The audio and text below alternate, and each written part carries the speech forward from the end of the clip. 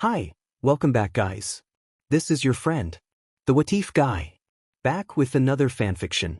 This is the first part of What If Issei returned as Dragon Primarch. Now before starting, please give this video a like and subscribe to the channel if you want more videos like this. Now let's get into the fanfic. A boy lost in the dark millennium. Issei Hyoudou was 7 years old when the impossible happened. A tear in reality swallowed him from his home world and spat him into the grim dark future of Warhammer 40k. He awoke in the cold, metallic grasp of the Adeptus Mechanicus, who found his unique soul and latent draconic power fascinating. For years, they experimented on him, augmenting his body, testing his limits, and searching for the source of the immense energy that lay dormant within him. But the experiments awakened something far greater than mere genetic anomalies. Draig, the Red Dragon Emperor, stirred within his soul. With a roar that shattered the laboratory, Issei broke free, his body and spirit transformed by both the experiments and the draconic power within. Now standing as something beyond human, part Primarch, part dragon, he escaped Mars and was taken in by the Ultramarines, who recognized his potential. With time, training, and guidance, Issei rose through the ranks, forming his own successor chapter, the Red Dragons. Leading them into battle for 1,513 years, he waged war against the Imperium's countless enemies. The eternal war against chaos. Primary opponents: Chaos Space Marines, Black Legion, Word-Bearers, Night Lords, etc., demonic hordes of the ruinous powers. The Red Dragon's first major campaign was against the forces of chaos, who saw Issei as a threat to their dominion over the warp. The Black Legion sought to corrupt him, while the Word-Bearers believed he was a false messiah, and the Night Lords reveled in trying to break his spirit. In the hellscape of the Perdition Rift, Issei led his chapter against a massive chaos incursion. The battle lasted for 23 years, culminating in a duel between him and a greater demon of Khorne. Wielding a newly forged power sword Draconis Rex, infused with Draig's soulfire, he struck down the demon, sealing the rift and proving to chaos that he would not be broken. The Tyranid onslaught. Primary opponents: Hive Fleet Jormungandr, Hive Fleet Behemoth. In the Sirius Nebula, Hive Fleet Jormungandr sought to devour a string of imperial worlds. Issei's Red Dragons fought an endless tide of bio-horrors, cutting down carnifexes and tyrants with righteous fury. But the true horror came when a Norn queen attempted to absorb his draconic essence into the hive mind. With a desperate gambit, Issei unleashed a soul-bound firestorm, incinerating an entire Tyranid bioship from within. Though victorious, he knew the Tyranids would never stop, and thus, he declared the Draconic Purge, ensuring every planet they liberated was rendered inhospitable to the Great Devourer. The Shadow War against the Drukhari.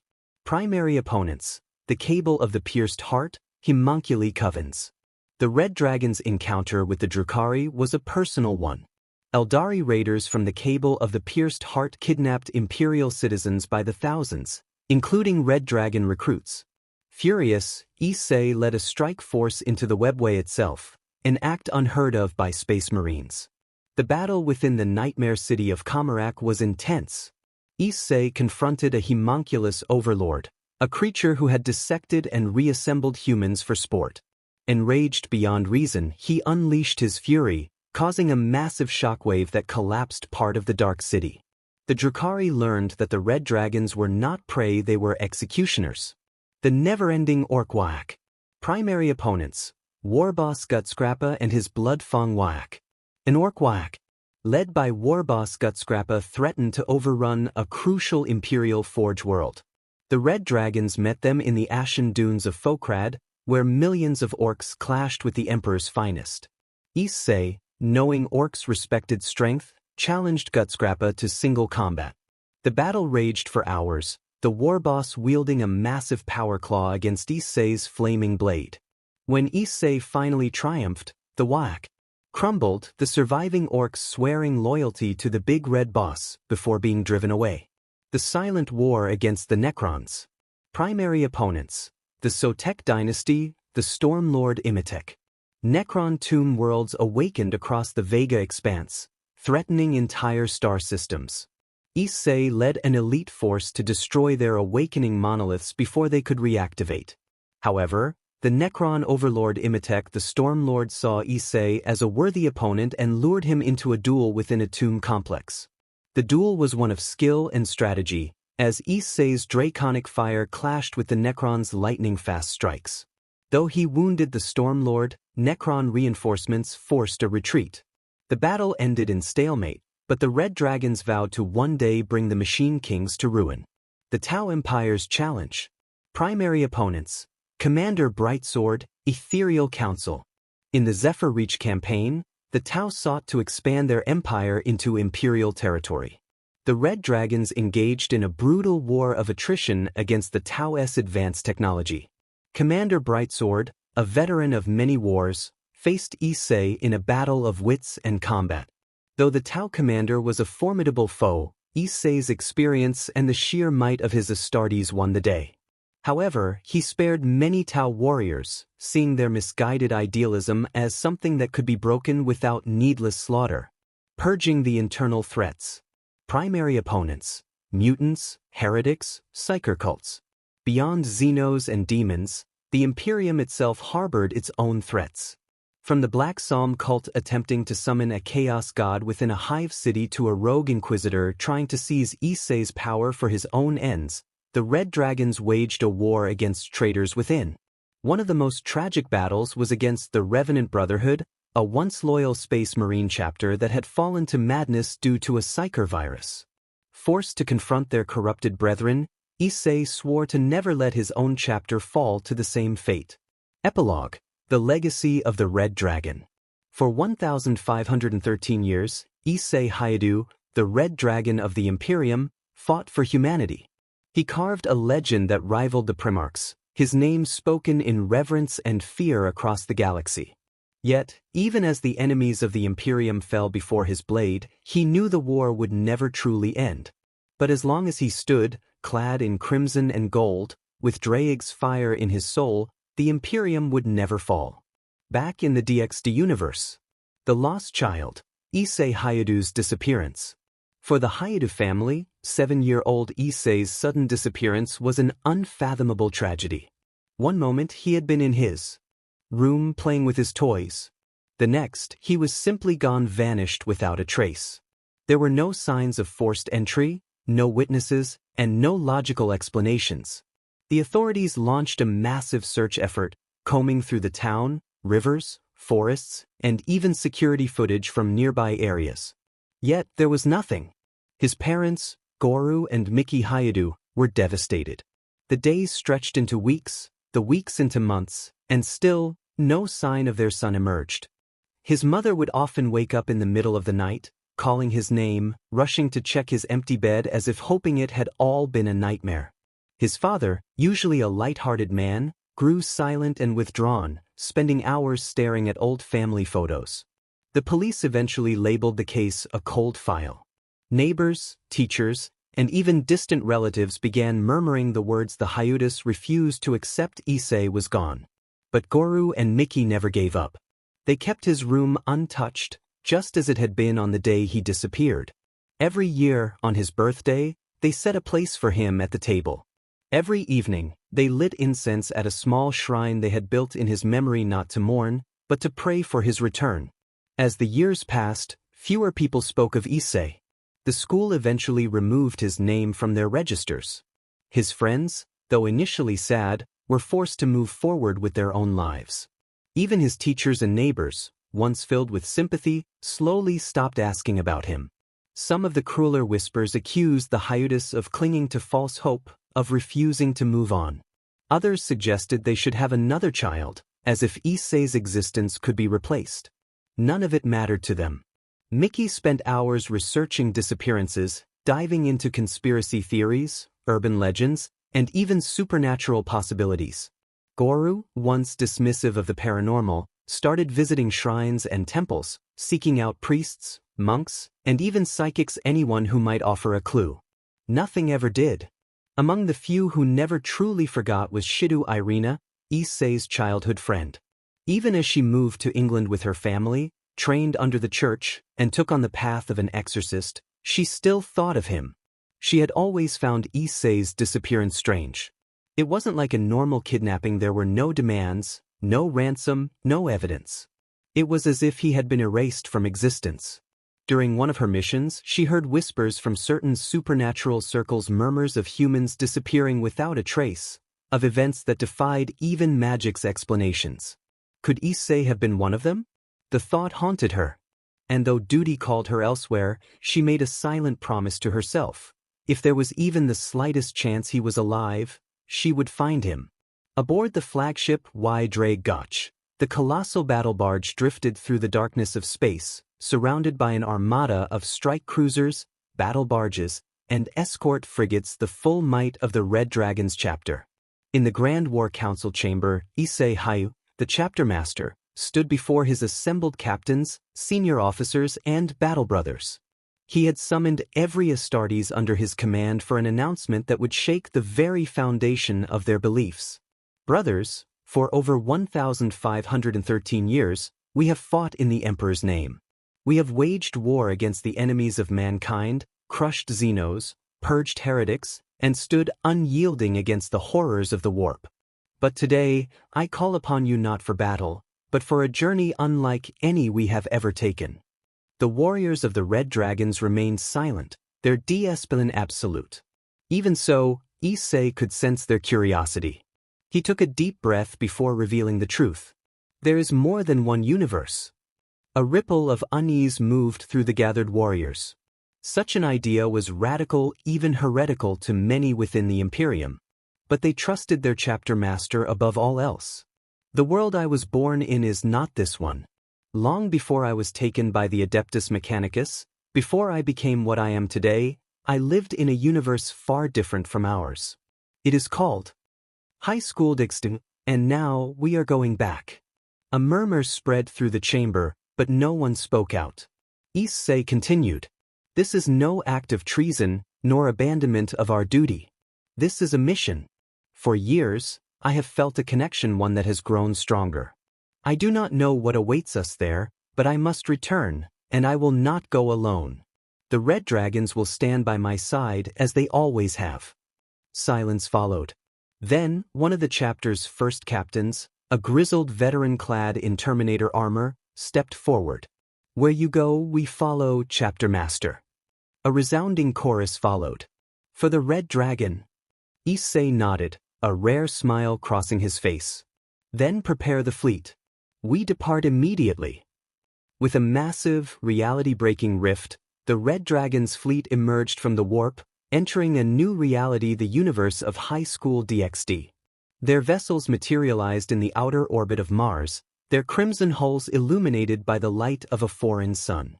Aboard Draig, Issei stood on the command bridge, gazing upon this unfamiliar yet oddly familiar solar system. It had been over 15 centuries since he had last seen it. Broadcast a planet-wide message, he ordered. The tech priests and astropaths of the fleet activated the long-range Vox systems, ensuring that every single technological device across Earth, the Moon, and beyond would receive the transmission. Across the planet, from government facilities to supernatural factions, from the Vatican to the Yukai clans, from Grigori to the underworld itself, a single message echoed across every device, radio, television, and digital screen. A towering figure clad in ornate, crimson power armor appeared, his face obscured by a draconic helmet. His voice was deep, authoritative, and unyielding, carrying the weight of centuries of war. I am Issei Hyoudou, chapter master of the Red Dragons. A brief pause. The sheer power of his presence was enough to silence even the most chaotic corners of the world. For those who remember my name, I am not the boy you once knew. I have fought for over 15 centuries in the service of humanity, in wars beyond imagination, against horrors beyond understanding. I have returned. And I do not come alone. The image shifted, showing the Red Dragon's fleet, an armada of massive, Gothic warships hanging in the void above Mars, their weapons silent but undeniably deadly. In 1 month's time, we will descend upon a place known as Kyoto. If you wish to meet us, prepare accordingly. A final moment of silence. Then the transmission cut off. The world below was left in stunned silence, as every faction, every nation, and every supernatural being tried to comprehend what had just happened. The Red Dragon had returned. The moment Issei Hyoudu's message was broadcasted, Earth descended into chaos. World governments, supernatural factions, and religious orders were thrown into a frenzy. The mere existence of a massive, Gothic-style space fleet hanging in orbit around Mars was enough to spark global emergency meetings. The United Nations declared an emergency summit. The Vatican and Church factions feared it was some apocalyptic omen. Gregory, under Azazel, was intrigued but wary. The underworld was shaken, with Surzex Lucifer and Seraphal Leviathan personally investigating. The Shinto pantheon sent envoys to determine if these visitors were a threat.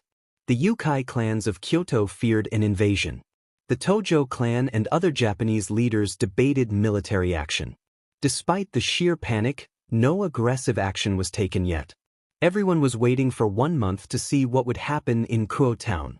As the designated landing day approached, the Prime Minister of Japan personally arranged a meeting with Issei Hyoudou. Government officials, supernatural representatives, and the Japan Self-Defense Forces, JSDF, were placed on high alert. But before stepping into global diplomacy, Issei had one personal stop to make. He made a single request to the Prime Minister. "I will attend the meeting. But first, I wish to meet 2 people, my parents." After some discussion, the Prime Minister agreed, albeit cautiously. The world had just learned that Issei was a 15-foot, 15-ton armored giant capable of crushing steel with his bare hands. Nonetheless, permission was granted. The town of Kuo was in a state of unprecedented tension. The Red Dragon's fleet had deployed Thunderhawk transports and Stormbird dropships, filling the skies with massive vessels. But only one descended toward a quiet suburban home, the Hyoudou household. The sheer shockwave of the armored landing craft rattled windows. A colossal figure, clad in ornate crimson and gold power armor, emerged. Issei Hyoudou had come home. Standing at 15 feet tall and weighing 15 tons, his armor hummed with arcane and mechanical energy.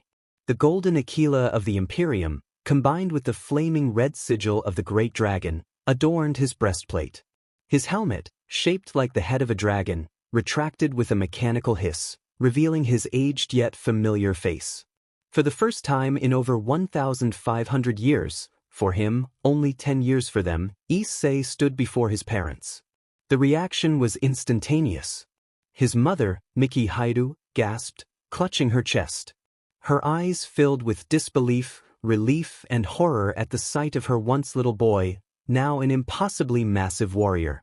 His father, Goro Hyoudou, though more composed, couldn't hide the raw emotion in his eyes. His hands trembled, his mind struggling to reconcile the colossal armored figure with the child he once held in his arms. For a long, painful moment, no one spoke. Then, Miki did the only thing her motherly instincts told her to do. She ran to him. She barely reached his waist.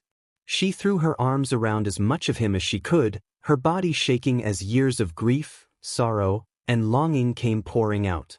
My baby, you're alive."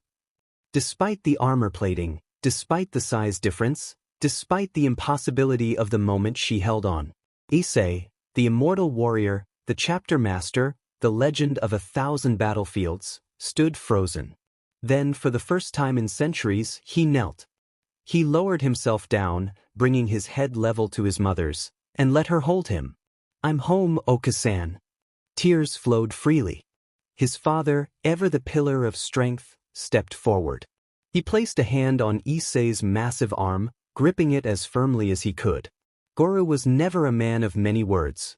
But today his voice cracked. "Took you long enough, son." A deep, rumbling chuckle escaped Issei. "You have no idea."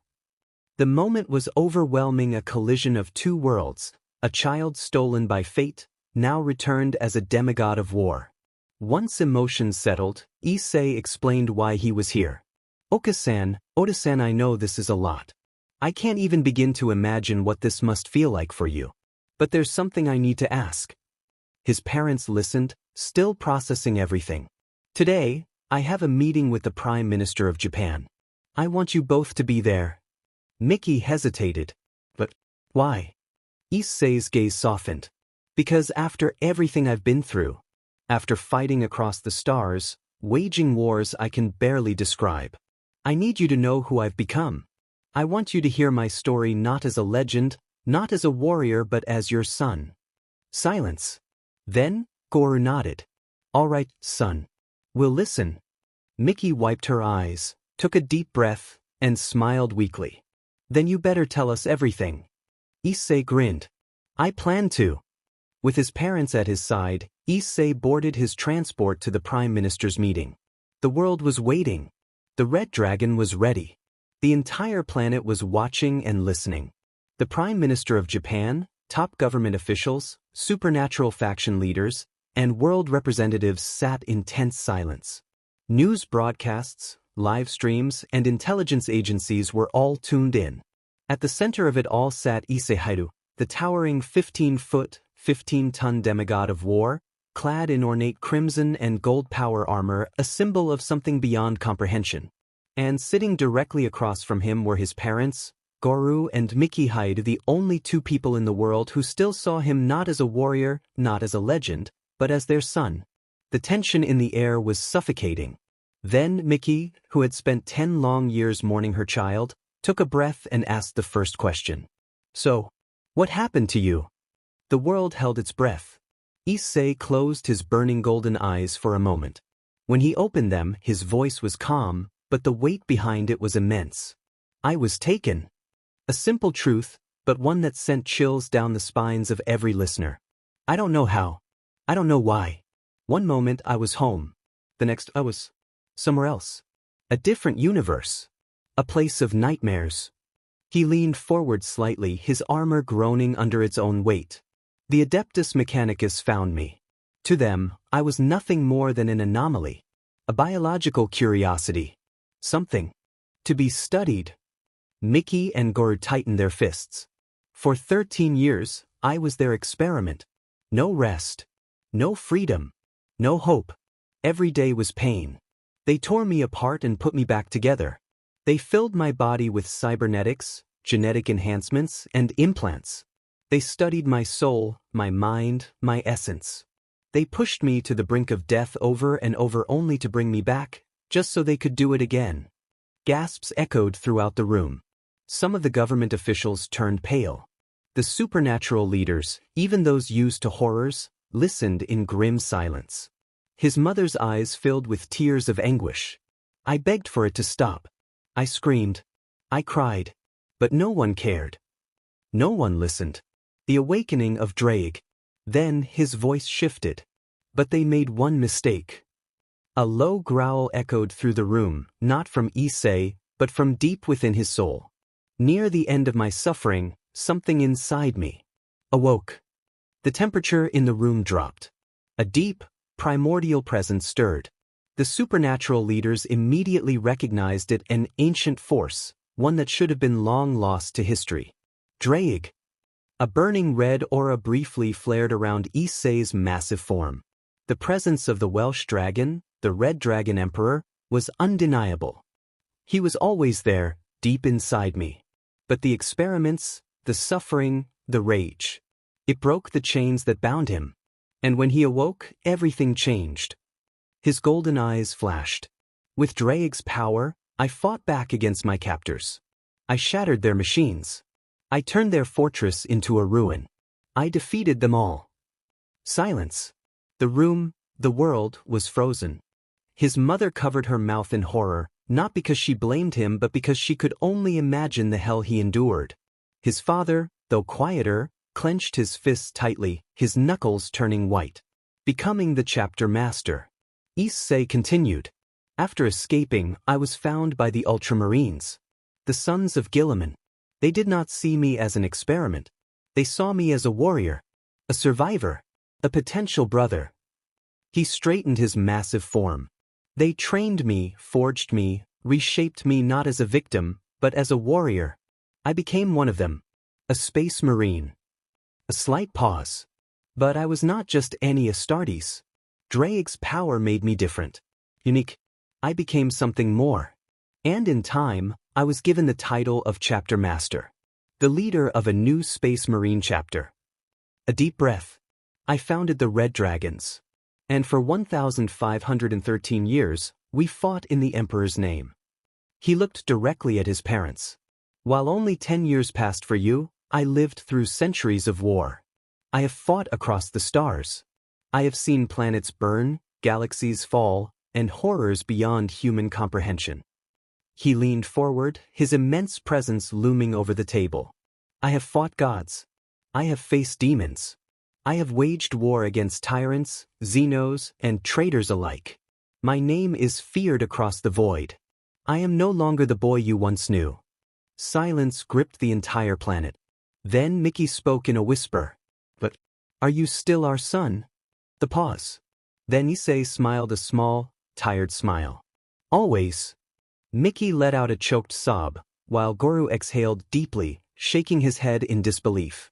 Despite everything, despite the years, despite the transformation, he was still Issei Hyoudou. The world reacts. The meeting was far from over, but the impact was immediate. The world now knew the truth, a warrior beyond imagination, from another universe, forged through suffering, reborn in war, and now returning home. Governments scrambled to process this revelation. Supernatural factions re-evaluated everything. The three factions, Heaven, the Underworld, and Gregory, held emergency meetings. And in the depths of hell, within the burning abyss, the forces of chaos, long thought to be absent from this world, stirred. The Red Dragon had returned. And war would follow, establishing the Red Dragon's presence in Kyoto. With the world still reeling from the revelations of Issei Hyoudou's return, the meeting between the Red Dragon chapter master and the Japanese government continued. Despite the overwhelming shock, the Prime Minister of Japan knew that maintaining diplomatic ties with a 15-foot-tall warrior leading an armada of warships was in Japan's best interest. The fact that Issei, despite his sheer power, was approaching the situation with diplomacy rather than conquest made negotiations far smoother. A base of operations in Kyoto Town. I wish to establish a base of operations here, in Kyoto Town. Issei's request sent a wave of uncertainty through the room. The Prime Minister and his advisors hesitated. The idea of having a fortress housing trans-dimensional supersoldiers within Japanese territory was daunting. However, considering Issei's unmatched military strength, denying him would be both foolish and dangerous. Still, the Prime Minister asked, for what purpose? Issei folded his armored arms, the servos in his power suit humming with movement. For stability. For security. For preparation. The weight in his voice was undeniable. I do not know what forces may follow me into this world. If I were alone, perhaps it wouldn't matter. But my chapter is with me. And if enemies from my universe seek to invade, then I will ensure they are met with overwhelming force. He exhaled deeply, his golden eyes glowing softly. Moreover, I wish to have a place where my warriors can understand this world and integrate into it without causing fear or instability. We are not conquerors, Prime Minister. We are guardians. But to protect, we must have a foothold. After some deliberation, the Japanese government agreed. An abandoned military site near Kyoto was granted to Issei and his Red Dragons. Within hours, Thunderhawk transport ships began landing, and the construction of a fortress monastery was underway. A non-transgression peace treaty.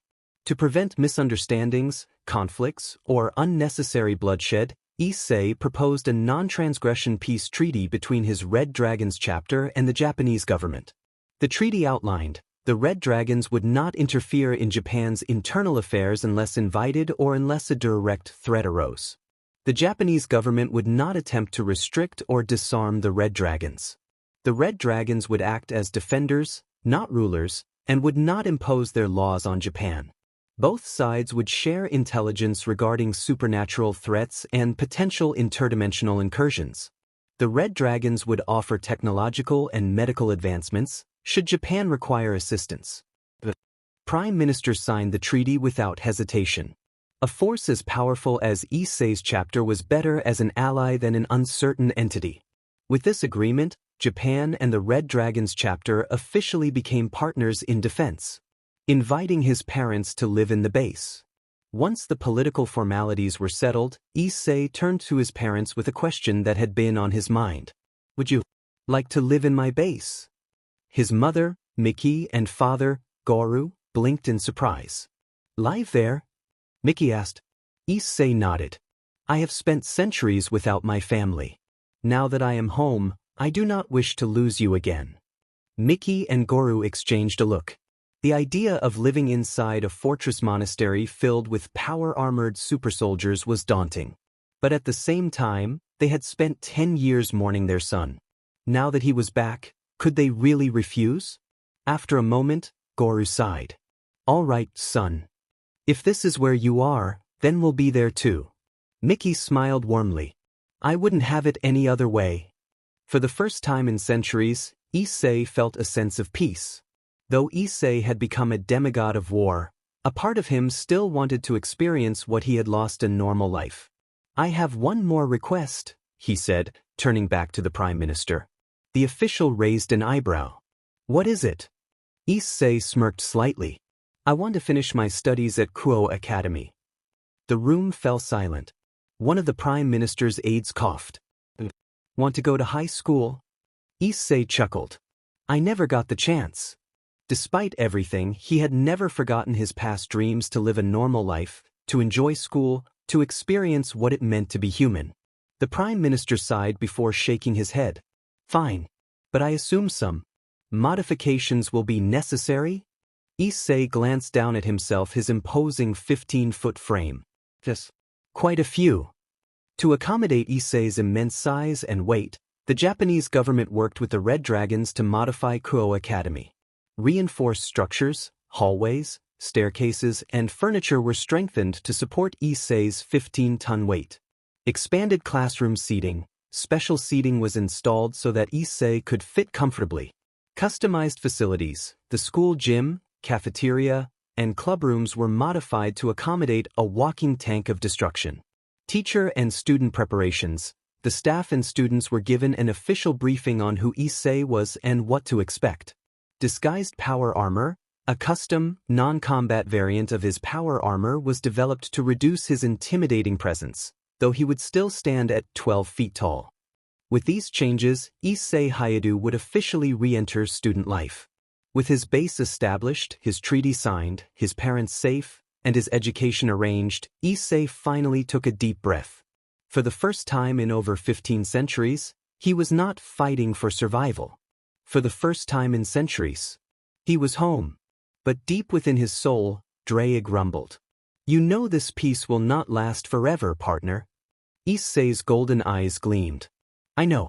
But for now, I'll enjoy what I can. The sun rose over Kuo town, casting a gentle light on the bustling academy as students made their way to the familiar gates of Kuo Academy. But today wasn't like any other day.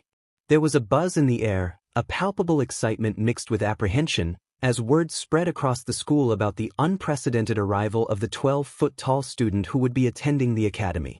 At 9 a.m., Issei Hyoudou stood at the front gate of the school. His massive form was clad in a modified version of his battle armor, tailored to fit more comfortably for everyday use. Though still imposing, it was designed for civilian life rather than combat. His immense height made him stand out even more, towering over the other students by several feet. The soft hum of his power suit could be heard as he took each step, his golden eyes glowing faintly beneath the visor. With his presence commanding attention, Issei walked through the gates of Kuo Academy for the first time since his return to the world he had left behind. The students in the vicinity paused, staring at him in shock and awe, with some even taking photos. It was hard for anyone to wrap their heads around this figure. He was an entirely new kind of student. But Issei remained calm, his expression focused but not unfazed. He was accustomed to being an anomaly, and this was no different. First things first, Issei needed his schedule. With his towering form, he ducked slightly as he approached the door to the student council room, the sound of his heavy footsteps reverberating down the hallway. The door, normally used by students of regular size, creaked slightly as it opened to allow Issei's massive frame entry. Inside, the student council was in a meeting, and the moment he entered, the room fell silent. The president of the student council, Sona Citri, looked up first, her face remaining calm but her eyes betraying a hint of surprise. Beside her, her vice president and the rest of the council members exchanged glances. They had been briefed about Issei's arrival, but seeing him in person was still a different experience. "Issei Hyoudou," Sona said, standing from her seat and walking toward him. "I presume you're here to collect your class schedule?" Issei nodded. "Yes, I was told this would be where I get it." Sona raised an eyebrow, taking note of his polite tone despite his intimidating size. She motioned for one of the council members to hand over a stack of papers, which she took and handed to Issei. "Here's your schedule. It includes all the classes you'll be attending today." Issei carefully took the schedule, ensuring his fingers didn't crush the paper. He studied it for a moment before looking up and smiling a gentle smile that helped to put everyone at ease. "Thank you, Sona. I appreciate it." Sona nodded, though her expression remained stoic. "If you need anything, feel free to come to the student council anytime." Issei gave a nod of appreciation before making his way toward the door. As he stepped out, the murmurs inside the room started again, with students whispering amongst themselves about the Red Dragon chapter master now attending their school. After leaving the student council room, Issei made his way toward his first class of the day. It was a bit surreal for him. He had seen thousands of battlefields, commanded armies, and fought enemies beyond comprehension. Yet now, he was walking into a normal classroom, filled with teenagers in uniforms, most of them whispering behind their hands and stealing glances at him. Issei grinned to himself as he walked, the reality of this moment setting in. It was strange, almost bizarre, but also oddly satisfying. As he arrived at the classroom door, he paused, taking a deep breath. His massive size presented an obvious challenge in fitting through the door, and as he moved to open it, the entire room fell silent. The door, while wide enough, felt small to him.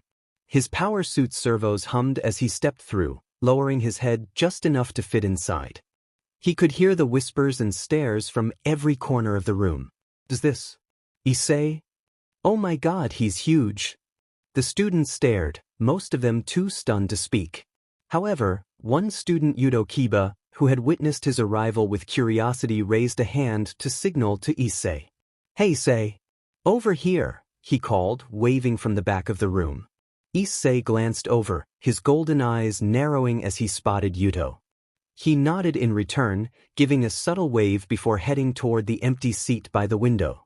There was a moment of awkward silence, but as Issei carefully lowered himself into the desk, the whole room seemed to breathe again. It was clear he was here to stay, getting settled in class. As he sat down, the teacher, a middle-aged woman with a surprised but professional look on her face, stepped forward. Welcome, Issei Hyoudou. I trust your schedule has been provided?" she asked, glancing at him. "Yes, thank you," Issei replied. His voice was calm and reassuring, reflecting a young man still finding his place in a world he had not entirely been a part of for so long. The teacher nodded, still recovering from the shock of seeing a giant Astartes seated among regular students. "All right then, everyone. Let's start the lesson," she said, her voice shaking slightly as she tried to regain composure. Class resumed, and as the teacher began her lesson, Issei settled into his seat. His massive frame fit awkwardly in the desk, but he managed. Occasionally he would hear whispers or feel the gaze of students on him, but he remained calm, focusing on the lesson. A new beginning. Issei wasn't entirely sure what to expect from this school life, but he knew one thing for certain: he was going to make the most of it. He had fought in wars, seen empires rise and fall, and battled gods. But this, sitting in a classroom listening to a lesson about something as simple as history or literature, was something new. A chance at something normal. As the day passed, Issei learned about the students around him, the teachers, and the mundane yet strange life of high school. He smiled occasionally, recalling a time long ago when he had been a regular student, before the war and the trials had changed him forever. For today, however, he could be Issei Hyoudou, a student like any other. Even if the students next to him had to occasionally duck or shuffle their desks to accommodate his enormous size, he felt at home. And this time, he would do everything in his power to hold on to that peace. Lunchtime. A conversation with Rias Gremory. The sun had reached its peak, casting its golden light over the lunch break at Kuo Academy. The school was alive with chatter and the hum of students eating in the courtyard, but one figure stood out among the crowd: Issei Hyoudou. Despite the numerous stares he garnered, he remained undisturbed as he quietly ate, his towering form casting a large shadow across the area. A few of the students had already gotten used to his presence, though there was still an undeniable air of curiosity surrounding him. The sight of a 12-foot-tall figure in modified Astartes armor eating among them was nothing short of an anomaly. Even though he was a student here now, he was still a living legend in his own right. At one point, a familiar voice called out to him. "Issei." Issei glanced up from his meal, recognizing the voice immediately. It was Rias Gremory, the red-haired heiress of the Gremory clan, and one of the most influential figures at the academy. She walked toward him, flanked by a few of her peerage members, including Akino Himejima, her ever-smiling companion, and Kiba Hyoudou, who had been with him ever since Issei had arrived at the academy. Rias' charming smile greeted him, but there was a determination in her eyes as she approached. "I hope you're enjoying your lunch, Issei," she said warmly. Issei, who had been in the middle of cutting into a piece of his meal, looked up at her. His eyes, still glowing faintly beneath his helmet's visor, narrowed just slightly as he surveyed her. "I am," he said simply, his voice smooth but steady. Rias paused for a moment, her expression shifting into something more serious. "Actually, I wanted to speak with you after school. Would you mind coming to the Occult Research Club building? I think you'll find it interesting." The request was direct, but there was something else in her tone, something that hinted at an underlying agenda. Issei remained still for a moment, his gaze settling on Rias. He knew the Gremory family and their reputation well enough, and the invitation sounded harmless enough at first glance. However, he could sense the subtle energy behind it, the intrigue, the expectation. The ORC building, a rather different encounter. After the bell signaled the end of lunch, Issei made his way to the Occult Research Club building as Rias had asked. His giant frame stood out even more against the backdrop of the ordinary school building, and as he approached the ORC's large, well-kept doors, he could already feel the eyes of the students on him. The door opened with a soft creak, and as soon as Issei entered, the entire club turned their attention to him. They had already heard whispers about the arrival of the Red Dragon Chapter Master, and now they were witnessing the living legend in person. Rias was sitting at her desk, smiling warmly at him as he approached.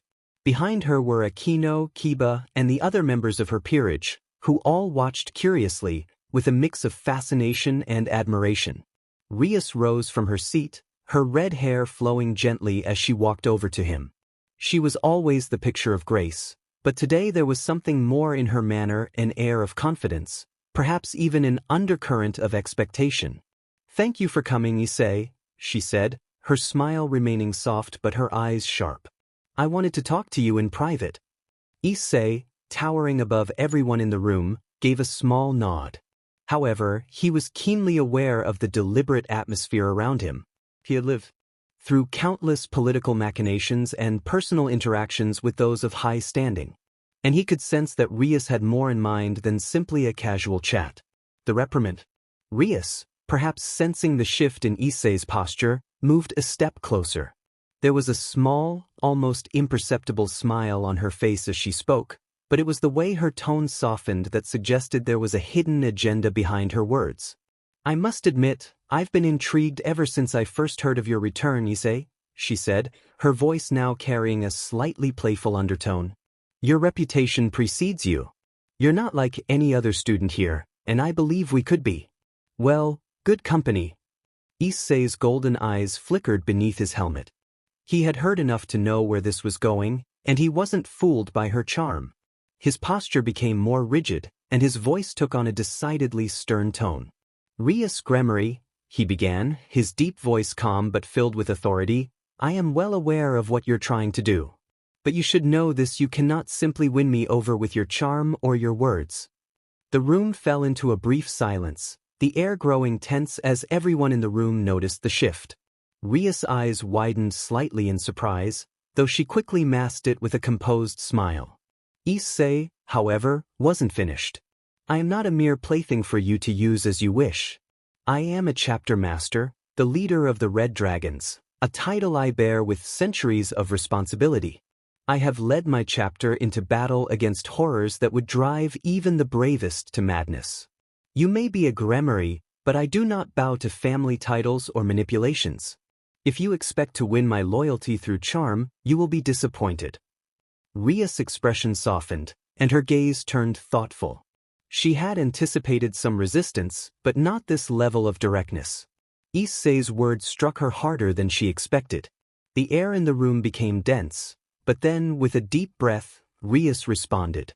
I see, she said, her voice no longer flirtatious but respectful. I never intended to undermine you, Issei.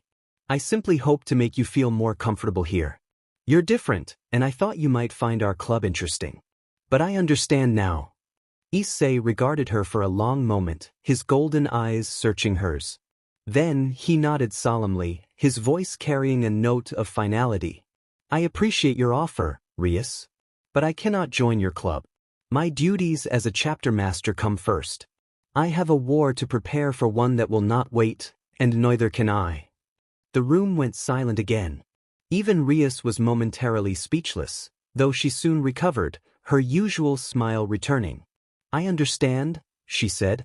Thank you for your honesty, Issei. I respect your decision, and if you ever change your mind, our doors will always be open. Issei nodded and turned to leave the room. Before he stepped out, however, he looked over his shoulder at Rias and her peerage. One more thing, he said, his voice firm. I will protect this world, but don't mistake that for weakness. If anyone here tries to play games with me, I will show them the true meaning of a battle they won't soon forget. With that, he exited, the door shutting behind him with a resonating thud. As the door closed, the members of the Occult Research Club stood in silence. Rias, despite the mild rebuff, was still intrigued by Issei. She understood that his strength and regal bearing were not to be taken lightly. The game was far from over. Issei Hyoudou might not be swayed by charm, but the seeds of something greater were beginning to sprout in the minds of everyone in the room. Rias Gremory's game was just beginning.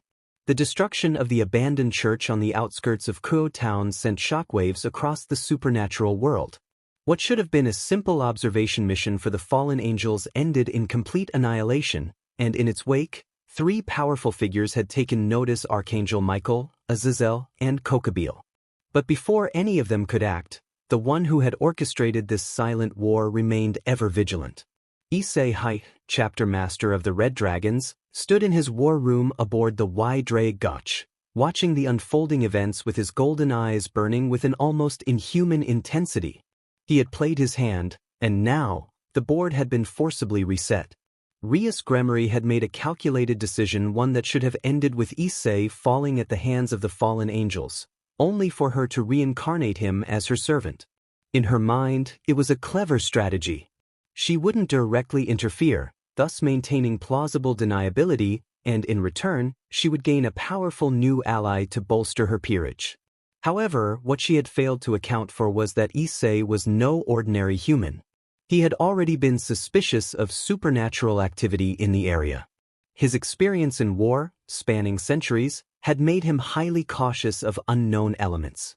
The idea that an abandoned church in a seemingly peaceful town was occupied by beings with malicious intent was enough for him to act. Instead of walking into an obvious trap, Issei sent a scouting team, one of his elite units, the Red Talons, trained in covert operations and precision strikes. When the fallen angels inside were discovered to be planning his assassination, Issei gave the order. The church was reduced to rubble in a matter of minutes. Every fallen angel inside was neutralized with precision, and not a single member of Issei's team suffered casualties. For Rias, this was a disaster. Instead of bringing Issei into her fold, she had lost control of the situation entirely. What was worse, she had drawn unwanted attention from powerful figures she had no desire to provoke. High above the celestial realms, Archangel Michael, the leader of heaven's forces, stood before a shimmering projection, a replay of the church's destruction. His golden wings shimmered faintly as he studied the events carefully. The angels had not interfered in Kyoto town, believing that the Fallen's movements were insignificant. But now, something far greater had disrupted the balance. A space marine, Michael murmured, his divine sight piercing through the events with interest. No, not just a space marine, this one is different. He had seen warriors clad in power armor before, but this Issei Hyoudou was not like the Adeptus Astartes he had observed in other realities. This one carried a presence that felt like a flame burning through reality itself. And what was even more concerning, he carried a dragon within. Draig, a being of immeasurable power, now bound to a warrior of such uncompromising discipline and strength. Michael knew that this was not a coincidence. Something or someone had placed Issei in this world for a reason. And now, heaven would be watching. At the headquarters of Gregory, the leader of the fallen angels, Azazel sat in stunned silence as he reviewed the combat footage retrieved by his remaining agents. The team he had sent to monitor Issei, experienced operatives with years of infiltration expertise, had been wiped out without even firing a single shot in retaliation. What the actual hell? Azazel muttered, rubbing his temples. The Astartes, as he had come to learn, were already a terrifying breed. But this one? This one planned ahead. Not only had Issei preemptively scouted out the enemy, but he had also eliminated them with flawless execution. There were no wasted movements, no hesitation, just absolute military precision. Azazel had always believed in strategy and manipulation over brute force, but even he had to admit this was something else entirely. And what troubled him more was that Kokabiel had undoubtedly noticed this as well. Deep in the shadows of the fallen angel faction, Kokabiel sat on his throne, his wings twitching in agitation as he listened to the reports. His scowl deepened as he processed what had occurred. His agents were gone. The church had been destroyed. And the one responsible was still alive, still standing, unchallenged.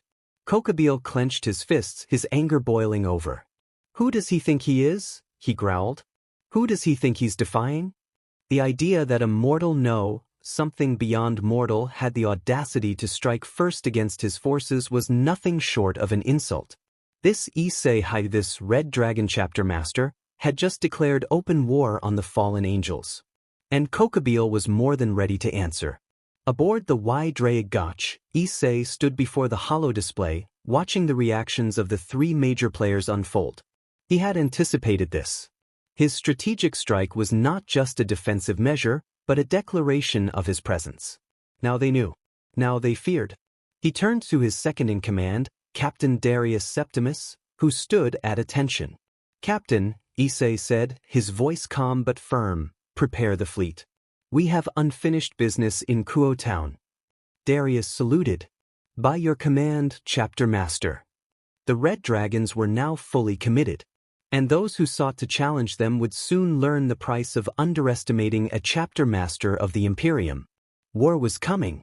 For the past month, Rias Gremory had tried and failed miserably to bring Issei Hyoudou into her fold. She had attempted diplomacy, charm, and even direct manipulation, but none of it worked. Issei was completely unmoved. His unwavering discipline, unyielding will, and sheer dominance as a warrior made him utterly impervious to her usual tactics.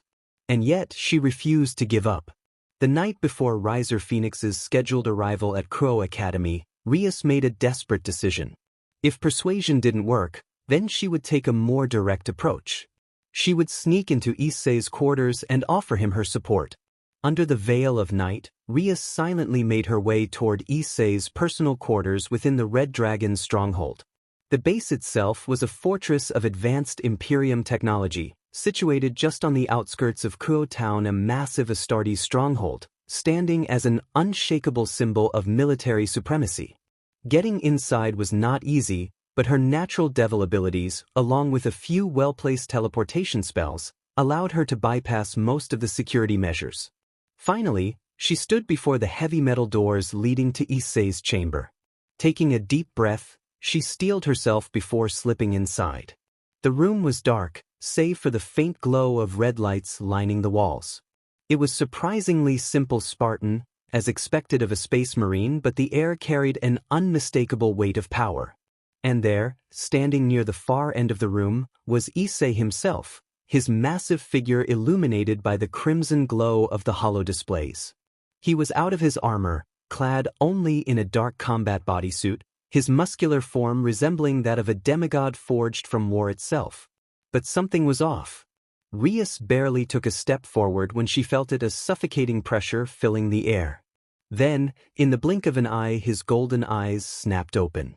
The moment their gazes met, Rias felt her entire body seize with terror. The temperature in the room plummeted, not from cold but from sheer, unrelenting fury. Issei rose to his full height, his towering form casting a monstrous shadow over Rias. His eyes, glowing like molten gold, burned with a level of rage she had never seen before. Rias Gremory. His voice was calm, but it carried the weight of an impending storm. You dare! Rias tried to speak, but before she could even utter a word, the entire room shook. A devastating wave of raw power erupted from Issei's body, slamming into her like a tidal wave. She was sent flying back, hitting the metal wall with a sickening thud. Her body trembled, and her heart pounded in her chest. This wasn't the Issei Hyoudou she had come to know. This was something else. This was a being of pure, unrelenting dominance. This was the host of Draig, the Red Dragon Emperor. And he was very, very angry. Issei took a slow, deliberate step forward, and the ground beneath him cracked from the sheer force of his movement. You dare attempt to violate my honor? His voice rumbled like distant thunder. You thought you could force me into espionage like some lesser man? Rias was frozen. She had never felt this level of fear before, not even in the presence of her brother, Serzex. This was something beyond demonic power. This was the fury of a god of war. You disgust me. Issei raised his hand, and for the first time in her life, Rias truly believed she was about to face dire consequences. His gauntlet glowed with an immense surge of crimson energy, the power of Draig awakening in full force. Begone! A blinding crimson explosion erupted from Issei's palm, tearing through the air with enough force to shatter mountains. Rias screamed, barely teleporting away in time as the energy annihilated the spot she had just occupied. When she reappeared outside the fortress, she collapsed onto the ground, her entire body shaking violently. Her mind was racing. Her breath was ragged. Her very soul trembled in absolute fear. She had barely escaped with her life. Back in his chamber, stood unmoving, his fists still clenched as the embers of his power slowly faded. Draig's voice rumbled in his mind. She will not make the same mistake again. Issei let out a slow, measured breath. She had better not. Then, without another word, he turned back to his holo displays, his mind already shifting back to matters of war. Rias Gremory had made her move. And she had learned in the most brutal way possible that Issei Hyoudou was not a pawn to be played with. If she ever tried again, she wouldn't be given a chance to flee. Next time, he would not let her live. The cool night air did little to soothe the trembling form of Rias Gremory. She was on her knees, gasping for breath, her entire body shaking uncontrollably. The sheer force of Issei's fury still clung to her like an inescapable nightmare. Her limbs felt numb, her heart pounded like a war drum, and her pride, what little was left, lay in ruins. And then she realized something even worse. A warm sensation ran down her thighs. Her breath hitched. She had lost control in sheer terror. The realization only deepened her humiliation. Never in her life, not even when confronted by her brother, Serzex, nor when faced with the overwhelming pressure of Riser Phoenix's family, had Rias Gremory ever felt this afraid. But Issei Hyoudou, the Red Dragon Chapter Master, was not someone she could ever hope to control. He was not merely a man. He was a force of nature, a walking calamity bound in Astartes' flesh and adamantium will. And she had barely escaped with her life. Just as Rias was trying to collect herself, a brilliant silver light illuminated the area. The temperature dropped slightly, and a familiar, commanding presence filled the air. Rias turned her head just as Graia Lucifuge materialized beside her, clad in her signature silver battle uniform. The Queen of Lucifer took one look at Rias's trembling form, her pristine-made attire flawless as ever, before narrowing her sharp silver eyes. Graia immediately noticed the signs: the shaking hands, the pale skin, the wide, terror-filled eyes. And most damning of all, the humiliating stain of fear that had seeped through her dress. Graia had seen battle-hardened warriors suffer from shock before, but Rias? What could have reduced her to this? Her voice was calm but firm as she asked, "Rias-sama, what happened?" Rias turned to her, her mouth opening and closing like a fish gasping for air, unable to form words properly. Then, she slowly lifted a trembling hand and pointed directly at the fortress of the Red Dragons. Her voice was barely above a whisper, hoarse and weak. "He's really angry now." Graia's eyes flickered toward the fortress. She had heard rumors of the Red Dragon chapter master, of the mysterious warrior clad in Astartes power armor, but she had never concerned herself with it. Now, as she stared at the massive Gothic citadel in the distance, a fortress that seemed out of place in this world, a feeling she rarely experienced washed over her. A feeling of unease. If someone like Rias Gremory, a prideful heiress of the Gremory clan, was reduced to this, then whatever lurked inside that fortress was no ordinary threat. Graia's silver eyes darkened as she realized something. If this Red Dragon chapter master was truly as dangerous as Rias's fear suggested, then the entire underworld might have just made a very, very big mistake. The following morning, Rias Gremory stood outside Crow Academy's main building, her hands clenched tightly, her nerves still on edge from the previous night's horror. She had barely slept, haunted by the memory of Issei's fury.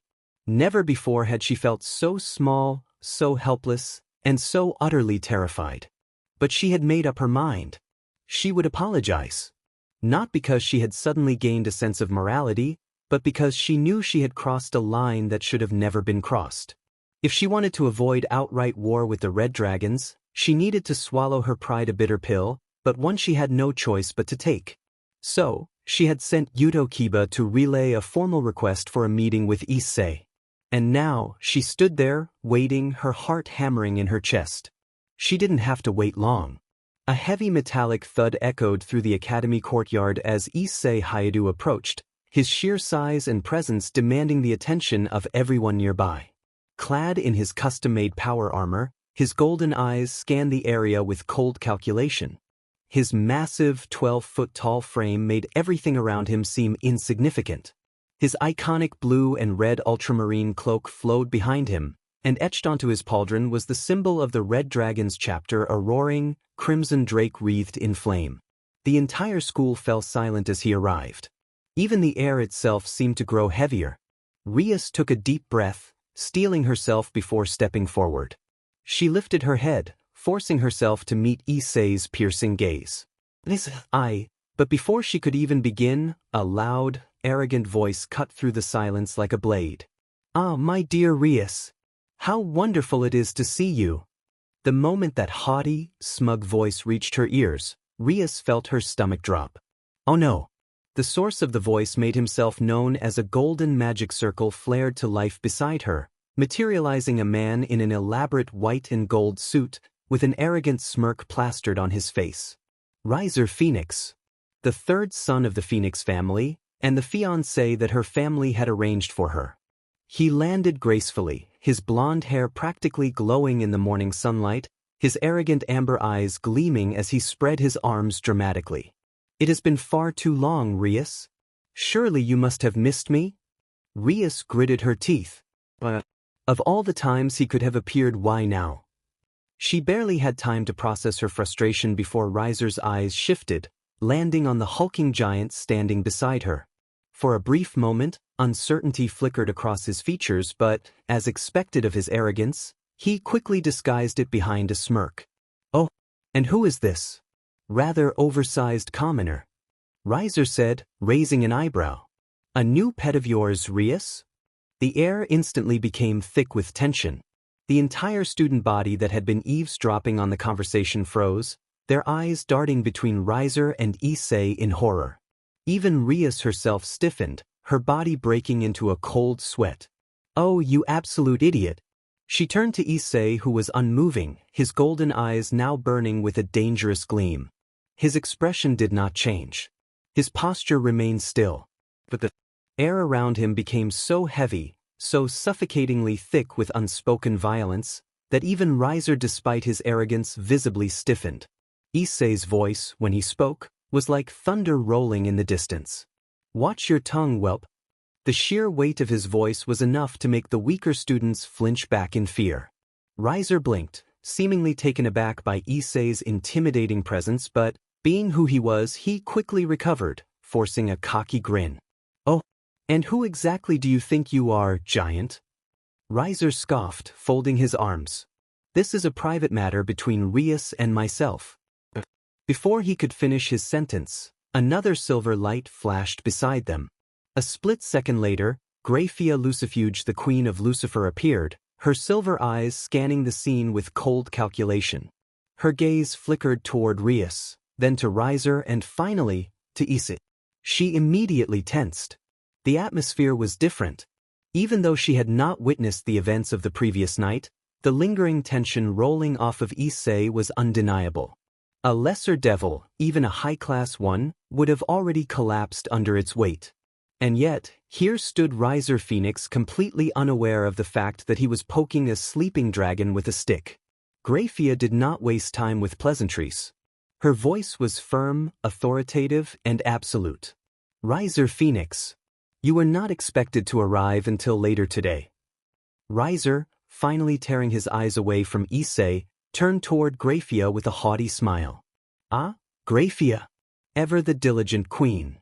I simply wish to surprise my dear Rias." "Your presence here is unnecessary," Graia interrupted without hesitation. Riser's smirk faltered slightly. Even in his arrogance, he understood better than to argue with Lucifer's queen. But before he could retort, Graia turned toward Issei, her expression unreadable. And for the first time in her long existence, she inclined her head slightly in a gesture of acknowledgement and respect. "Chapter Master Issei," she spoke, her voice steady, "I believe we have matters to discuss." That single sentence sent shockwaves through everyone present. Even Riser's eyes widened slightly. Rias, on the other hand, could only think of one thing. Oh no. Because if Graia herself had deemed Issei Hyoudou as someone worthy of discussion, then the underworld was about to step into a battlefield they were not prepared for. Issei's unshakable priorities. Issei Hyoudou, chapter master of the Red Dragons, stood firm in front of Kyoto Academy, his towering 12-foot frame an unmovable pillar of discipline and purpose. The morning sun cast a long shadow behind him, his power armor gleaming under its light. Graia Lucifuge, the Queen of Lucifer, had just formally requested his attention. A request that, to any other being, would have been seen as an imperative command. But Issei did not budge. His golden eyes, calm yet unyielding, locked onto Graia's silver gaze. And with the sheer authority of a man who had commanded warriors for over a millennium, he replied in a voice that left no room for argument. "Wait until lunchtime. Right now, my priority is my studies. I will not move until then." His tone was not dismissive. It was simply a statement of fact. An absolute decree. The silence that followed was deafening. Graia's calculated response. Graia's silver eyes narrowed slightly, her mind racing as she assessed the situation. For someone to outright refuse an audience with her, with Lucifer's personal queen, was unheard of. And yet, the way Issei spoke, there was no disrespect, no arrogance, only unshakable discipline. This was not the act of a rebellious child, but the decision of a commander who had long since learned to prioritize duty over convenience. Graia was not a fool. She knew Issei was no ordinary individual. The weight of his presence, the sheer power that radiated from him, was beyond anything the underworld had prepared for. To press him further now, especially when he had so calmly stated his priorities, would be pointless at best, dangerous at worst. And so, after a moment of careful thought, Graia simply inclined her head slightly. "Very well," she responded in a neutral tone. "I will wait until lunchtime." Riser's arrogance meets reality. However, one person in the crowd was not satisfied with this outcome. Riser Phoenix, still simmering from the earlier dismissal, huffed in annoyance, crossing his arms. "And here I thought you were some kind of warrior," he sneered, looking up at Issei's imposing form. "Yet you choose to sit in a classroom like some pathetic schoolboy?" The moment those words left his mouth, the entire atmosphere changed. Graia's silver gaze snapped toward Riser, her eyes now cold as ice. And for the first time that morning, her voice carried the weight of a true warning. "Riser Phoenix," she said, her tone sharp. "Do not make the mistake of provoking this man." Riser frowned, his ego bruised, but before he could retort, Graia continued. "I would advise you to consider this carefully." Her silver eyes gleamed dangerously. Provoking Chapter Master Issei Hyoudou is a scenario far worse than you entering Tiamat's cave and making her angry. The second Tiamat's name was mentioned, Riser's entire body stiffened. A flicker of genuine fear crossed his face. Everyone in the underworld knew about Tiamat, the Chaos Karma Dragon. She was the most powerful Dragon King, an ancient and unforgiving force of destruction. Even high-class devils hesitated to cross her path. And now, Graia had just compared Issei to something even worse. The message was clear. If Riser kept pushing, he would regret it. For once in his life, Riser Phoenix actually listened. His mouth clamped shut, his arrogance suddenly dampened by the reality of what he was dealing with. A nervous chuckle escaped him, and he forced a smirk. Of course. No need for hostility, Graia." He stepped back slightly, his bravado now slightly forced. "I was only joking after all." But Issei was not amused. His golden eyes lingered on Riser for a moment longer. Then he turned away, walking toward his classroom without another word. Because to him, Riser Phoenix was not worth his time. And that realization alone was an insult far worse than any words could convey. Lunchtime, Graia seeks the truth. As the midday sun shone over Crow Academy, Graia Lucifuge stood near the main school courtyard, her silver eyes locked onto the entrance of Issei's classroom. She had waited patiently, as agreed. And now it was time for answers. When the large doors opened, the ground itself seemed to shake as Issei Hyoudou, chapter master of the Red Dragons, stepped out. His sheer size and presence immediately drew attention, but the students quickly scattered, too intimidated to even be near him. Without a word, Graia extended her hand toward him, a silent offer. Issei, seeing this, gave a small nod and took it. A flash of silver light surrounded them, and in an instant, they were gone. A private conversation, what happened that night? The two reappeared in a quiet, secluded chamber, a magically sealed meeting room within Crow Academy's abandoned East Wing. A table was placed between them, yet despite the formality of it, Graia could not ignore the overwhelming presence Issei commanded, even while simply sitting down. She took her seat opposite him and got straight to the point. "Last night, something happened between you and Rias Gremory." Her voice was steady, unreadable, but there was an undeniable edge to it. "I need to know exactly what transpired." Issei's golden eyes, sharp like a blade honed over centuries of war, locked onto her. For a moment, he did not respond. Then, with a measured tone, he spoke. "She attempted to enter my quarters with the intention of seducing me." Graia's expression did not change, but a barely perceptible shift in the air told Issei she was not pleased. "I see." Issei continued. "I warned her against it. She ignored my warning. So I reacted accordingly." His voice remained calm, but the weight behind his words made it clear. There was no room for negotiation on this matter. Graia, for all her despion, could not stop the flicker of irritation from showing. "Rias, you fool." She had known that Rias was reckless, spoiled, and naive, but to pull something like this on a man of Issei's caliber and status? It was a mistake that could have ended far worse than it did. Graia folded her hands together and sighed lightly. "Did you harm her?" Issei narrowed his eyes. "No," he leaned forward slightly. "If I had intended to, she would not be alive." That statement was not a threat. It was a simple, undeniable fact. Graia exhaled slowly. For a devil as powerful and influential as Rias, this situation could have been catastrophic. And yet, despite how furious Issei had been, he had shown restraint. That, in itself, spoke volumes about his despion. After a moment of silence, Graia spoke again. "I will handle this matter personally." She stood, her tone now more formal than before. I apologize on behalf of the Gremory household. Rias's actions were inexcusable. Issei watched her carefully, then gave a slow nod. See that it does not happen again.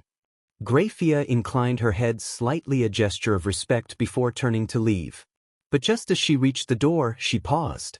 Thank you. Issei raised an eyebrow. For what? Graia turned her head slightly, her silver eyes unreadable. For showing restraint. And with that, she disappeared in a flash of silver light. As the final bell rang across Kyoto Academy, Issei Hyoudou, chapter master of the Red Dragons, rose from his reinforced seat and began preparing to leave. Before he could step outside, Yuto Kiba, the so-called Prince of Kuro, was already waiting for him. The blonde knight maintained his usual calm, polite demeanor, but there was an undeniable tension in the air. Issei, President Rias has asked me to escort you to the ORC building. Issei's golden eyes regarded Kiba coldly, his towering 12-foot frame dwarfing the devil before him. He already knew what this was about. With a slight nod, he walked past Kiba, his footsteps heavy, the floor creaking under his sheer massive weight. The entire journey to the Occult Research Club's building was met with whispers and hushed conversations from students who had caught wind of the earlier tension between Issei and Rias. Upon entering, Issei was greeted with the sight of Rias Gremory, sitting on the velvet settee, her school uniform perfectly arranged, but her expression tense. She was waiting for him. The moment he stepped inside, she stood up and took a deep breath. Then she did something unexpected. She bowed deeply. I am truly sorry, Issei. Her voice, usually filled with confidence and nobility, was now humble, almost fragile. I overstepped my boundaries and I made a grave mistake. I should never have tried to force myself onto you. Please, forgive me. The room fell silent. Even Kiba, who had been standing near the door, looked somewhat shocked by Rias's display of humility. Issei stared at her for a long moment, unmoved, his face an unreadable mask of discipline and experience. For someone who had endured the horrors of the Adeptus Mechanicus, who had fought for over 1,500 years in endless wars, this entire ordeal was laughably trivial in comparison. And yet, he understood the weight of what had just happened. A noble devil princess was lowering herself before him, a gesture that, in the underworld, was almost unheard of. He exhaled slowly. Apology accepted, he said finally, his voice calm yet authoritative. Rias lifted her head slightly, relief flashing across her features. But before anyone could say anything further, a surge of heat and silver light filled the room. In an instant, two new figures stood within the ORC's main chamber. One was Riser Phoenix, his usual arrogant smirk present, his golden eyes gleaming with amusement. The other was Graia Lucifuge, standing tall, her silver gaze filled with icy calculation. The tension in the room immediately doubled. Riser smirked, crossing his arms. Well, what a touching moment. Almost makes me sick. The air inside the ORC building grew thick with tension. Riser Phoenix, ever the arrogant noble, chuckled mockingly, his golden eyes gleaming with amusement. Despite Graia's earlier warning, despite witnessing Issei's sheer unmovable will, the arrogant devil still thought himself untouchable. He took a step forward, deliberately closing the distance between himself and Issei Hyoudou. So, this is the so-called chapter master? Riser said, his voice dripping with mockery. All this talk about being some mighty warrior, yet here you are, unarmed like a simple schoolboy. The moment those words left his mouth, Graia exhaled quietly, already shaking her head in disbelief. He didn't listen. She had warned him. Clearly. And now, Riser Phoenix was about to learn a very painful lesson. Issei remained completely still. His golden eyes stared at Riser, utterly devoid of emotion. To the untrained eye, he did indeed look unarmed. No bolter. No power sword. Nothing but his massive, reinforced uniform tailored to fit his 12-foot frame. Riser smirked, taking another step closer. What? No clever response. He scoffed. You may be big, but size means nothing if you... He never finished his sentence. Because in the blink of an eye, Issei moved. Faster than anyone in the room expected. A single clank echoed through the chamber as something massive materialized in Issei's right hand. A weapon. But not just any weapon. A power sword. And not just any power sword. This was a relic blade, a weapon of the Ultramarine's highest honor, forged from adamantium and blessed with the might of the machine spirit. The room flashed with an intense blue glow as the sword's energy field activated, causing the very air around it to hum with raw power. Riser froze. His confidence shattered instantly, his face going pale. Because the tip of the relic blade was mere inches from his throat. One wrong move, and he would cease to exist. For the first time in his life, Riser Phoenix felt true fear. Not the kind of fear that came from facing a strong opponent in a raiding game. Not the fear of disappointing his family. But the primal, suffocating terror of knowing that he was seconds away from death. Because Issei wasn't bluffing. And unlike Riser's opponents in the underworld, Issei didn't follow devil rules. He was a warrior of the Imperium. A space marine commander who had slain beings far greater than Riser. And in the grim darkness of the far future, mercy was not a concept. "You mistake my patience for weakness," Issei said finally, his voice calm, yet heavy with authority. "Do not make that mistake again." He held the blade there for several tense seconds. Then, with a flick of his wrist, he deactivated the weapon, causing the energy field to disperse instantly. The blade vanished into his armor, as if it had never existed. Riser stumbled backward, his legs shaking slightly. He wanted to speak, to make some kind of excuse, but the words wouldn't come out. Because deep down he knew the truth. If Issei had chosen to attack, Riser Phoenix would have faced dire consequences before he even had the chance to recover.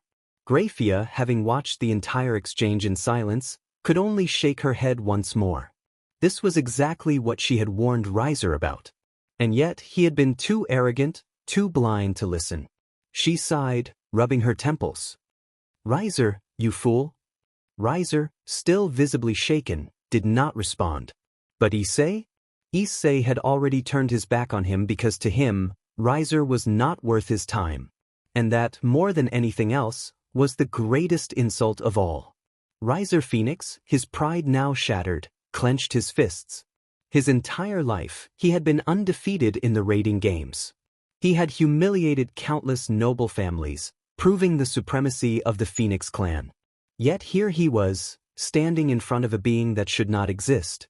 A warrior not of this world. A man whose mere presence made Riser feel like a child playing pretend as a soldier. But his arrogance, though wounded, had not been destroyed.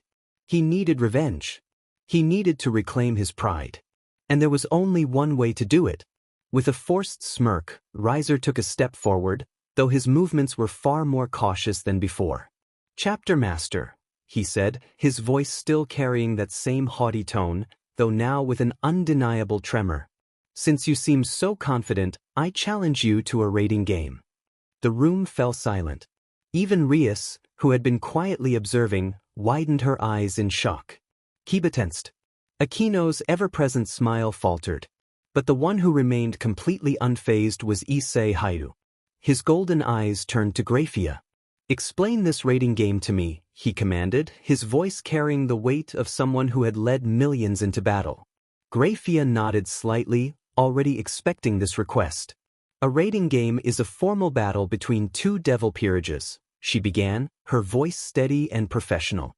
"It is used to settle disputes, prove one's strength, and in some cases, even determine marriages between noble houses." At that last part, Issei's eyes flickered to Rias for a brief moment before returning to Graia. "What are the conditions for victory?" "There are 3 primary ways to win," Graia explained.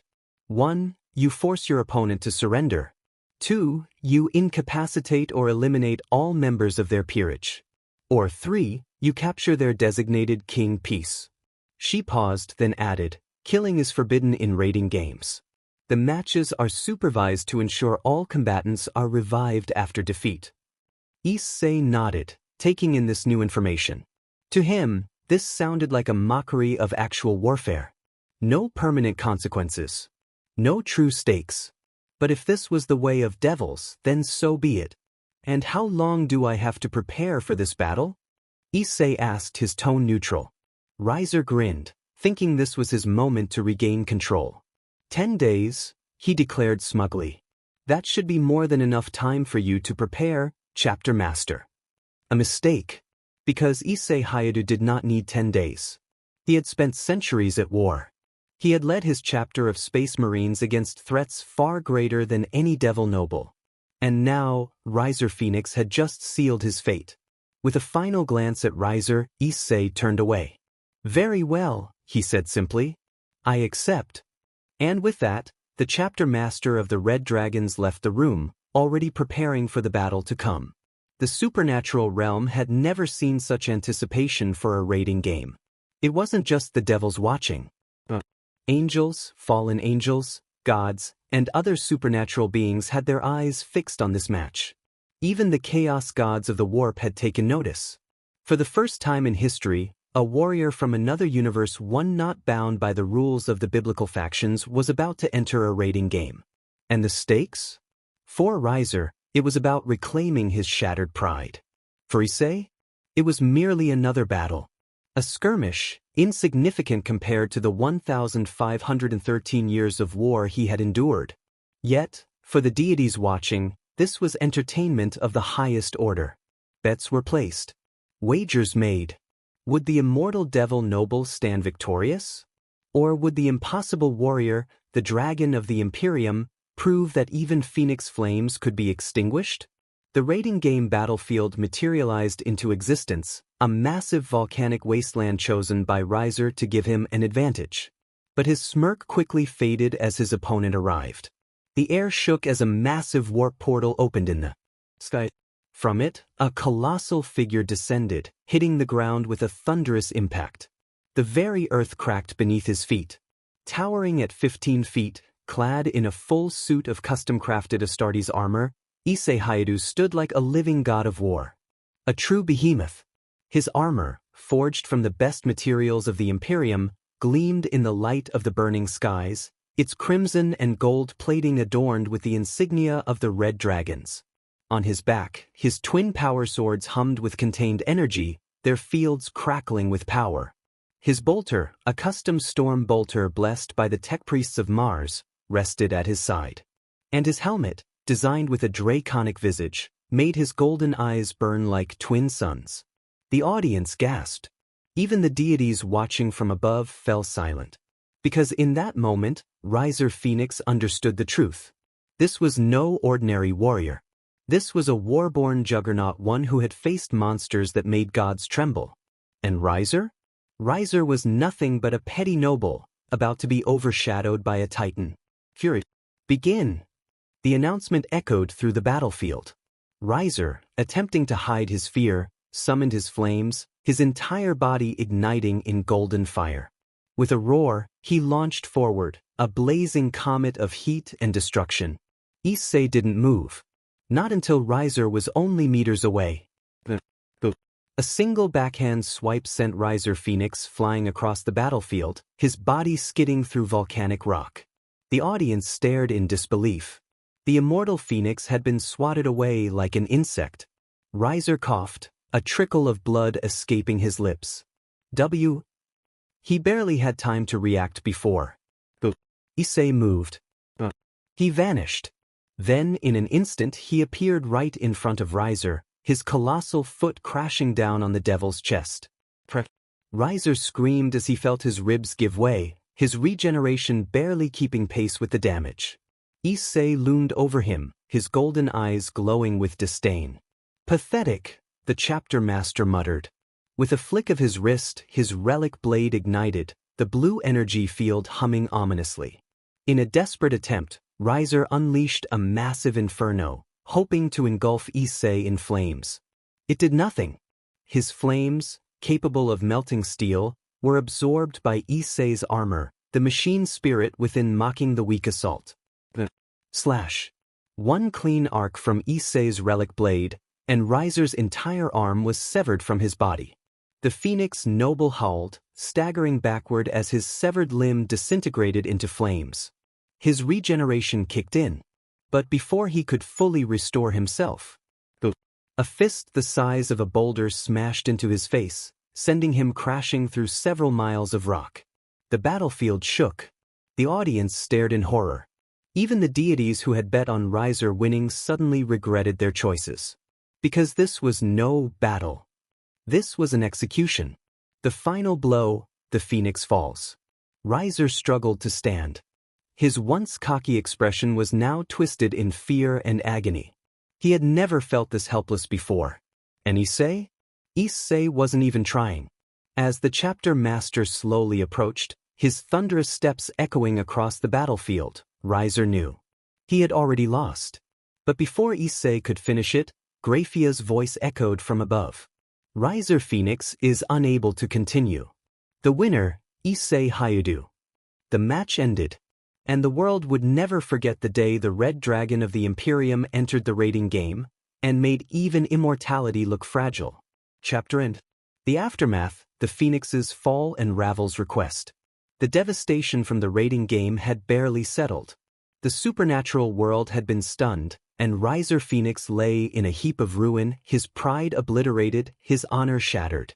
But from the shadows of his defeat, the true weight of the Phoenix clan began to stir. The Phoenix head, Riser's father, sat upon his throne in the vast expanse of his ancestral estate. His crimson eyes narrowed, watching the events unfold on his personal scrying stones. He had seen his son fail, seen him reduced to a laughingstock, his immortal fire extinguished by someone who was supposed to be beneath him. Such shame, the Phoenix head muttered, his voice low, tinged with disgust. This is not the Phoenix way. His wrath simmered beneath the surface, knowing full well that Riser had failed the family name. He had challenged a being far beyond his reach, a warrior from another universe who had obliterated his pride without hesitation. This was no ordinary mistake. This was disgrace. Riser was now a failure, a disgrace to the family, and there would be consequences. Yet, in the quiet of the chamber, a voice suddenly cut through his contemplation. "Father!" It was Ravel Phoenix, Riser's younger sister, her voice soft but steadfast. Her golden eyes looked not at the broken form of her brother, but at her father's reflection. "I request a favor." The Phoenix head turned his gaze toward her, his expression unreadable. "Speak." Ravel's request was simple, but in the moment, it was one that would reshape everything. "Remove my brother's evil piece from me," Ravel said, her voice firm. "I do not wish to carry the disgrace of his failure. I wish to begin anew, to grow stronger, and prove myself worthy of my own destiny. I request a homestay project at the Red Dragon Chapter Fortress." A homestay project. A way for her to learn, to train, away from the shame of her brother's defeat, to prove that she was not like him, that she had her own strength, her own path. The Phoenix head narrowed his eyes.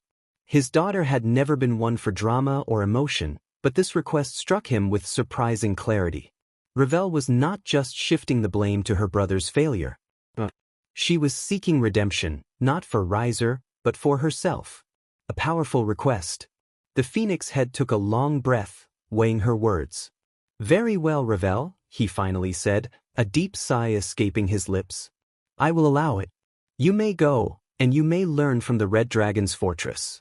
I will arrange for Graia to carry the message." Graia's task, a new path for Ravel. Back at the Red Dragon Chapter Fortress, Issei stood in his command center, surveying the reports and overseeing the training of his chapter. Despite his victory, the fight with Riser had been little more than a distraction for him. His true work, his true mission, was still ongoing. The protection of humanity and the defeat of enemies far more dangerous than any devil noble. Yet, as he reviewed the data, a message arrived from none other than Graia. Lucifuge, the household knight of the Gremory family. He took the message, his golden eyes scanning the words. Ravel Phoenix seeks to remove her brother's evil piece and desires to stay at the Red Dragon Fortress for a homestay project to further her strength. Issei paused. The request was not something he had expected, but it was also not something he could easily dismiss. While Ravel Phoenix had no personal involvement in her brother's disgrace, her bloodline was still a thorn in the side of the Red Dragon's mission. But Issei was not one to refuse a chance for redemption, especially if it meant she could train and grow stronger. She seeks strength, Issei mused, his voice low but filled with purpose. Very well. If she is serious, then we will test her resolve. The Phoenix departure, a new beginning. The Phoenix family estate was quiet, save for the soft rustling of the wind as Ravel stood before her father. Her brother, Riser, was still recuperating, his body battered but not destroyed. But the failure of his raiding game had left him a broken shell, a shadow of the proud Phoenix heir he had once been. Ravel, however, was not interested in his misery. She stood with determination in her eyes, her resolve absolute. Her father, the Phoenix head, placed his hand on her shoulder and spoke softly. You will leave for the Red Dragon Fortress. Do not fail. Ravel nodded, and as she left the estate, she felt the weight of her decision pressing down on her. This was her path. Not one of family legacy, not one of weakness, but one of self-determination. She was determined to prove that she could become something more than just a phoenix, a red dragon. As she teleported to the Red Dragon Chapter Fortress, she had no idea what awaited her, but she was ready. The test had begun. Issei stood tall in his command center within the Red Dragon Chapter Fortress, his golden eyes scanning the various reports that flooded in. Despite the monumental challenges he'd faced, there was always something to manage, always something to prepare for. The world didn't stop spinning just because he had conquered a raiding game. He had a chapter to lead, a universe to protect, and an eternity of duty ahead of him. However, today the situation was a little different.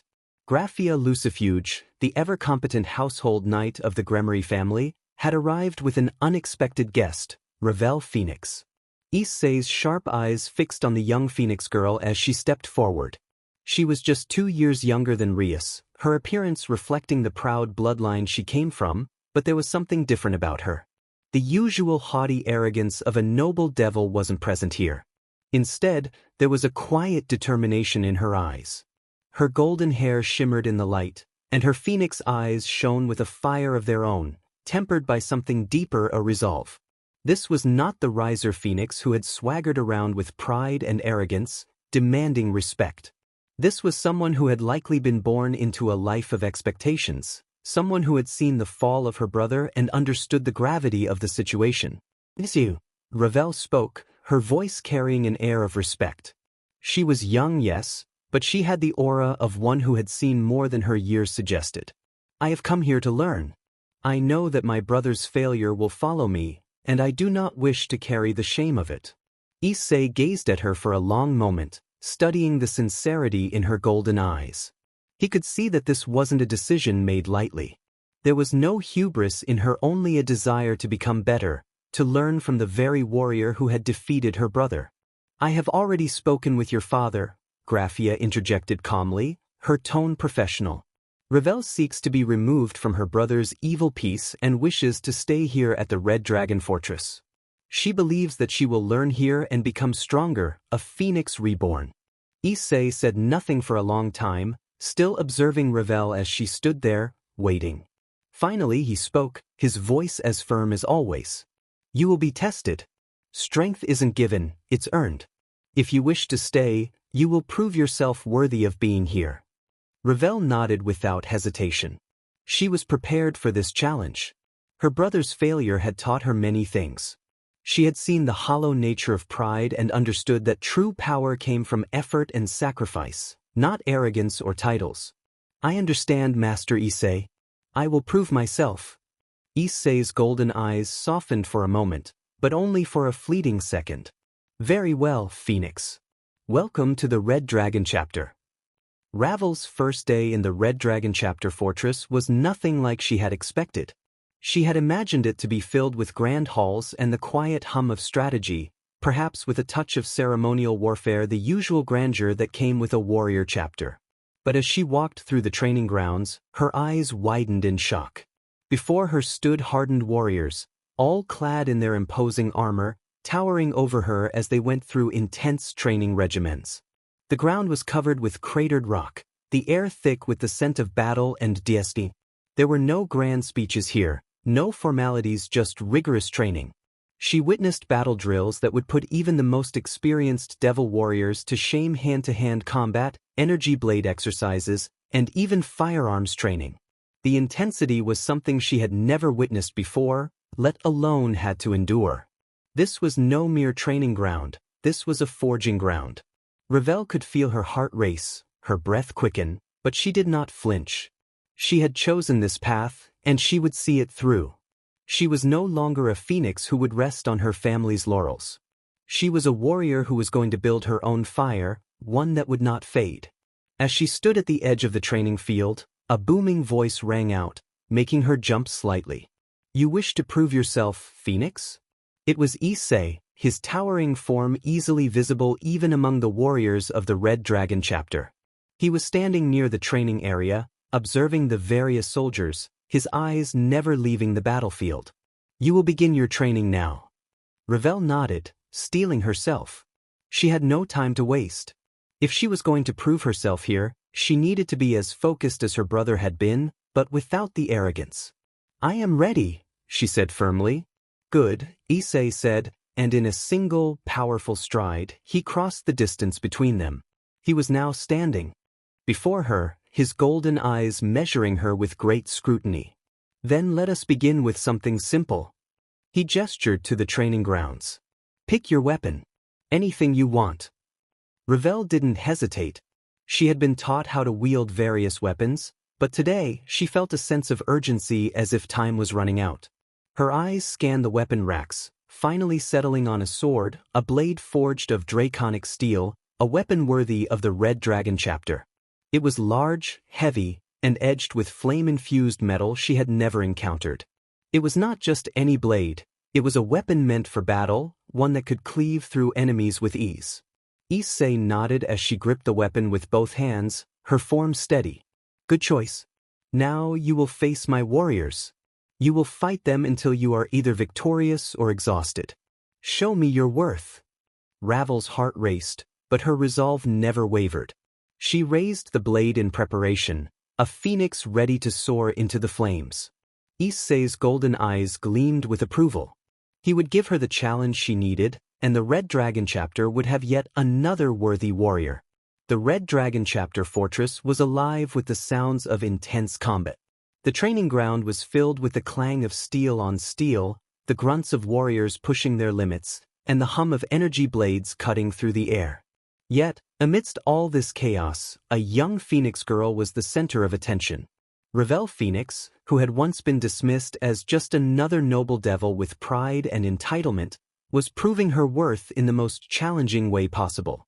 For an entire hour, she had sparred with Issei's subordinates, each one more formidable than the last. These warriors, seasoned veterans who had faced battles far beyond what any ordinary devil could imagine, had expected Ravel to falter, expected her to crumble under the weight of the Red Dragon chapter's training. But they were wrong. She wasn't the fragile, proud girl they had assumed. She was resilient, determined, and she fought with a fire that rivaled the very phoenix that ran in her blood. Her blade cut through the air with precision, her form graceful yet strong. She weaved in and out of strikes, countering with an agility that made even the veteran Astartes pause. Each clash of her sword was met with fierce resistance, yet Ravel refused to back down. She was learning quickly, adapting, growing stronger with each movement, each strike, each block. Her stamina held, her focus sharpened, and her resolve solidified. She had come here not to seek protection but to prove that she could stand alongside the fiercest warriors in the galaxy. The final moment came when one of Issei's subordinates, a hulking Astartes, swung his power axe in a massive arc, aiming to overwhelm Ravel. The blow was swift and powerful, but in a fluid motion, Ravel sidestepped, bringing her sword down in a sharp, angled slash. The blow landed, causing the Astartes to stagger back, his expression one of genuine surprise. Ravel stood tall, her sword in hand, marked but unbowed. She was covered in sweat, her breaths heavy, but her eyes still held the same fire that had carried her through the trial. The arena fell silent for a moment. Then, one of the warriors, a seasoned veteran, clapped his gauntlet hands in appreciation. He was the first to acknowledge what they had all been thinking. "Impressive. You're not just a phoenix. You're a warrior in your own right. Issei, standing just outside the circle of combat, watched closely, his golden eyes sharp. I knew she had it in her, he said quietly to himself.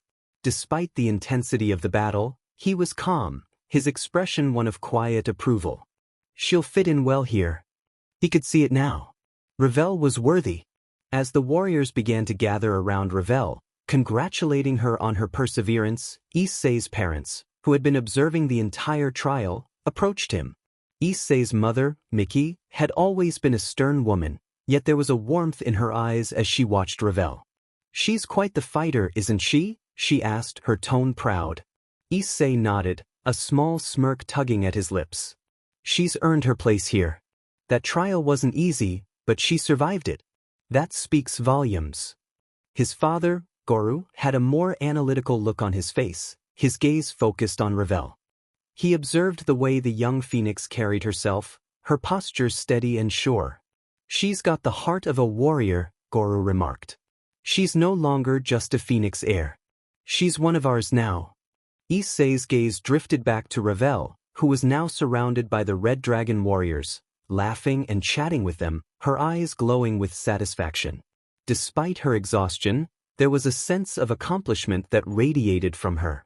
I think it's safe to say she'll be a great asset to the chapter, Issei said, his voice serious yet satisfied.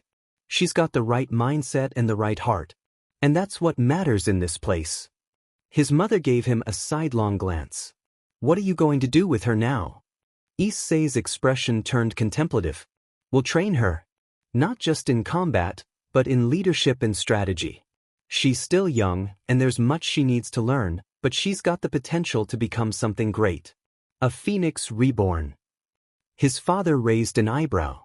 Sounds like you're grooming her for something bigger. Issei shrugged. Maybe, but she's earned her chance. It's not about family names or titles. It's about what she can do.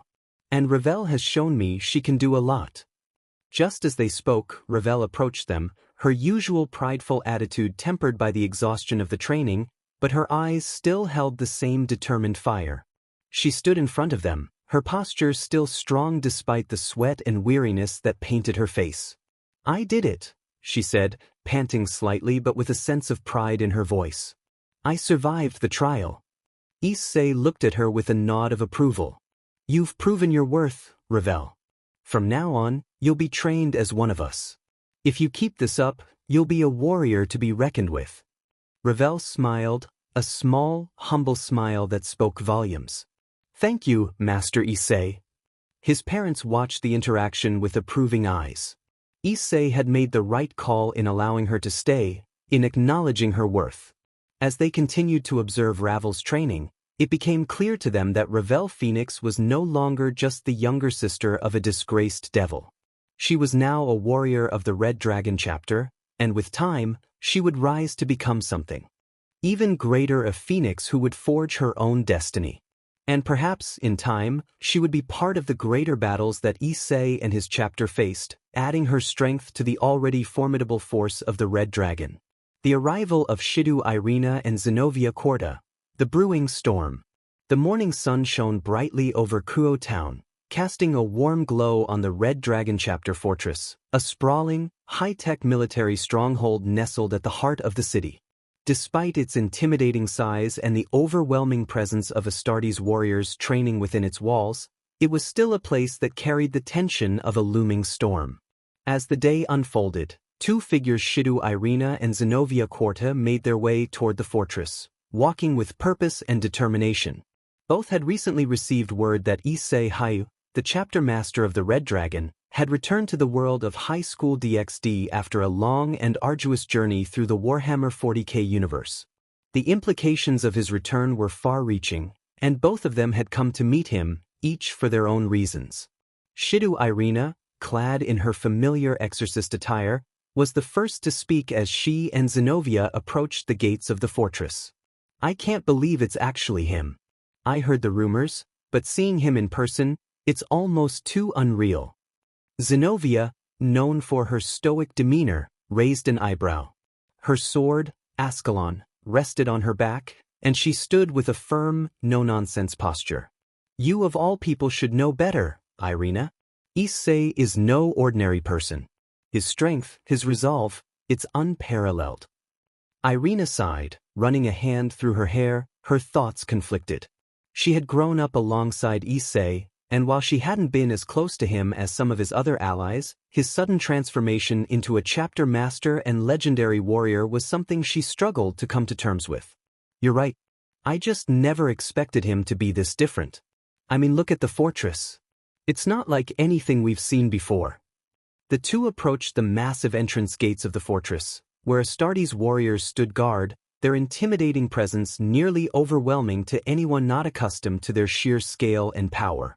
However, the Red Dragon chapter's reputation had already spread across the supernatural world, and neither Irina nor Zenobia were overly fazed by it. When they were admitted into the fortress, they made their way down long, high-tech hallways, past various chambers filled with Astartes warriors and advanced machinery. Finally, they entered a grand room, where Issei himself was standing, looking over a holographic map of the current situation in both the mortal and supernatural realms. His towering form was dressed in a battle-worn suit of armor, looking every bit the behemoth of war that he had become. At his side stood Graia and Ravel, both of whom greeted the two visitors. Issei, Irina's voice was filled with a mix of awe and disbelief. You've changed so much. Issei looked up, his golden eyes softening slightly at the sight of his old allies. He stood tall, yet his voice was calm and measured. I know it's difficult to comprehend, Irina. My journey has taken me to places beyond what we could have imagined. But I haven't forgotten the people who matter most. It's good to see you again. Irina nodded, her expression serious but relieved. I didn't expect you to be so imposing. You were always strong, but now, I can't even begin to imagine what you've been through. Before Issei could respond, Zenobia spoke up, her eyes narrowing as she looked at him with a hint of concern. We're not here just for a reunion, Issei. There are things happening right now that we need to discuss. You might want to hear this. Issei raised an eyebrow, his expression sharpening. What's going on? Irina hesitated before speaking. It's Kokabiel. He's made his move. And this time, he's not working alone. Issei's gaze darkened at the mention of Kokabiel's name. He had already dealt with Kokabiel once before, though he didn't need any reminder of the fallen angel's thirst for war and chaos. Kokabiel had been a constant thorn in the side of peace across the realms, and now it seemed that he was setting the stage for something far worse. So he's back. Issei's voice was firm, no hint of surprise in it. Zenobia stepped forward, her expression fierce and unwavering. Kokabiel's plans are bigger than we anticipated. He's trying to start the next great war this time, not just against the devils, but against all factions of the supernatural world. He has alliances now. Forces from all corners of the world are uniting under his banner. Irina frowned. But why now? Why is he so determined to plunge everything into chaos? He believes that in the chaos, he can rise to power. He's convinced that the peace we've worked so hard to establish between the factions is a weakness. He wants to crush it and bring the world back to the age of constant warfare, a time where only the strongest survive. The fallen angels, the chaos forces, they're all ready to strike at any moment. Issei clenched his fists at the table, his golden eyes glowing faintly. This is not something I'm going to let slide. Not again. I don't care who he's allied with or how strong his forces are. I'm not going to sit back and let him destroy everything we've worked for. That's why we came here, Zenobia said.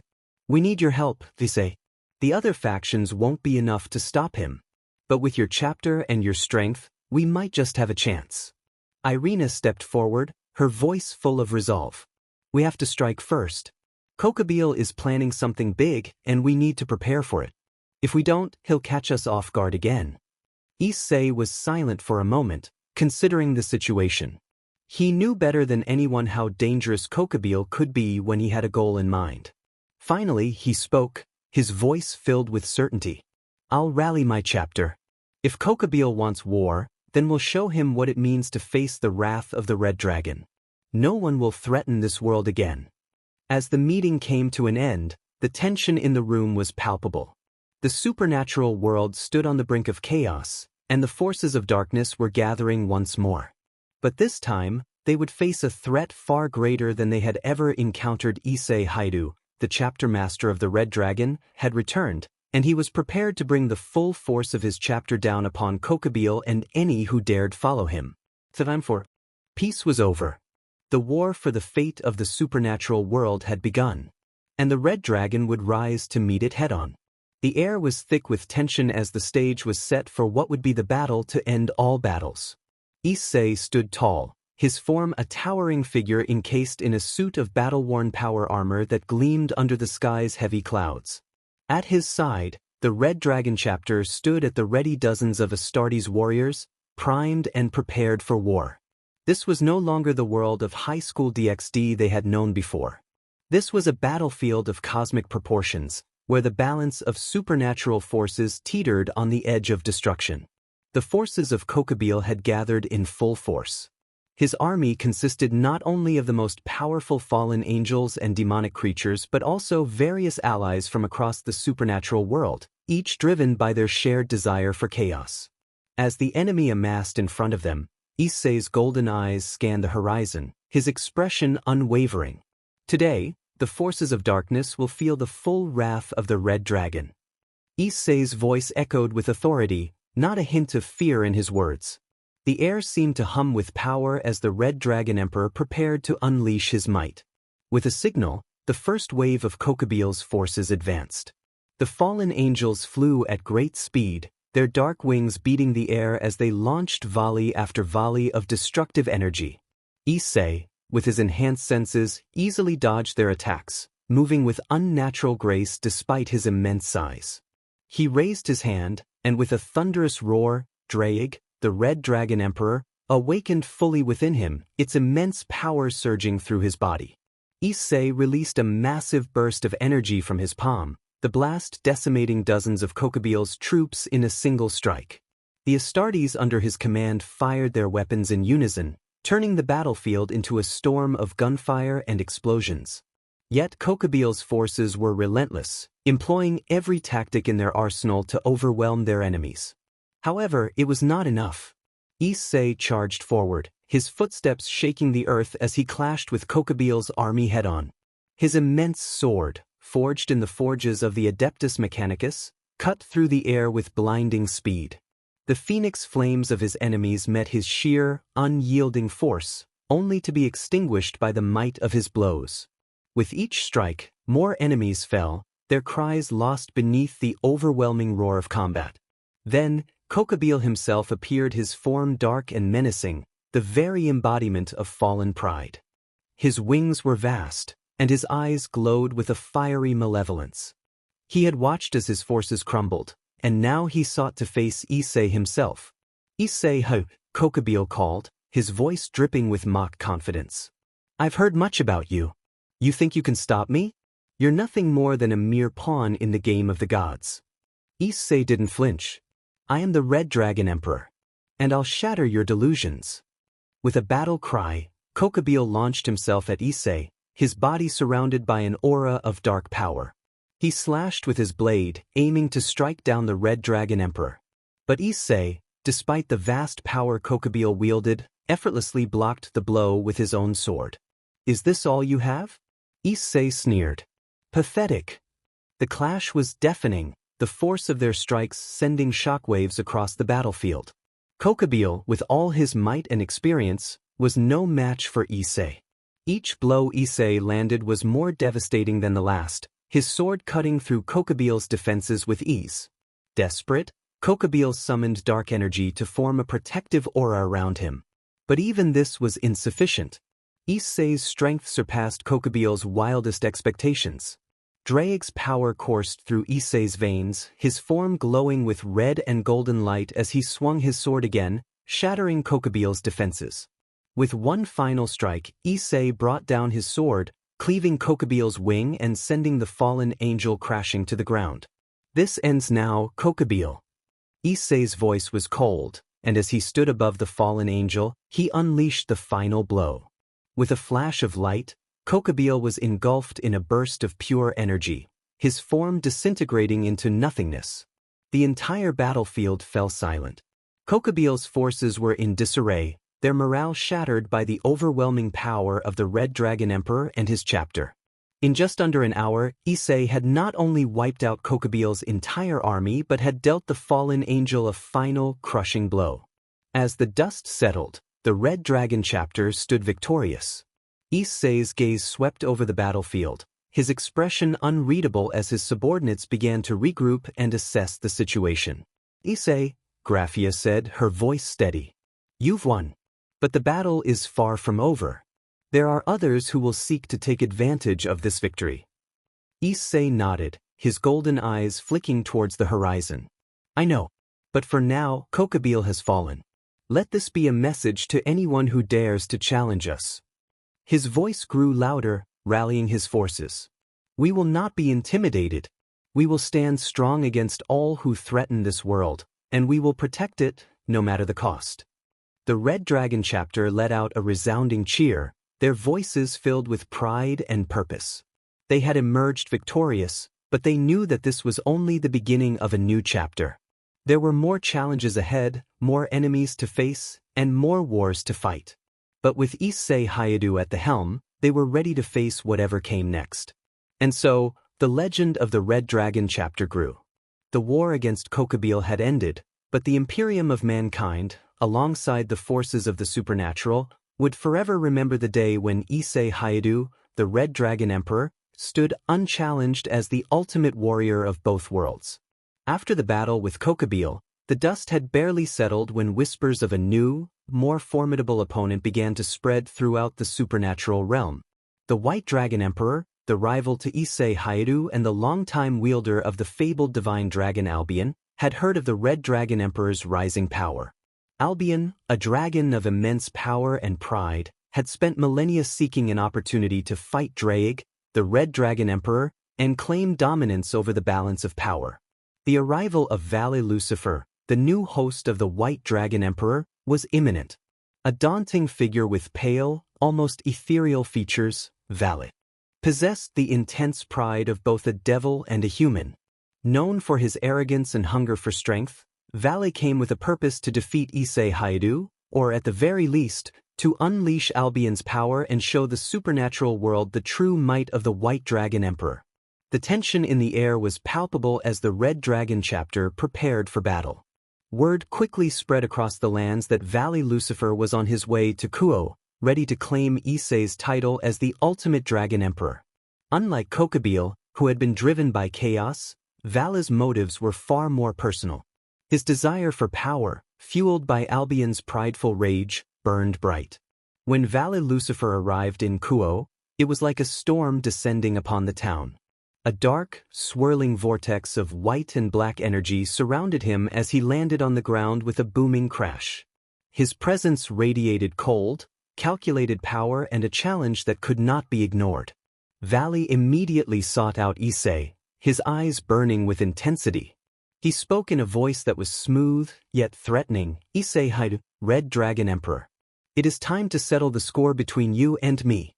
The time of the White Dragon has come." Issei stood firm, his stance unshaken by Vali's imposing presence. The entire Red Dragon chapter stood at attention, ready to follow their leader's command. Issei, towering over Vali, gave him a cold stare. "Vali Lucifer, you come seeking a fight? Know this. I have faced more enemies than you can fathom, and you are no exception. If you think you can defeat me, then step forward."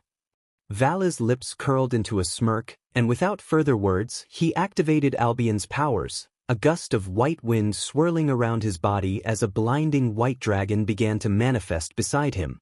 The dragon's form was immense, a beast of pure ice and light. It screeched as it materialized, its roar shaking the very ground beneath them. "Albion," Vali spoke, his voice laced with a twisted sense of pride, "you have long awaited this day. Let us show Issei the true power of the White Dragon." With a single command, the dragon of ice and light rushed toward Issei, its jaws open wide, ready to strike. But Issei, fully aware of the power Vali wielded, didn't hesitate. His Draig responded immediately, filling him with burning crimson energy. Issei activated his full potential, the Red Dragon Emperor's power surging within him, amplifying his already monstrous strength. "I am not a fool, Vali," Issei said, his voice laced with authority. "If you want to fight, then prepare yourself for the consequences." The ground shook beneath Issei's feet as he charged forward, meeting the rush of the White Dragon's ice dragon head-on. The clash of Albion and Draig was like a collision of two worlds. The resulting shockwaves spread out across the town, rattling buildings and throwing up debris. Issei swung his massive sword, now imbued with the full might of Draig, and met the oncoming dragon's force with a single, crushing blow. The impact shattered the dragon's form, sending ripples of energy through the air. Vali was momentarily taken aback, surprised at the sheer strength Issei wielded. Vali, never one to back down, immediately doubled his efforts. He summoned Albion's full power, creating a giant sphere of ice around him. The sphere expanded, growing into an enormous wall of ice that towered above the battlefield. Inside it, Vali began to focus his aura, pouring all of his power into a single attack. The ice dragon swirled and reformed, its eyes burning with rage, prepared to deliver the final blow. But Issei, not one to back down from a challenge, took a deep breath, allowing Draig's energy to fill him completely. He spread his wings, the massive crimson dragon wings of the Red Dragon Emperor unfurling with blinding intensity. With a single roar, he summoned a burst of pure energy, enveloping the entire battlefield. "This is the end of the line, Vali," Issei shouted as he gathered all of Draig's power into his fists. With one final, decisive strike, Issei charged through the ice sphere and hit Vali square in the chest. The resulting shockwave shattered the sphere and sent Vali flying backwards, crashing into the ground with a tremendous thud. The power behind the attack left a massive crater in the ground where Vali had fallen. Vali struggled to rise, gasping for breath. His once proud aura flickered and wavered as his body began to weaken from the sheer force of Issei's strike. "Impossible," he muttered, disbelief etched across his face. "How could I be defeated so easily?" Issei slowly walked towards him, his gaze cold and unwavering. "You were too full of pride, Vali. Albion's power is no match for the Red Dragon Emperor." Vali, panting heavily, looked up at Issei with a bitter expression. "This isn't over, Issei Hyoudou. The White Dragon will rise again." Issei simply shook his head. "Not today, Vali. Today, you are but a lesson, and you will remember it." With that, Issei extended his hand to Vali, not in sympathy, but as a gesture of finality. "You lost. Accept it, and learn from it." Vali, gritting his teeth, stood up with what little strength he had left. His pride was shattered, but he knew that this was not the end of his journey. Issei's strength was undeniable, but the White Dragon Emperor would rise again. The battle was over. The Red Dragon Emperor had claimed another victory, and his reputation grew ever stronger. But in the distance, the White Dragon Emperor's power still loomed, waiting for the day when it could challenge Issei once more. For now, though, the supernatural world would know one truth. Issei Hyoudou, the Red Dragon Emperor, was a force unlike any other. In the aftermath of the battle with Vali Lucifer, Issei stood firm as the town of Kyoto slowly recovered from the destruction caused by the clash between the two dragon emperors. His reputation as the Red Dragon Emperor had spread, not just among the local factions but throughout the supernatural community. As the dust settled, the Mao duo, Surzek Lucifer and Seraphal Leviathan, arrived in Kyoto to oversee the aftermath.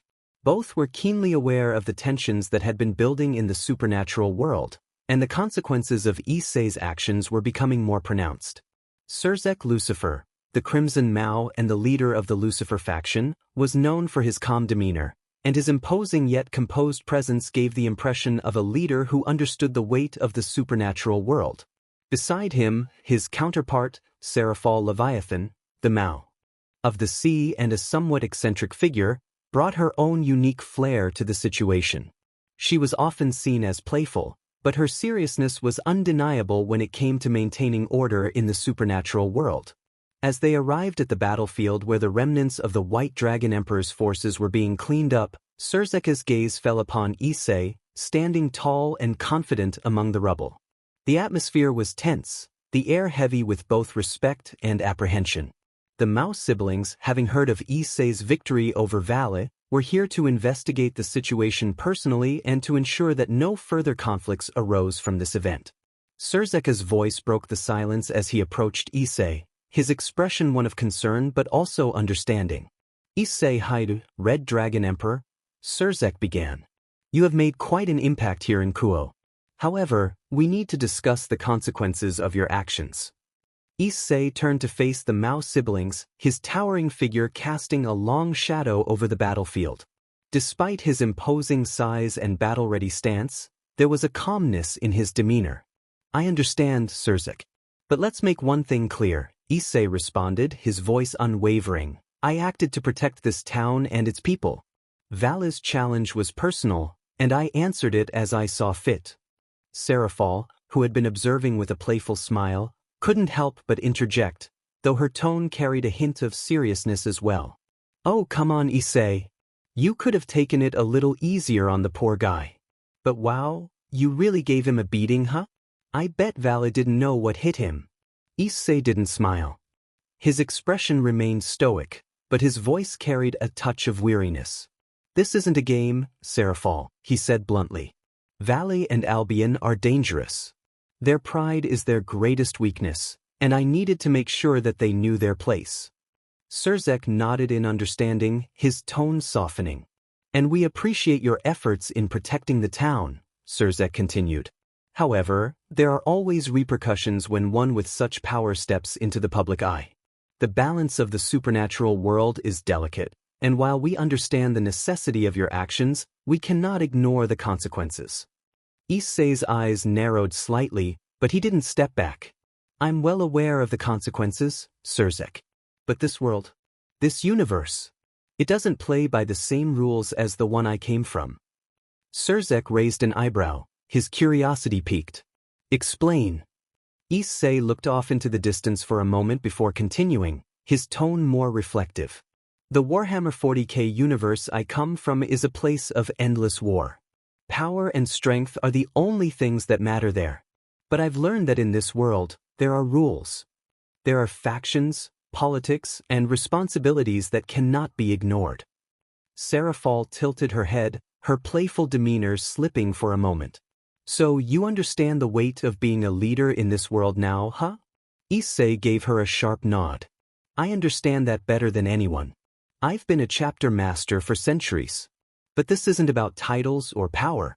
It's about protecting those who can't protect themselves. Surzek, who had been listening intently, gave a soft sigh before speaking again. And we're not here to question your motives, Issei. You've proven yourself on the battlefield time and time again. But you must understand that your presence, your actions, will draw attention from all corners of the supernatural realm. Issei gave him a knowing look, his gaze intense. I'm already aware of that, Surzek. There will always be those who come to challenge me. Those who think they can take down the Red Dragon Emperor. But I will stand my ground. Serafal clapped her hands together suddenly, breaking the tension. Well, I think we've heard enough for now. She grinned widely at Issei. We'll help clean up the mess and we'll help keep the peace for now. But know that the next time someone comes to challenge you, we won't be so lenient. We'll be watching. Surzek nodded in agreement. Indeed. But in the meantime, Issei, you have our full support. Just remember that you're not alone in this. The balance of the supernatural world depends on our cooperation. Issei bowed slightly, his gaze steady but respectful. I appreciate your support. I'll continue to protect Kyoto and all those who live here. But I will not back down from any challenge, no matter where it comes from. As Surzek and Serafal turned to leave, they gave a final look back at Issei. Surzek spoke once more, his tone calm yet resolute. Remember, Issei, this is your home now. Be mindful of the steps you take. With that, they teleported away, leaving Issei to reflect on their words. He knew that there would be more challenges to come, more battles to fight, but for the time being, the town of Kyoto was safe. And that was all that mattered. Issei's eyes softened slightly as he turned his gaze toward the Red Dragon Chapter Fortress. He had made his choice, and now he would continue to protect this world, no matter the cost. The peaceful days that followed the resolution of the conflict in Kyoto town were a welcome reprieve for everyone. With the Excalibur fragments securely in the hands of Irina and Zenobia, who had departed for the Vatican to ensure they were properly handled, the supernatural world was once again momentarily calm. The Red Dragon chapter had solidified its presence, and Issei Hyoudou, now fully integrated into the life of Kyoto, had earned the respect of those around him, both supernatural and human alike. The day of Parents' Day at Kyoto Academy arrived, a day that marked a significant moment for Issei, a day when he could proudly showcase his accomplishments and the family he had built, both through his chapter and his biological family. Despite the immense power he wielded and his regal stature as the chapter master of the Red Dragons, Issei was determined to make the day as normal as possible and to pay tribute to his parents, who had never given up on him, even when they thought him lost forever. The morning started with a wave of excitement from the students and faculty alike. Parents were bustling about, eager to see their children and to participate in the various events held for the day. But for Issei, the highlight of the day would be the unveiling of the sculpture he had created, a piece of artwork that would represent his pride, his family, and the legacy he had built. Miki and Hyoudou, who had come to terms with the extraordinary nature of their son's life, arrived at the academy with a mixture of pride and awe. Though they had long since accepted the unexplainable aspects of Issei's life, the sculpture was a symbol that none of the supernatural events could overshadow, a moment where their son showed them the strength he had gained, not just from the Red Dragon Emperor, but from the love and support they had given him all his life.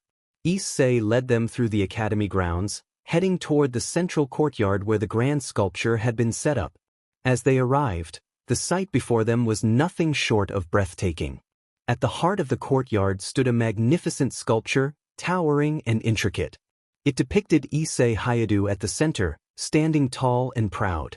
The Red Dragon Emperor's armor and features were etched with incredible detail, yet it was the figures on either side that caught the attention.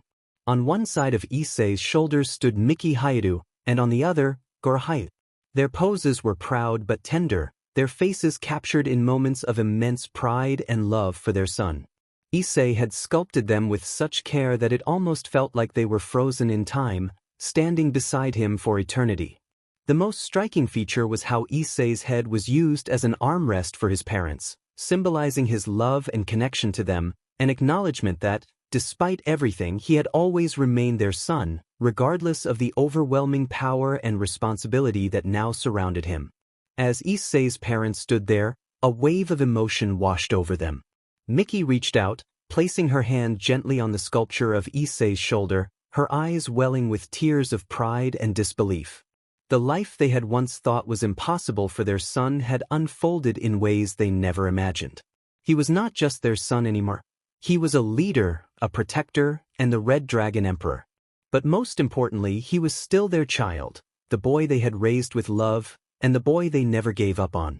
Goro, standing beside his wife, smiled warmly, his eyes also glistening with tears. He had always been proud of his son, but seeing the sculpture, a testament to everything Issei had endured and achieved, made him realize just how far his son had come. "I never thought I'd see something like this," Miki said softly, her voice thick with emotion. "You've always been our little Issei, and now, look at you.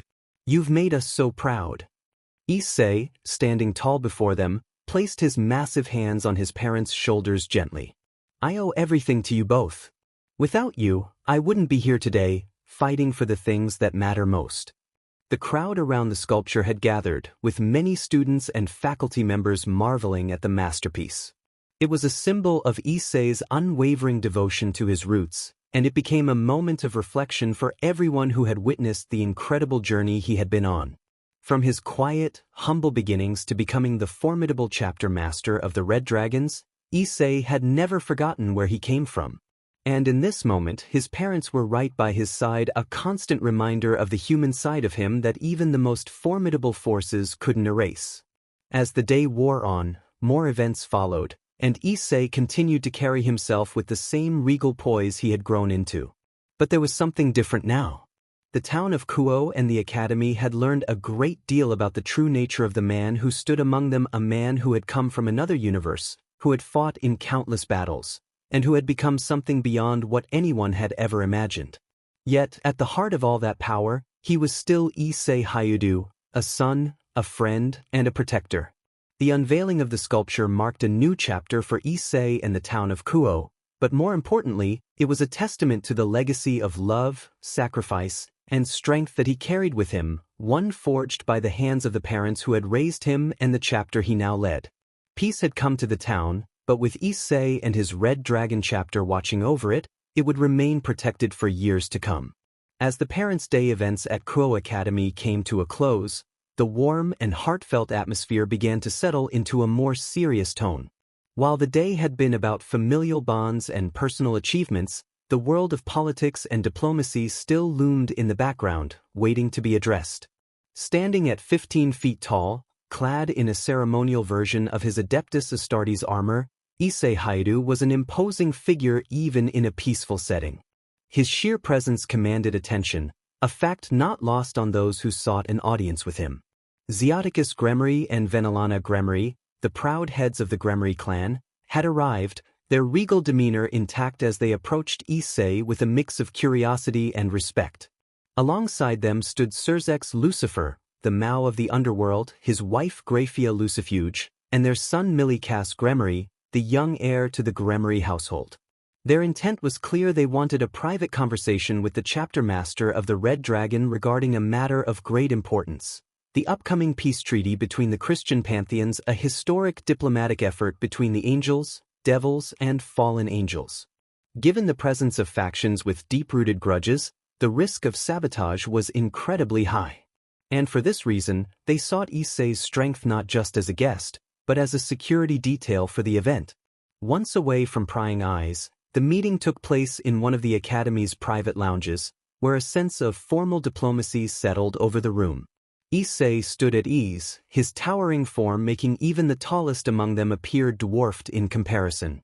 The Gremory family, though used to dealing with powerful beings, couldn't help but feel the sheer weight of his presence. Surzek, as the highest-ranking figure present, was the first to speak. Issei Hyoudou, chapter master of the Red Dragon. He began, his voice carrying a tone of both authority and respect. I would like to personally thank you for agreeing to meet with us. What I am about to ask of you is not something I request lightly. Issei remained silent, listening intently. As you may have heard, we are in the final stages of negotiating a long-overdue peace treaty between the angels, the devils, and the fallen angels. It is our hope that this will finally bring stability to our factions, putting an end to centuries of hostilities. Venelana Gremory stepped forward, her piercing gaze studying Issei's expression carefully. However, there are those who would rather see this treaty fail. Old factions, radical extremists, and opportunists, each with their own selfish motives. We cannot afford to take chances when the stakes are this high. Surzek folded his arms. We are assembling a security force for the meeting, but given recent events, I believe your presence would be invaluable. Your chapter already proved its efficiency by neutralizing Kokabiel's forces in record time. That alone has sent shockwaves through various factions. Xiaticus then spoke, his tone carrying the weight of nobility. We would like to invite you, not only as a guest but also as part of the security force for this event. Your power, your strategic mind, and most importantly, your neutrality in our world's conflicts make you the perfect choice. Issei took a moment to process their request. He had no direct allegiance to any of the factions involved. His sole duty had always been to humanity and the Imperium of Man. However, even in this new world, he recognized that peace was always worth striving for. If his presence could prevent another war, then it was an acceptable mission. After a brief silence, Issei nodded once, his deep voice resonating through the room. I accept your request.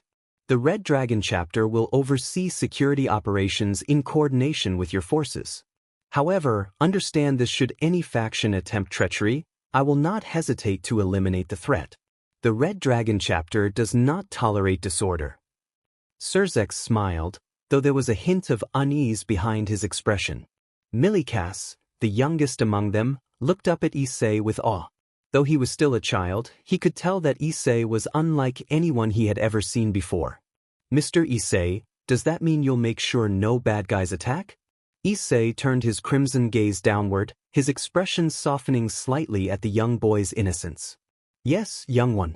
No harm will come to your people while I stand watch. Graia, ever the keen observer, gave Issei a nod of appreciation. Then it is settled. The peace summit will commence in 2 weeks. We will send you further details soon. As the meeting concluded, Issei watched as the Gremory family prepared to leave. However, before stepping through the portal, Venelana turned back and regarded him with an expression that was equal parts curiosity and respect. You are an enigma, Issei Hyoudou. Even among our kind, there are few who command such presence. Perhaps one day, we will come to truly understand the kind of warrior you are. Issei simply responded in his deep, commanding tone. I am simply a protector. Nothing more. With that, the Gremory family departed, and Issei returned to his fortress, where preparations for the summit would begin. The Red Dragon chapter would now play a direct role in shaping the future of the supernatural world. And for Issei, it was yet another step forward in his journey, a journey that was far from over. As the day of the Peace Summit loomed ever closer, Issei Hyoudou, the chapter master of the Red Dragon, took the rare opportunity to walk through the streets of Kyoto town unaccompanied. It was not often that he allowed himself such moments of quiet, but even a warrior of his caliber understood the importance of clarity before battle, even if this battle was one of diplomacy rather than warfare. The humans of Kyoto had slowly grown accustomed to his presence, though that did not stop them from staring in awe at the 15-foot walking behemoth clad in ceremonial power armor. Many had initially feared him when he first arrived, but now he was recognized as a guardian, a silent protector who walked among them, ensuring their safety from the unseen threats of the supernatural world. It was during this peaceful stroll that he encountered a young girl, a girl whose innocence and kindness radiated like a beacon in the dark world he had been forged in. The girl had blonde hair, tied into a neat but simple style, and emerald green eyes that sparkled with naive optimism. She was dressed in modest attire, carrying a small suitcase as she looked around, clearly uncertain of her surroundings. She had the distinct aura of a wielder of holy power, something Issei could easily discern. It was faint, but the way she carried herself, gentle, almost fragile, made it clear that she was not a warrior, but a healer. She must have noticed him as well, as she immediately looked up at his towering form with wide, curious eyes. Excuse me, sir? She began, her voice gentle, though laced with uncertainty. I was hoping to find the church here in Kyoto. Do you know where it is? At this, Issei stopped walking, his expression neutral as he regarded the girl carefully. The church no longer stands, he stated matter-of-factly, his voice deep and commanding, though not unkind. It was destroyed due to terrorist activity. Asia's eyes widened in shock, her hands tightening around the handle of her suitcase. Destroyed? I was supposed to go there. That's where my new home was meant to be. Issei could immediately tell she was lost, alone, with no one to turn to. And given that she had been sent to that church, she had likely been meant to join the fallen angels who had taken up residence there before he had wiped them out. He didn't sense deception from her. No malice. Only pure innocence, something rare in this world. He took a moment before speaking again. If you have nowhere else to go, he said firmly, then you may stay within the fortress of the Red Dragon chapter. You will have food, shelter, and protection within our walls. Asia looked up at him, clearly overwhelmed by the sudden offer. Really? I wouldn't be a burden. You are of no threat to me or my chapter, Issei stated. And I do not turn away those who need protection. For a moment, Asia seemed on the verge of tears, overcome with gratitude. Her life had been one of betrayal and abandonment, and yet here was someone offering her safety without expecting anything in return. With a bright, sincere smile, she bowed deeply. Thank you. Truly, thank you. And with that, the former holy maiden unknowingly took the first step into a new life, one where she would no longer be alone. As Issei Hyoudou and Asia Argento entered the mighty fortress of the Red Dragon chapter, Asia couldn't help but feel incredibly small. The sheer scale of the structure was unlike anything she had ever seen before. The towering Gothic walls, the statues of fallen warriors, and the massive banners of the Red Dragon chapter hanging proudly. It was a place that radiated power and distinction. Asia clutched her suitcase tightly, her footsteps hesitant as she followed behind the towering behemoth of a man who had just taken her under his wing. She had never been in a place like this before. It was intimidating, yet strangely safe. However, the moment of quiet was short-lived. A sharp buzz echoed through the halls as a voice came through Issei's comms channel, breaking the stillness. Chapter Master, we have multiple injuries in the training hall. One cadet has collapsed from exhaustion, and several others have sustained light injuries. Issei frowned, his sharp gaze narrowing. His mind instantly processed the possible scenarios. Either a sparring match had gone out of control, or someone had pushed themselves beyond their limits. Without hesitation, he picked up Asia, one arm carrying her effortlessly, the other holding her suitcase, and moved with purpose towards the training ground. The moment they arrived, Asia gasped. The training hall was a scene of utter exhaustion and determination gone too far. Several soldiers were sitting on the ground, bruised but still conscious, while others were being helped up by their comrades. However, the most alarming sight was Ravel Phoenix, sprawled on the ground, her small body trembling from sheer fatigue. "What happened here?" Issei demanded, his deep voice booming through the hall. One of his subordinates, a veteran Marine, stepped forward and saluted.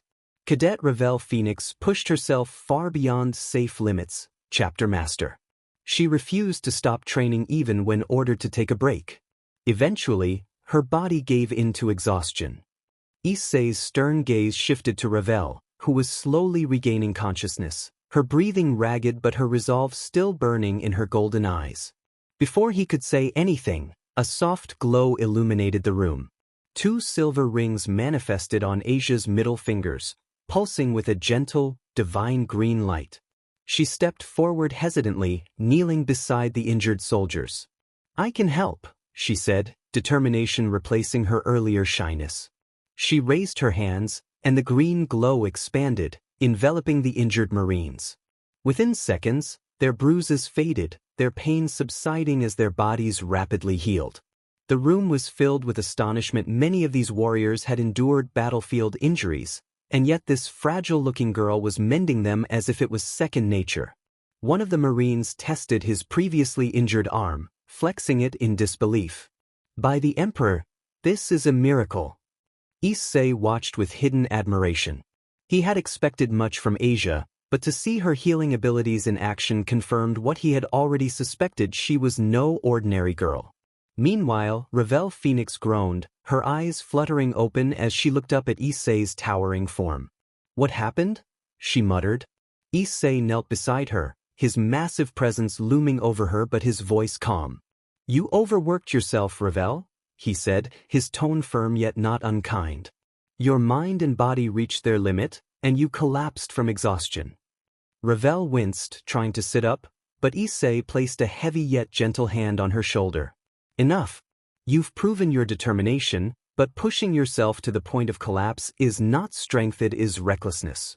Ravel looked down, guilt creeping into her expression. "But I want to be worthy. I want to prove I belong here." Issei sighed. He understood all too well what it was like to push oneself to the brink, but Ravel was not like him, not yet. She needed guidance, not self-destruction. "You are already proving yourself," he reassured her. "But training is a process. You do not need to harm yourself to earn your place here." She bit her lip, clearly struggling with the words, but then nodded. "I understand, Chapter Master." Issei nodded back, his expression softening slightly. "From now on, you will train lightly until I say otherwise. No more recklessly pushing past your limits. Do I make myself clear?" Ravel hesitated but then gave a firm nod. "Understood." As Ravel was helped up and given water, Asia finished healing the last of the injured soldiers, her face glowing with quiet satisfaction. Issei turned to her. "You've proven your worth today, Asia," he said, his commanding voice softer than before. "Your abilities are rare and invaluable. From this moment on, you will have a place here in the Red Dragon chapter." Asia blushed slightly, feeling overwhelmed but grateful. "I will do my best," she said earnestly. Issei nodded. Good. You may stay in the fortress and train under my supervision. There will be no more aimless wandering for you. For the first time in a long while, Asia Argento felt like she had a home.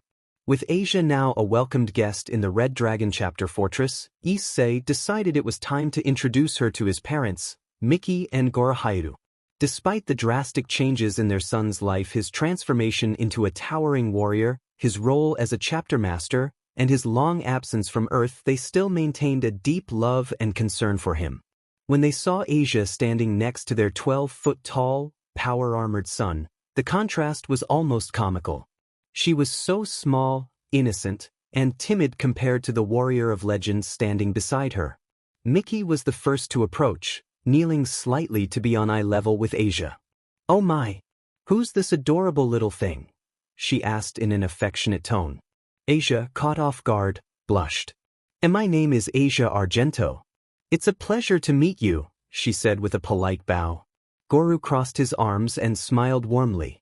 "Well, any friend of our son is welcome here. But Issei, why bring her here? What happened?" Issei's expression turned serious as he explained.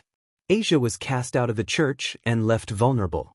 A dangerous group could have easily taken her, stolen her sacred gear, and exploited her.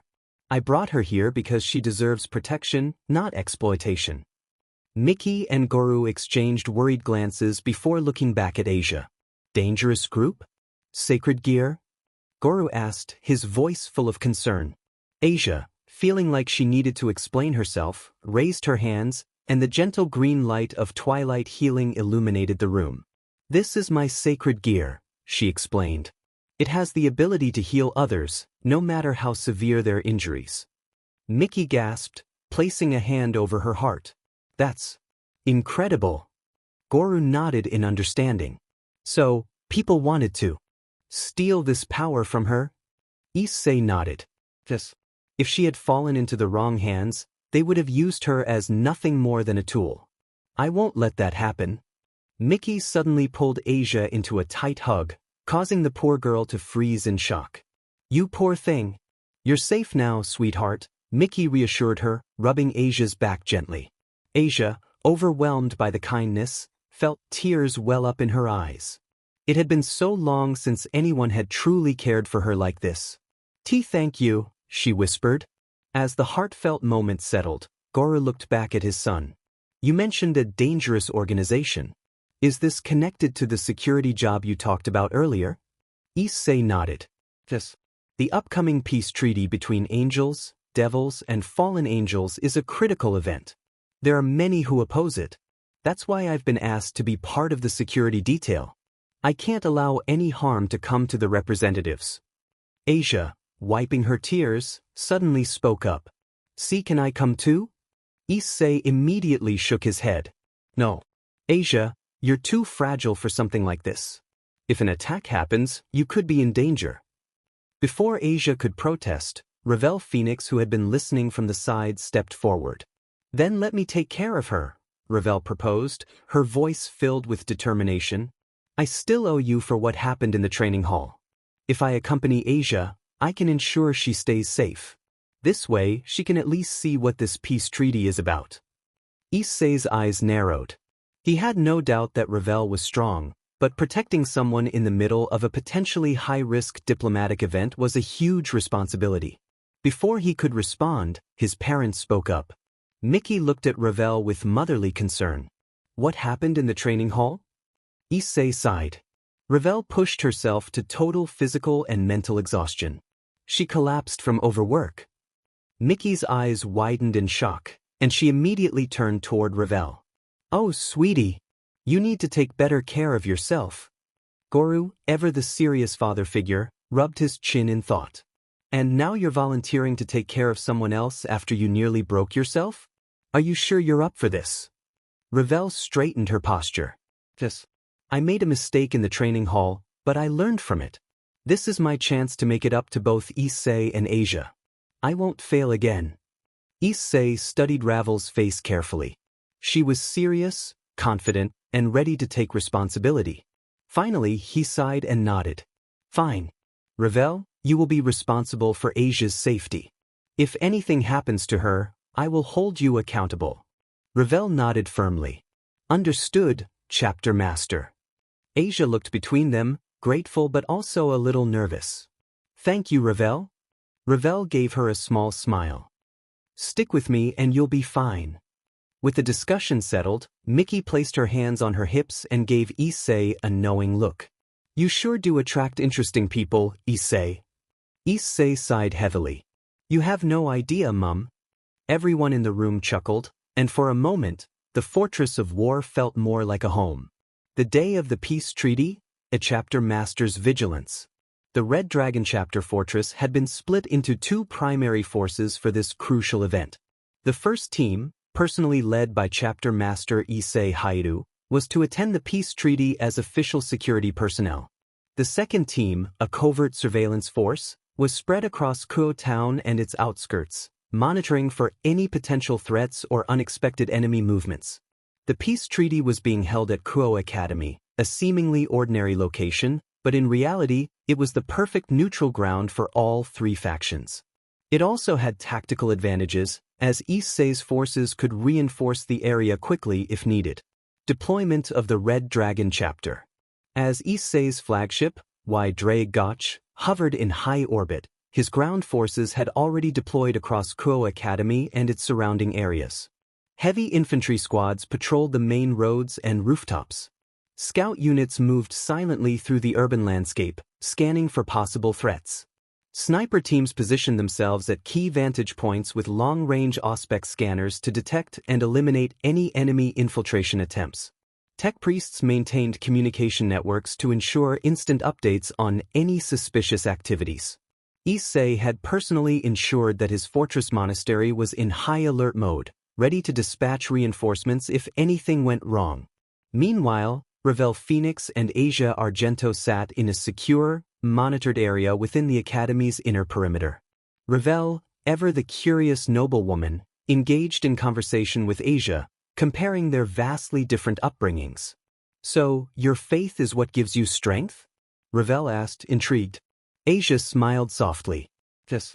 Even though I was cast out of the church, I still believe in the teachings of kindness and love. Ravel nodded. I see. Faith can be powerful, even in the face of adversity. Issei's arrival at the ORC building. Dressed in his full chapter master regalia, standing at an imposing 15 feet, Issei strode into the ORC building, the designated meeting hall. Upon entering, he was immediately met with the gazes of the three great leaders of the supernatural factions. Archangel Michael, leader of the angels, radiating a holy presence that made normal mortals tremble in awe. Surzex Lucifer, the most powerful devil, whose calm and diplomatic nature hid an undeniable power. Azizel, Governor-General of the fallen angels, relaxed as usual but with sharp eyes scanning everything like a tactician expecting war. Seraphal Leviathan, one of the four great Satans, was also present, acting as a diplomatic overseer for the devils.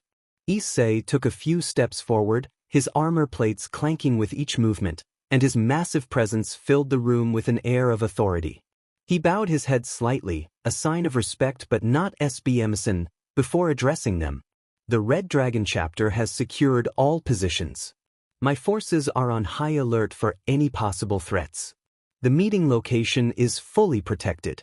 You may proceed without concern. Michael smiled warmly.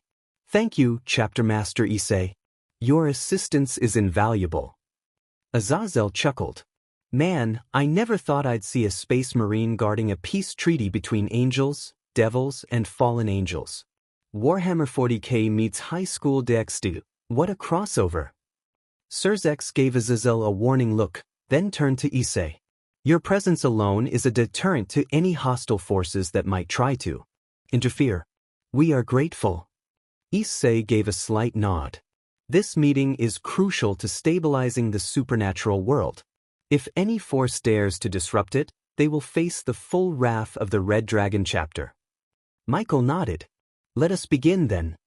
With that, the historic peace talks between the three factions officially commenced. Meanwhile, the covert surveillance team reports. As the talks progressed, Issei's covert units remained vigilant. Then, a warning came through his communication network. Chapter Master, this is Scout Team Theta. We have detected unknown movement near the outskirts of Kyoto town. Possible hostile presence. Requesting further orders. Issei's eyes narrowed. He subtly activated his helmet's Vox link and responded. Maintain observation. Do not engage unless provoked. Identify the threat first. The scout team complied, and Issei silently monitored the situation, ready to act if necessary. When Kateria Leviathan attempted to disrupt the peace talks, claiming her original name back from what she called a fraudster, chaos erupted. Issei swiftly intervened, neutralizing the immediate threat with decisive action. He then rushed to save Gasper Vladi, confronting the terrorists in the room with him and Koneko. Vali Lucifer attempted to challenge Issei, but Issei's sniper teams, equipped with specialized rounds, opened fire, ensuring the situation remained under control. The tension rises. Inside the ORC building, the peace talks were proceeding, but Issei remained on high alert. His senses sharpened, his hand resting near his massive power sword, ready to strike down any threat. The fate of the supernatural world rested on the success of this treaty, and Issei Hyoudou would not allow anyone to disrupt it. The aftermath of the attack and the treaty's conclusion. With Kateria Leviathan neutralized and the terrorists eliminated, the immediate threats to the peace treaty had been dealt with. The Red Dragon chapter's forces continued their sweeps of the surrounding area, ensuring there were no remaining hostiles. Inside the ORC building, the atmosphere was tense. Issei's return to the peace talks. As Issei re-entered the room, all eyes were on him. Surzex Lucifer, sitting at the head of the table, sighed. Well, that was abrupt. Seraphal Leviathan, twirling her finger, shrugged. Kateria was a fool. She thought she could overthrow us with brute force. If Issei hadn't handled it, I would have. Azazel leaned back, smirking. Still, I have to say, Issei, you don't mess around. That was the fastest resolution I've ever seen. Michael, maintaining his usual composed demeanor, clasped his hands together. This incident is an unfortunate reminder that not all share our vision for peace. But, thanks to Issei, the talks can continue. Issei merely folded his arms. Hostile elements have been purged. Proceed with the treaty. His commanding tone left no room for argument, and the meeting resumed. Finalizing the treaty. Despite the earlier attack, the three factions ultimately finalized the peace agreement. The treaty established non-aggression pacts between angels, devils, and fallen angels, territorial boundaries and diplomatic arrangements, cooperation against rogue elements like the old Satan faction. While some resentment remained, especially from certain fallen angels who felt Azazel lacked authority, the agreement marked a historic moment in supernatural politics. By the end of the negotiations, Surzex and Michael stood up and shook hands, solidifying the new alliance. Azazel, stretching, smirked. Well, that was fun. Guess we're all friends now, huh? Surzex chuckled. I wouldn't go that far, but at least we're not trying to kill each other. Issei, meanwhile, remained silent, observing everything with the pragmatic mind of a warlord. The aftermath and Gasper's future. With the peace treaty concluded, Issei returned to his fortress, bringing Gasper Vladi with him. Rias, who had been absent during the negotiations, rushed to the fortress upon hearing Gasper had been rescued. Seeing the young damper, she sighed in relief. I was worried about you, Gasper. Gasper, still shaken, clung to Issei's massive gauntlet, clearly fearful of returning to the ORC. Issei glanced at Rias. He stays under my protection until further notice.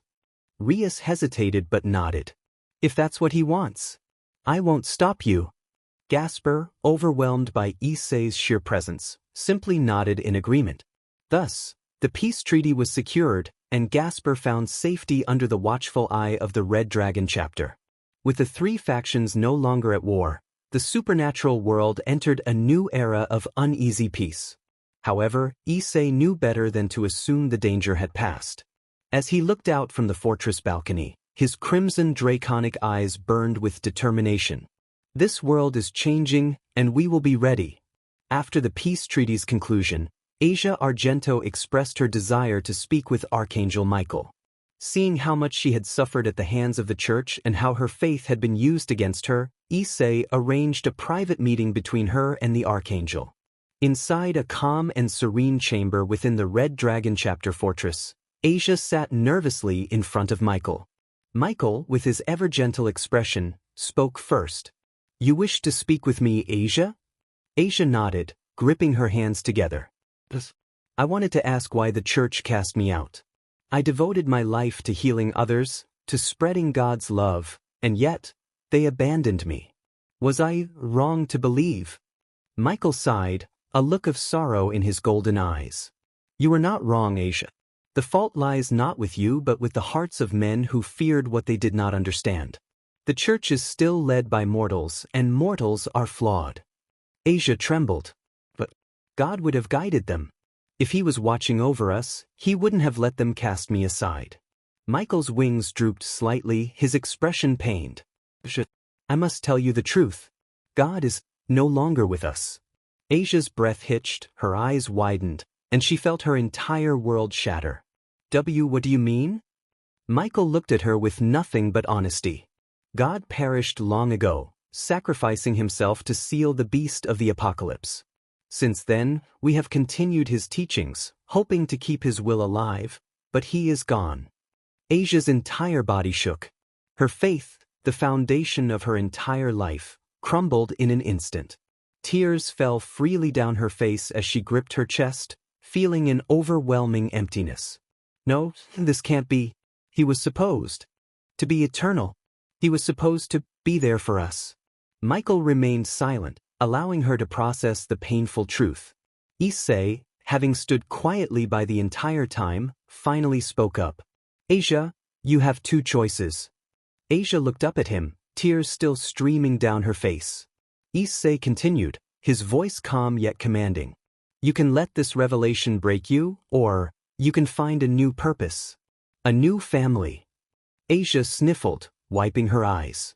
But what can I do? My faith is gone. I don't know who I am anymore." Issei knelt down to her level, his massive armored form dwarfing her, yet his voice was gentle. "You still have your gift. Your healing. That hasn't changed. The church may have abandoned you, but that doesn't mean you have to abandon yourself." Asia stared at him, listening intently. Issei's draconic crimson eyes met hers. "Join my chapter, Asia. Become a combat medic. Help those who need it most. Your faith may be shaken, but your ability to save lives is still yours. Serve something greater. Serve humanity." Asia froze, processing his words. Michael, observing this, smiled softly. "Asia, this may be your chance to continue doing what you love. You do not need to be bound to heaven to bring hope to others." After a long pause, Asia finally nodded, her resolve returning. "I accept. I'll join your chapter, Issei." Issei nodded approvingly, standing to his full height. "Then welcome to the Red Dragon chapter, Combat Medic Asia Argento." As Asia wiped away her tears, she felt a new sense of purpose growing inside her. Her faith in God may have shattered, but she found a new belief won in herself and in those who truly cared for her. Her journey was just beginning. As the summer holiday approached, Surzex, Lucifer and Graia arrived at the Red Dragon Chapter Fortress, standing before the hulking figure of Issei Hyoudou. Graia, ever composed, folded her arms. "Do you have any plans for the summer, Chapter Master?"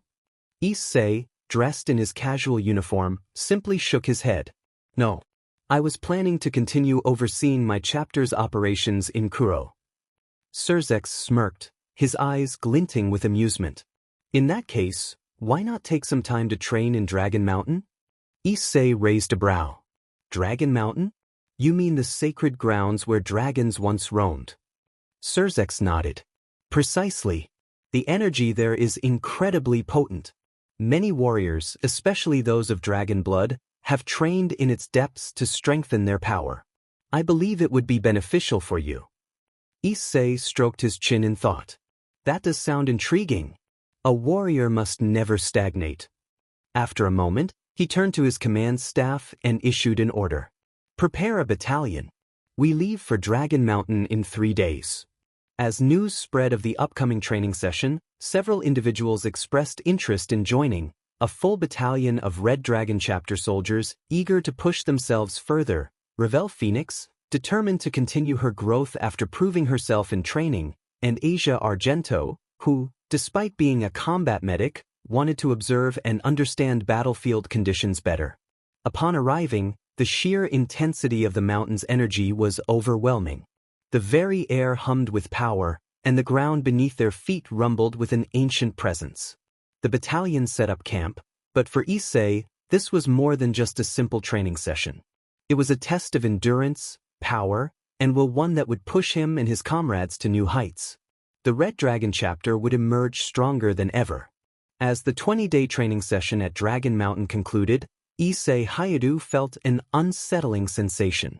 He had observed certain patterns, noticed subtle movements, and had an unshakable feeling that someone was watching Asia Argento with ill intent. This instinct wasn't something he ignored. He had survived 1,513 years of war because he trusted his instincts. After returning from their grueling training, Issei, Asia, Ravel, and his battalion were granted VIP access to an important peace treaty summit.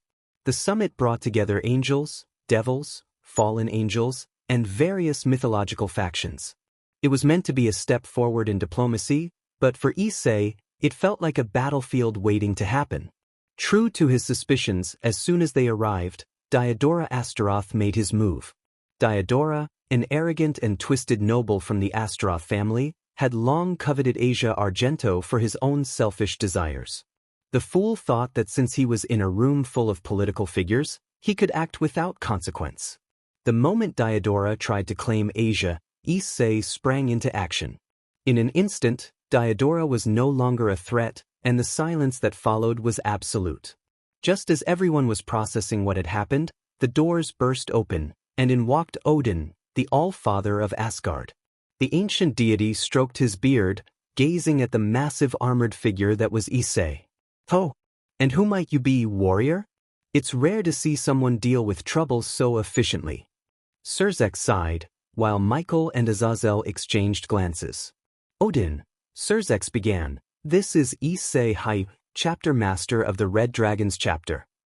Odin's eyebrow rose in intrigue. "A chapter master? Now that is interesting. Tell me, warrior, do you drink?" Issei chuckled, his massive frame towering over even the gods present. "Only after a victory, old man. And today? Feels like a victory." Odin laughed heartily, his interest in Issei growing ever more. The peace treaty resumed, but now, every faction had their eyes locked on one man, the chapter master of the Red Dragons. The peace treaty summit had nearly reached its conclusion. Odin, the All-Father of Asgard, held the quill in his hand, ready to sign the treaty. Just as the ink was about to touch the parchment, a sarcastic chuckle echoed through the chamber. "Oh, this is rich. Odin, the so-called All-Father, signing a treaty with devils and angels? Have you truly fallen so low?" Loki, the god of trickery and mischief, materialized in the center of the room, his arms spread wide as if addressing a crowd. His presence immediately set the room on edge. "I refuse to stand by and watch my so-called kin bow to lesser beings." Loki sneered. "This pathetic treaty is nothing but a farce. Ragnarok must come. The world must burn." Surzek, Azazel, and Michael grimaced, preparing to react. Ajuka Beelzebub, the brilliant tactician, raised a hand, ready to cast a containment spell to trap Loki before he could cause trouble. However, a single gunshot rang out. The room stood, frozen in shock. Then, Loki's lifeless body collapsed to the floor. Everyone slowly turned to see Issei Hyoudou, his massive, armored form standing unmoved, a custom-forged Warhammer pattern bolt pistol still raised. The barrel smoked faintly, and Issei simply holstered the weapon with a calm expression. "Talk too much." The room remained silent for a few long moments. Ajuka Beelzebub, who had just begun casting his spell, stared blankly before slowly lowering his hand. Odin blinked, then let out a booming laugh. "Ha! I think I like this one," the All-Father declared, slamming his hand on the table. "Efficient. Direct. No nonsense. Azazel, rubbing his temple, sighed. Well, that's one way to deal with a problem. Michael, ever composed, simply nodded in approval. Loki was beyond redemption. This saves us all time. Surzex, despite himself, smirked. I was expecting a battle, but I suppose that works too. With Loki's body still warm on the floor, Odin shrugged, dipped his quill into the ink, and signed the treaty without further interruption. Thus, the peace treaty was sealed, and Loki's last attempt at chaos ended with a single gunshot. As the ink dried on the peace treaty, Odin stood up with a boisterous grin. A momentous occasion such as this calls for a drink, the All-Father declared, pulling out a flask of Asgardian mead from seemingly nowhere. He turned towards Issei, the hulking chapter master, and raised an eyebrow. What do you say, warrior? Shall we toast to newfound friendship? Issei, ever the tactician, crossed his massive arms and responded with a challenge of his own. I will drink your Asgardian mead on the condition that you drink what I drink. Odin's eyes gleamed with interest. Now that's a wager worthy of a warrior. I accept. With a nod, Issei gestured to one of his subordinates, who quickly brought forth a massive steel flask, nearly the size of a human head. Odin watched in amusement as Issei took the first sip of the legendary Asgardian mead. The drink was strong. To a mortal, even a few drops would have been enough to leave them reeling. The divine essence in the mead was meant for gods, after all. However, for Issei Hyoudou, chapter master of the Red Dragons, a man who had drunk with the Adeptus Astartes, survived the chemical-laced rations of the Imperium, and indulged in alcohol refined to withstand transhuman physiology, it was mild at best. Not bad, Issei remarked with an appraising nod, swirling the drink in his massive gauntlet. Odin blinked, then let out a hearty laugh. By the Norns! A mortal who holds his drink better than some Aesir. Color me impressed. Then, Issei placed his own drink in front of Odin. A thick, almost viscous liquid, pitch black with a faint red glow, sloshed within the reinforced flask. Odin's brows furrowed slightly. What in Helheim's name is this? Issei smirked. Fenrisian Dark Ale. Brewed by the space wolves of Fenris.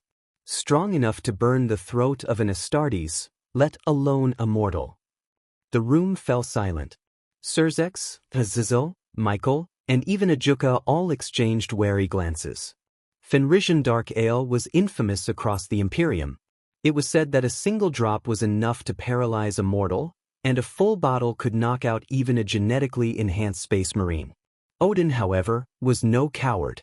He was the All-Father, and he would not back down from a challenge. With a grin of defiance, he uncorked the flask and took a single sip. Immediately, his entire face turned bright red. The room fell silent once again. Then Odin threw back his head and chugged the entire bottle. For a moment, there was nothing but tension in the air.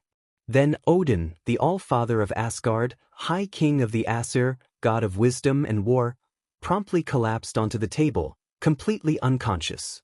A heavy thud echoed through the chamber as his head hit the wood, his body motionless, his legendary resilience failing him against the might of space wolf alcohol. Azazel burst into uproarious laughter. Surzex tried to keep his composure, but his shoulders shook violently from suppressed laughter. Michael simply sighed, rubbing his temples. He should have known better. Ajuka, for once in his life, was at a loss for words. Issei, meanwhile, simply crossed his arms and nodded. Weak. As Asia and Ravel curiously reached for the legendary drink, Issei immediately stopped them by placing his massive gauntlet in their path. Absolutely not, Issei stated firmly, his deep voice leaving no room for argument. Asia blinked innocently. But, you drank it just fine, and Odin collapsed like a sack of potatoes, Issei finished, gesturing toward the still unconscious All-Father. Ravel, ever the inquisitive one, narrowed her eyes. Then how do your soldiers drink it? Issei let out a sigh and leaned back slightly, his armored form towering over them.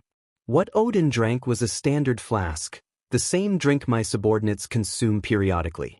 They're Astartes tier warriors, enhanced beyond mortal limits. He then crossed his arms, his voice turning serious.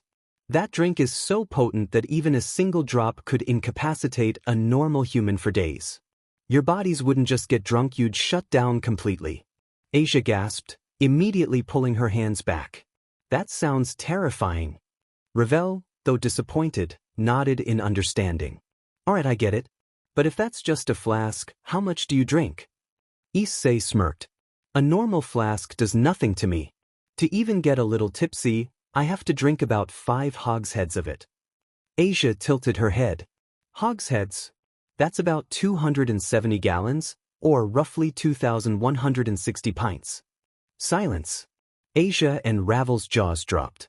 Even Azazel, who had been listening from the side, choked on his own drink.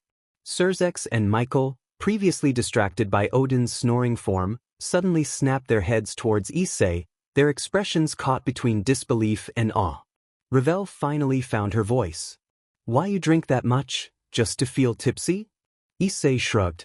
Fenrisian dark ale is strong, but I have the body of a Primarch tier Astartes and a dragon's constitution. It takes a lot to affect me. Azazel wiped away a tear, still laughing. Remind me never to challenge you to a drinking contest. Surzex muttered under his breath. He's a walking alcohol void. Meanwhile, Odin groaned from the table, still completely knocked out. As Koneko stood frozen, her brilliant white hair illuminated by the moonlight, a shadowy figure crouched on the rooftop above. Shidu, it's time to leave, Kuroka purred, her voice smooth but carrying an undeniable urgency. Koneko, however, didn't move. Her golden cat-like eyes locked onto her sister's, filled with emotions neither could quite put into words. The night breeze rippled through Kuroka's long black hair, her usual carefree smirk hiding the turmoil underneath. She extended a hand toward her younger sister, but before Koneko could even react. Thud. A towering figure landed behind Koneko, the sheer weight of the impact cracking the rooftop tiles beneath him. Kuroka's playful expression faltered. Even without looking, she felt it. The pressure in the air was suffocating. Her instincts, honed from years of running and fighting, screamed at her to flee. Slowly, she turned her gaze toward the hulking behemoth now standing between her and Koneko. Issei Hyoudou. His massive armored frame was illuminated by the moon, the deep crimson glow of his optics burning through the darkness like an omen. He said nothing at first, merely standing there, a living wall of absolute authority. For the first time in a long while, Kuroka hesitated. Her tail flicked behind her, muscles tense, fight or flight instincts battling within her. She had faced devils, exorcists, and bounty hunters before. But this man was on a different level entirely. She exhaled, forcing herself to mask her nerves with a grin. Era? And here I thought I'd have a warm reunion with my little Chiron. You must be the big, scary dragon everyone's been whispering about. Issei's helmeted gaze didn't waver. You claim to care about your sister. Then why come here to take her away? Kuroka's grin twitched, but she maintained her composure. I just want to keep her safe. You devils already failed her once. And you think running will change that? His words hit deeper than she expected. Her ears flicked in irritation, but her smile never faded. You wouldn't understand. I did what I had to do to survive. Issei crossed his arms, his voice unwavering. You were accused of killing your master. You say you had no choice. What if I told you there was a way to prove it? Kuroka's golden eyes narrowed slightly. And what proof could possibly still exist? Issei gestured toward Koneko. The hair clip she wears. It was yours, wasn't it? Kuroka's expression finally cracked. Her gaze snapped to Koneko, who subconsciously touched the clip in her hair. Issei continued. It carries residual traces of mana, possibly even your master's. If he had been experimenting on you, there may still be evidence buried within it that proves your innocence. Kuroka's tail flicked sharply. She had spent years believing there was no way to clear her name. No way to ever stop running. But now, could it really be that simple? Her playful smirk returned, but there was a glint of uncertainty in her golden eyes. And what's in it for you? Why stick your neck out for a criminal like me? I don't care about labels, Issei said bluntly. I care about truth. If you were wronged, you deserve justice. But if I find out you really did murder him, his massive gauntlet rested on the hilt of his weapon. I will be the one to carry out your sentence. Kuroka's fingers twitched. She weighed her options. She could run. She could fight. But the cold certainty in his voice told her everything she needed to know. There was no escaping this man once he had set his sights on something. For the first time in years, she had a real choice. She exhaled deeply. Then, with a shrug and a lazy stretch, she grinned. All right. You win. Let's see if your little theory holds up. Issei nodded once. Then let's begin. The underworld, House of Gremory. The grand halls of the Gremory estate were alight with the glow of floating crimson lanterns, their ethereal light casting elongated shadows upon the finely polished floors. The scent of rare underworld incense filled the air, and the distant sound of a fountain echoed softly through the marble corridors. At the center of the vast Gremory meeting chamber, for pantheons gathered angels, devils, fallen angels, and the Norse. They sat at a circular obsidian table, where the weight of diplomacy and power hung thick in the air. Then, the grand doors swung open. All eyes turned as Issei Hyoudou strode inside, his armored form towering over everyone present. His heavy footfalls echoed with authority, and behind him, Koneko Tojo, with her brilliant white hair, and Kuroka, her black tail flicking in unease, followed closely. Surzek Lucifer, seated at the head of the gathering, raised a curious eyebrow. Issei? This is unexpected. What brings you here? Without hesitation, Issei reached into his cloak, retrieving a small, ornate hairpin. As he gently opened it, a pulse of hidden magic flickered, revealing aged, delicate parchments inscribed with intricate devil script. Koneko's ears twitched, her tail stiffening as she watched. Kuroka, usually playful, remained silent, her golden eyes flickering with a mixture of hesitation and expectation. Issei placed the documents onto the obsidian table. Read them. A heavy silence settled over the room as Surzek reached forward and carefully unfolded the parchments. His eyes scanned the text, his expression darkening with each passing second. The gathered leaders leaned in, their own curiosity piqued. The Zizel, the governor of the fallen angels, let out a low whistle. Well, this is a mess. Michael, leader of the angels, furrowed his brows. These records, they detail a secret experiment on artificially awakening latent demonic potential. Odin, the All-Father of the Norse, took a sip of mead before narrowing his eye. I hate when young ones are used as pawns. Surzek, having read through every detail, exhaled sharply. Then he turned to Kuroka. His usual warmth was absent. Instead, his expression was filled with regret. I see now. We made a grave mistake. His voice was low yet firm. Kuroka, you were falsely accused. The entire room stilled. For years, Kuroka had been branded a traitor, a murderer, a fugitive. Now, with just a few pieces of parchment, the truth was undeniable. Kuroka remained silent at first, her ears twitching as if waiting for a cruel trick to be played on her. Then she sighed and ran a hand through her dark hair. Well, didn't think I'd hear that today. Surzek met her gaze. For what it's worth, I apologize. A beat of silence followed. Then, Kuroka let out a small chuckle, shaking her head. It's not about the apology, Lord Lucifer. It's about what happens next. Surzek nodded solemnly. Then name your request. Kuroka's playful grin returned, but her eyes held something deeper this time. I want my sister's evil piece removed. She isn't some pet or servant, she's my family. Gasps rippled through the room. Rias Gremory, seated nearby, visibly tensed, but she remained silent, her hands gripping her skirt. Surzek took a deep breath, then nodded. Granted. A soft magical glow surrounded Koneko, and she shivered slightly as the evil piece inside her faded away, dissolving into nothing. It was done. Kuroka, for the first time in years, visibly relaxed. She then turned to Issei, her tail flicking as she put her hands on her hips. And one last thing, big guy. Issei tilted his head. What is it? Kuroka smirked. Let me and my little sister join your Red Dragon chapter. Koneko's golden eyes widened slightly, but she didn't object. Issei studied them both for a long moment before responding. I don't take in the weak. His voice was deep, unwavering. If you join, you fight as one of us. Kuroka's grin widened, her sharp canines glinting. Oh, I can fight. Koneko, still quiet, finally stepped forward, looking up at Issei with determined eyes. I want to be stronger. Issei turned away, motioning for them to follow. Then let's begin. The Gremory estate, a heavy discussion. The ornate halls of the Gremory estate shimmered under the glow of levitating crimson chandeliers, their warm light doing little to ease the cold tension in the air. Seated in the grand lounge, Xiaudicus and Venelana Gremory faced their daughter, Rias, their expressions composed yet carrying an underlying sense of expectation. Rias, however, was anything but composed.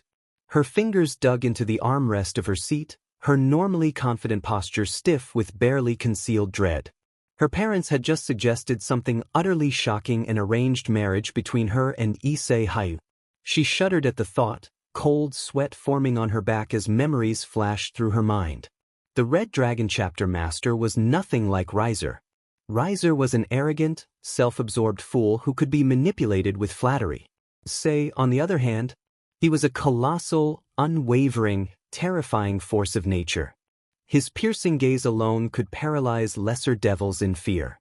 The absolute fury he displayed when she tried to force herself on him still haunted her nightmares. And now, her parents wanted her to be married to him? No. Her voice was firm, unyielding. Venelana, usually the more understanding of the two, narrowed her eyes. Rias, darling, you need to consider the political. Political? Rias snapped, her hands clenching into fists. Her anger boiled over, no longer willing to hold back. Did political power stop Riser from getting humiliated in front of everyone? Xiaudicus sighed. We understand that Riser was unworthy. Unworthy! Rias shot up from her seat, her crimson hair whipping behind her as she glared at her father. You forced me into that engagement. You gave me no way out. You knew exactly what kind of person Riser was, and yet you expected me to just accept my fate like some powerless doll. Her mother frowned. It was for your future. My future. I nearly faced a terrible fate because of your decisions. Silence fell over the room. Venelana's eyes widened slightly. What? Rias let out a bitter laugh, her fingers trembling with anger. Did you think Riser was my biggest problem? My biggest problem was you two shortening the engagement timeline. You made it impossible for me to find a way out before I was bound to that man forever.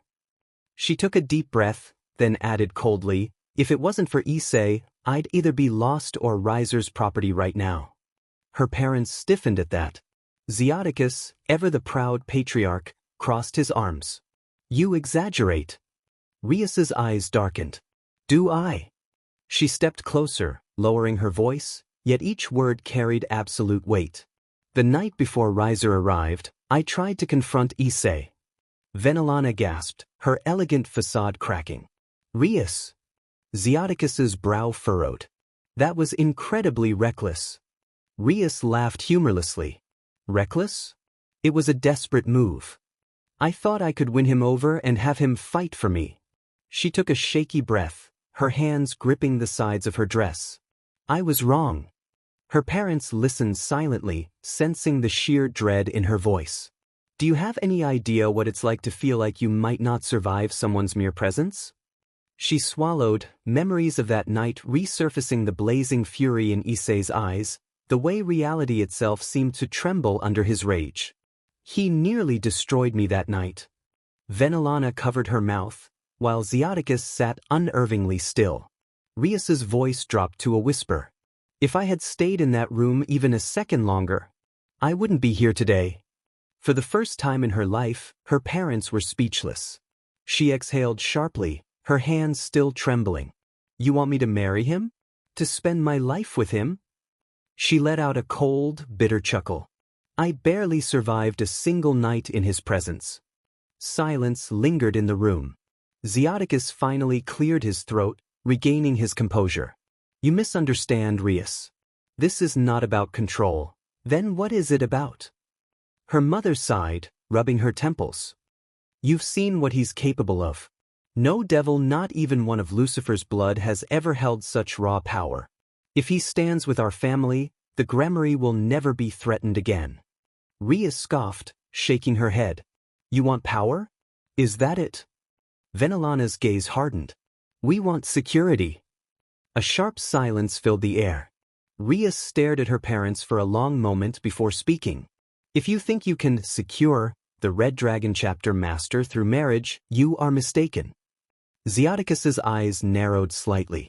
Watch your tone, young lady. Rias's laugh was hollow. Oh, afraid to hear the truth? She leaned forward, her blue eyes burning. If you try to force me into this, you won't just have me as an enemy. Her voice was almost a whisper as she uttered the next words. You'll have him as one too. Her father visibly tensed. Her mother's breath hitched, realizing the true implications of her words. Rias straightened, her anger fading into cold defiance. I won't make the same mistake twice. Without another word, she turned on her heel and strode out of the Gremory Estate's grand lounge, leaving her parents behind. For the first time in her life, she had truly defied them. The night air in Kyoto town was crisp and quiet, a stark contrast to the chaos that usually followed in the wake of supernatural events. The moon hung high in the sky, casting silver light over the streets as Issei Hyoudou arrived at Koneko's apartment. Inside, Koneko and Kuroko were already packed and waiting. Koneko sat on the edge of the bed, her brilliant white hair shimmering under the dim light. Her golden eyes flicked towards her older sister, who stood leaning against the wall, arms crossed, her long black hair cascading down her back. Kuroko, normally playful and mischievous, was oddly silent. Issei entered without a word, his hulking armored frame barely fitting through the doorway. His mere presence dominated the small apartment, the floor creaking under his sheer weight. He glanced at the neatly stacked belongings beside the bed, then at Koneko. Is this everything? Koneko nodded, her voice quiet. Yeah. Without hesitation, Issei picked up everything effortlessly, lifting suitcases and boxes as if they were nothing more than feathers. Kuroko watched in silent fascination. Despite her earlier hesitation at joining the Red Dragon chapter, she had to admit Issei was something else entirely. As Issei turned towards the door, Kuroko took a deep breath. Hey, Issei. He paused, glancing at her over his shoulder. Kuroko shifted slightly, her cat ears twitching. Thanks for all this. Issei didn't respond immediately. His crimson eyes studied her for a brief moment before he gave a simple nod. Don't make me regret it. Kuroko smirked, her usual confidence returning. No promises, dragon boy. Issei sighed but didn't argue. He turned back towards Koneko. Let's go.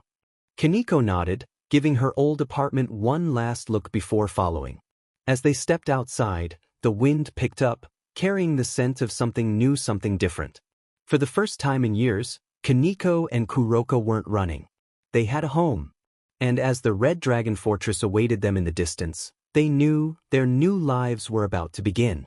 The Red Dragon Chapter Fortress was nothing like Koneko and Kuroko had ever seen before. The sheer scale of the structure was intimidating, towering above the landscape like a bastion of war, its Gothic architecture blending with futuristic technology. Massive battlements, towering spires, and heavily armored soldiers patrolled the perimeter. Inside, however, it was different. The fortress wasn't just a stronghold, it was a home, a place of discipline, honor, and purpose. Koneko and Kuroko were assigned living quarters in one of the residential wings. Kuroko had expected something cold and militaristic, but instead, their rooms were spacious and comfortable, decorated with warm lighting and reinforced walls. Koneko immediately began unpacking, arranging her belongings neatly, a habit she'd formed from living in Rias's peerage.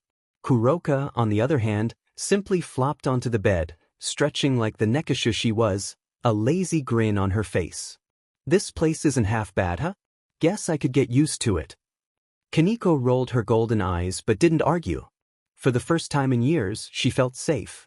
Meanwhile, Issei sat in his war room, reviewing tactical reports when a knock at the door interrupted his thoughts.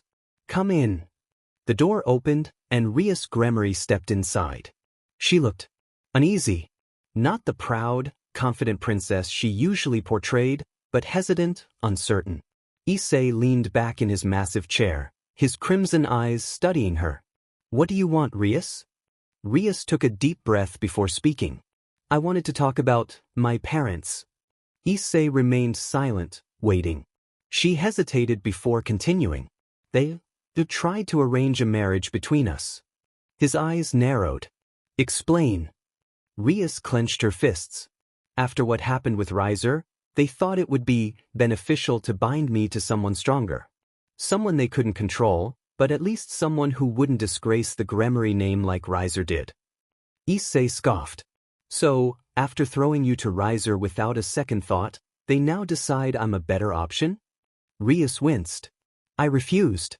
I told them I'd never enter another arranged marriage, especially not after what they did to me before." Issei's expression remained stoic, but his presence in the room grew heavier. Rias continued, her voice softer. "I know I messed up, Issei. I know what I did to you when we first met was wrong. I thought I could control you, manipulate you like I did with others. But you're not someone who can be used." She looked up at him, eyes filled with guilt and determination. "I won't let them dictate my future again. Not with you, not with anyone." Issei studied her for a moment before leaning forward. "Good. But you're still dealing with the consequences of your actions. You tried to use me once. I don't forget things like that." Rias lowered her gaze. "I know." The room fell silent for a moment before Issei stood up, his towering frame casting a shadow over her. "This conversation is over. Do what you want with your family, but I won't be a pawn in your game, Rias."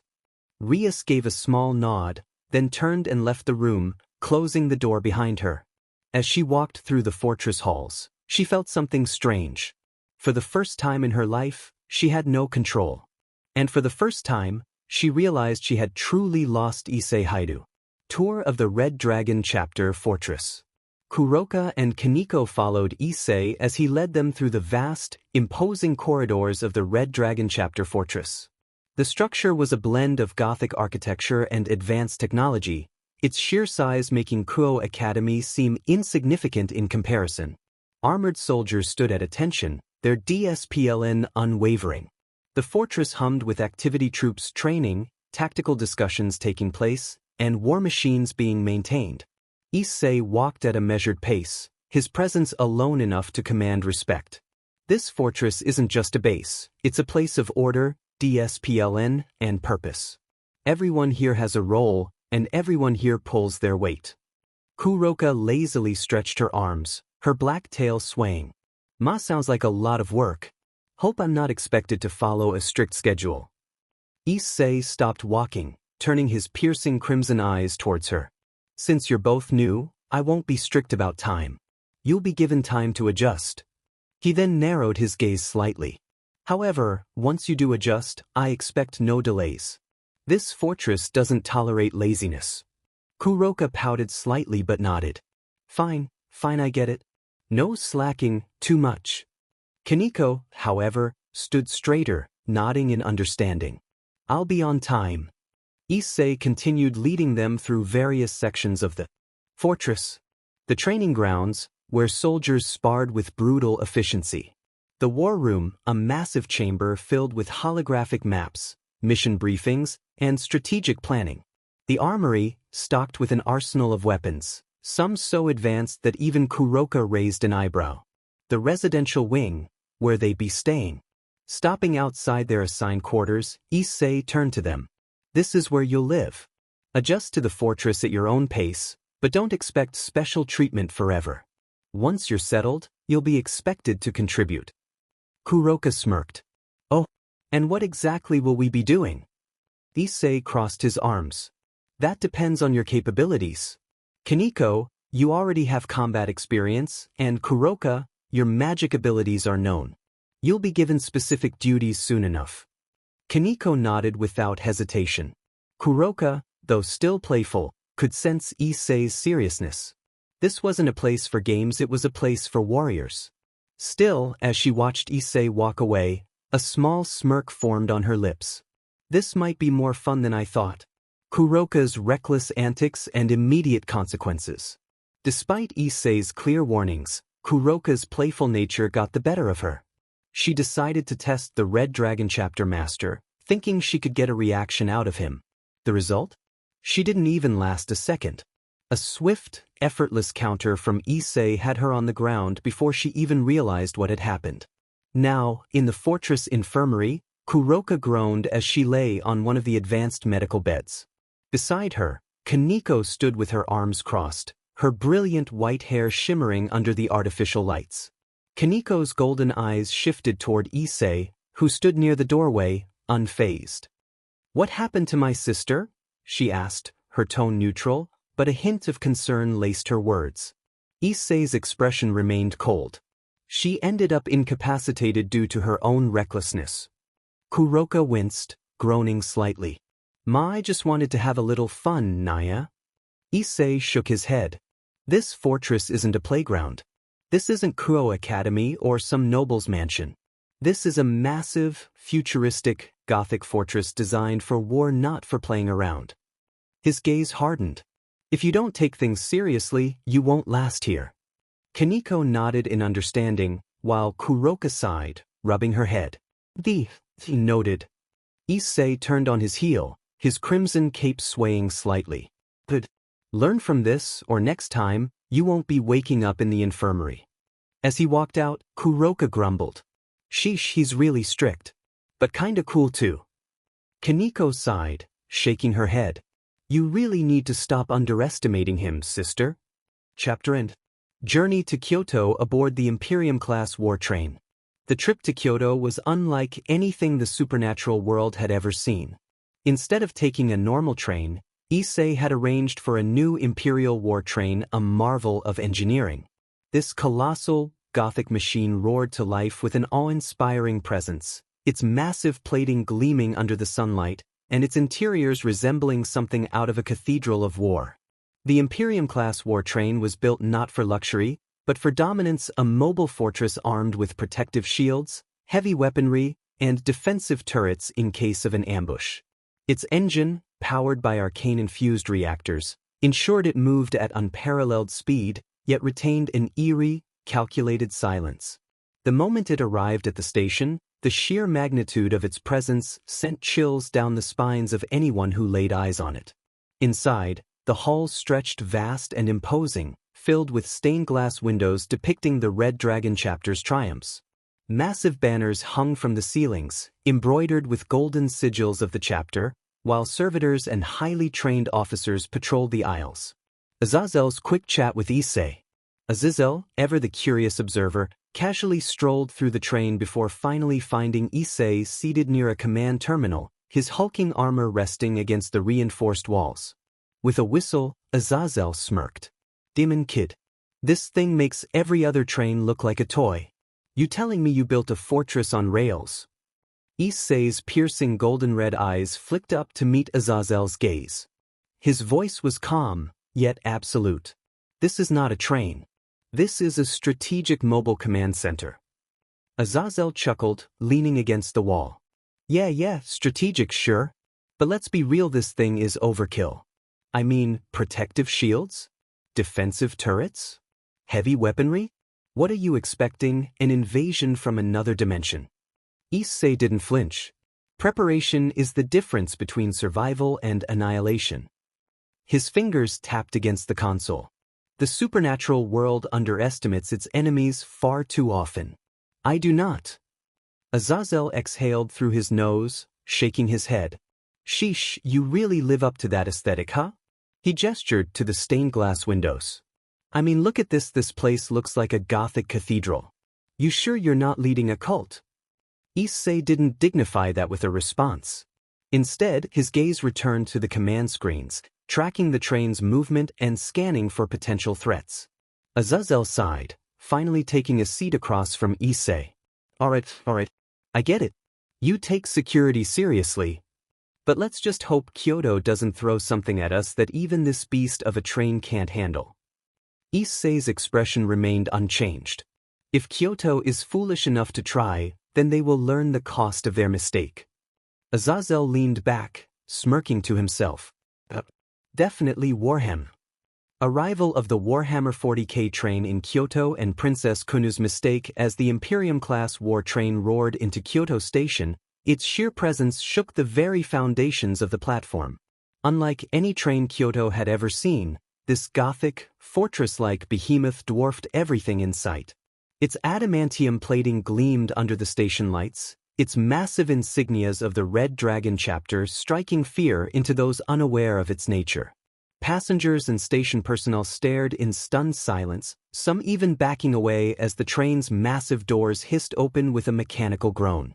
The void shields deactivated, revealing the hulking warriors within, their blood-red power armor standing in stark contrast to the traditional Kyoto scenery. Among the gathered onlookers, a young blonde-haired kitsune girl stood with a furious glare, her golden eyes burning with rage.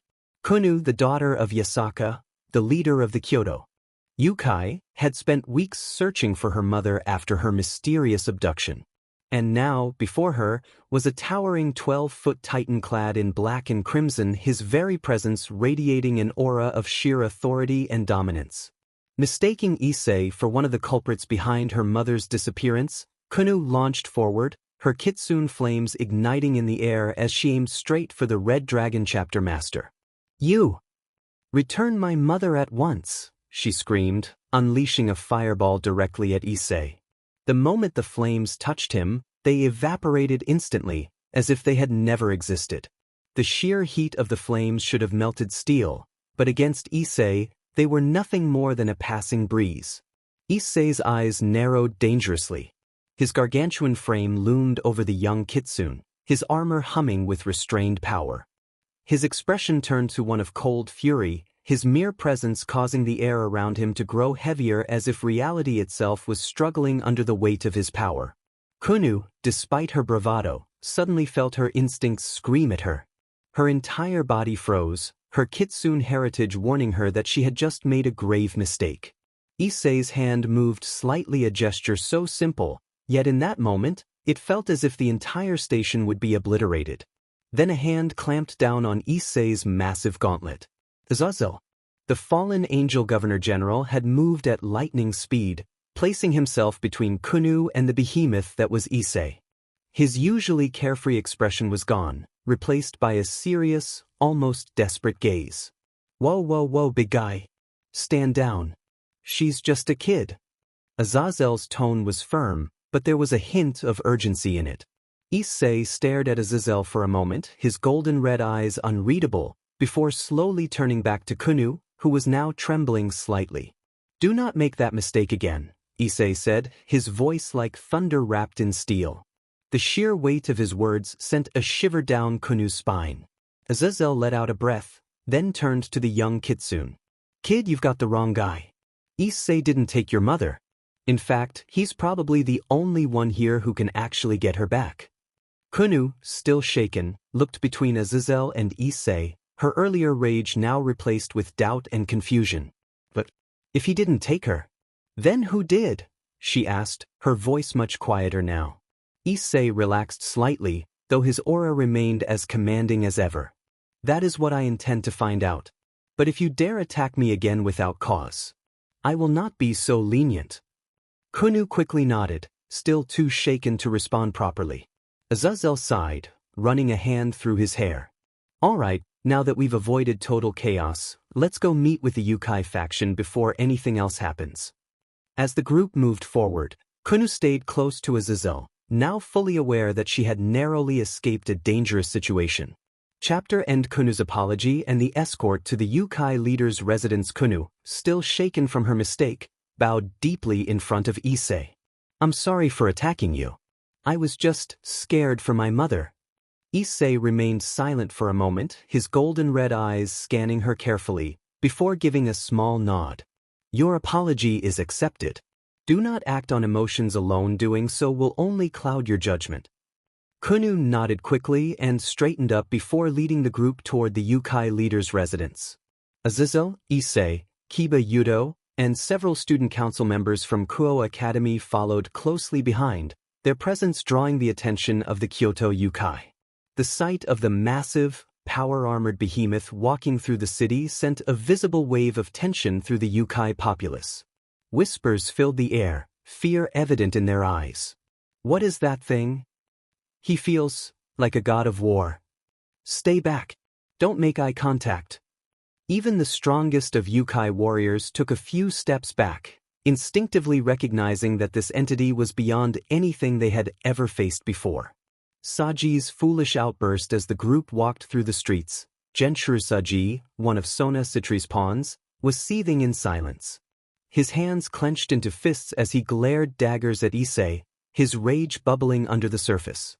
He had seen Issei's power, but what frustrated him wasn't just his strength, it was the sheer respect and fear that he commanded. Everywhere he went, people either looked at him in awe or in terror. Meanwhile, Sajji, despite all his efforts, was treated like a nobody.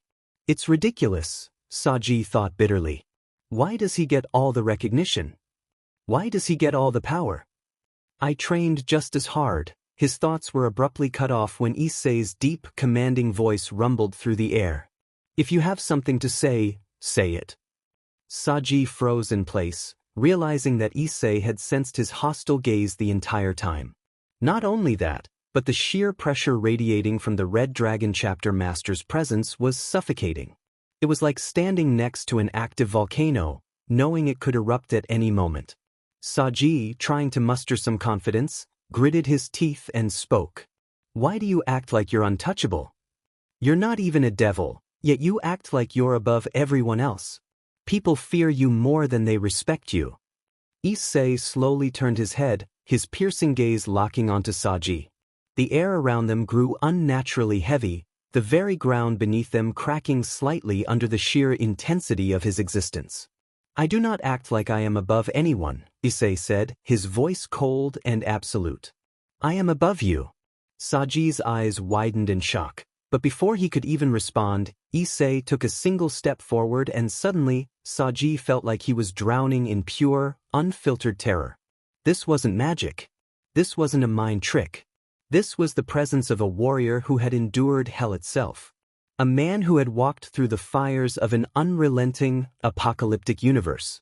A chapter master, forged through endless war, death, and suffering. Issei's next words were final and absolute. I have endured things that would break you in an instant. If you dare compare yourself to me again, you will wish you hadn't. At the mention of a certain god, a shudder ran through the Kyoto yokai who were still watching. The memory of how Issei had effortlessly confronted a being of immense power was fresh in everyone's minds.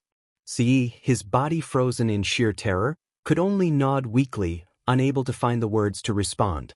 The Zazel, arms crossed, shook his head with a sigh. Kid, you really need to pick. Your battle's better. You're lucky Issei's in a good mood today. With that, the group continued their walk toward the yokai leader's residence, Sajji now completely silent, his earlier arrogance crushed beyond repair. All around them, the yokai citizens watched in awe and fear, their respect for the Red Dragon Chapter Master growing even further. The yokai leader's residence was a grand, traditional estate deep within Kyoto, yet to Issei, it felt cramped due to his towering size. The room was filled with Kyoto's strongest yokai warriors, diplomats, and high-ranking officials, all of whom were cautious of Issei's overwhelming presence. Kunu, seated opposite Issei alongside her attendants, fidgeted slightly, still shaken by her earlier mistake. She took a deep breath before speaking. A couple of days ago, my mother, Lady Asaka, left to meet her best friend in the nearby mountain range, but she never returned. We found traces of battle, signs of a struggle, and her scent disappeared. We believe she was incapacitated and abducted. She gripped the sleeves of her kimono tightly, her golden fox ears twitching slightly. That's why I attacked you. She lowered her head in shame. I thought you had taken her. Issei remained silent for a moment, his intimidating gaze locked onto Kunu. The entire room felt heavier, as if the very air had thickened under his presence. Then, with a single movement, his demeanor shifted. He turned to his subordinates and spoke with absolute authority. Issue a citywide investigation. I want every shadow, every alley, every single district in Kyoto scoured. I don't care who is behind this. Lady Yasaka must be found, intact and alive. The moment those words left his mouth, the entire room froze in shock. Kunu's eyes widened, disbelief written all over her face. Just a moment ago, Issei was a mountain of pure intimidation, but in an instant, he had switched into a highly disciplined commander, issuing orders with the precision of a war veteran. The entire Yukai court looked at him in awe. Even Azazel, leaning back with his arms crossed, raised an eyebrow in approval. Well, that was fast. Kunu, her voice trembling slightly, whispered to herself, how did he change so fast? To go from a force of unrelenting terror to a commanding leader, willing to aid people he had just met, it was a transition that no ordinary being could accomplish. Kunu stared at him, realizing something crucial. This man, this monster of war. He's not just strong. He's a leader. A true warrior king. The moment Kunu whispered, how did he change so fast? Issei's piercing gaze landed on her. There was no anger in his eyes, only understanding. He exhaled slowly before responding, his voice carrying the weight of centuries of hardship. Because I had no choice. The room fell into absolute silence. Issei's golden draconic eyes burned with memories, his voice as steady as a war-forged titan. When I was 7, I was taken, transported to a place no child should ever witness. His words hung in the air like a death sentence. The Warhammer 40k universe. Azazel's casual posture stiffened immediately, his usual smirk vanishing. Even the experienced Yukai warriors visibly tensed, sensing the sheer hatred and pain laced within that sentence. Kunu's ears twitched, her tails flickering nervously. Issei continued. For 13 years, I was experimented on, modified, rebuilt. I was no longer human, nor was I a devil. I became something else. The Imperium of Mankind saw me as both a weapon and an anomaly. He clenched his gauntlet fist, the servos whirring as metal tightened. After that, I was thrown into war. Battle after battle. Death after death. Against enemies that shouldn't exist, horrors that should never be seen. There was no easy way for me. Kunu stared at him, her breath caught in her throat. As Issei spoke, she no longer saw the towering warrior king standing in front of her. Instead, she saw a small, terrified child, ripped from his home, his family, his very world, forced to become a tool for war. That child grew. He fought. He survived. And now he stood before her. A living legend. Kunu's eyes filled with tears, and before she even realized it, they began to fall. She couldn't comprehend the sheer loneliness he must have felt. Over 1,500 years of battle, not even knowing if his family was alive, never feeling warmth, comfort, or love. It was too much. She wiped her eyes quickly, trying to regain her composure, but it was useless. Issei, however, simply watched her quietly. On the other hand, Sajji, who had always felt jealous and angry at Issei's overwhelming strength, froze in place. Before now, he assumed that Issei was just lucky, that he was handed power on a silver platter. But after hearing this, that illusion was shattered. He wasn't lucky. He was forged, tempered in hell, beaten, broken, reforged over and over again until only this monster of war remained. Sajji's hands shook, not out of anger but out of respect and fear. Issei didn't choose this path. It was forced upon him, and yet he endured. And now, the same man who had endured centuries of suffering and bloodshed was offering his protection to Kunu and Kyoto without hesitation. Sajji swallowed hard. He tried to speak, but his throat felt dry. Issei glanced at him, as if expecting something. And Sajji, finally understanding the true weight of this man's existence, did the only thing he could. He bowed his head slightly in respect. For the first time, Sajji acknowledged Issei Hyoudou. The abandoned warehouse was nothing more than a decrepit ruin on the outskirts of Kyoto, but inside, it harbored one of the most dangerous factions to ever rise, the hero faction. However, their ambitions were swiftly crushed. Issei's subordinates, seasoned warriors of the Red Dragon chapter, had already engaged the terrorists, cutting them down with brutal efficiency. Bolter fire echoed across the battlefield, leaving a grim mark on the once-forgotten walls. By the time Issei arrived, the fight had already concluded. His men stood victorious. At the center of it all, Lady Yasaka lay motionless, bound in enchanted chains, her golden fur dulled and her breathing shallow. But there was something else, something impossible.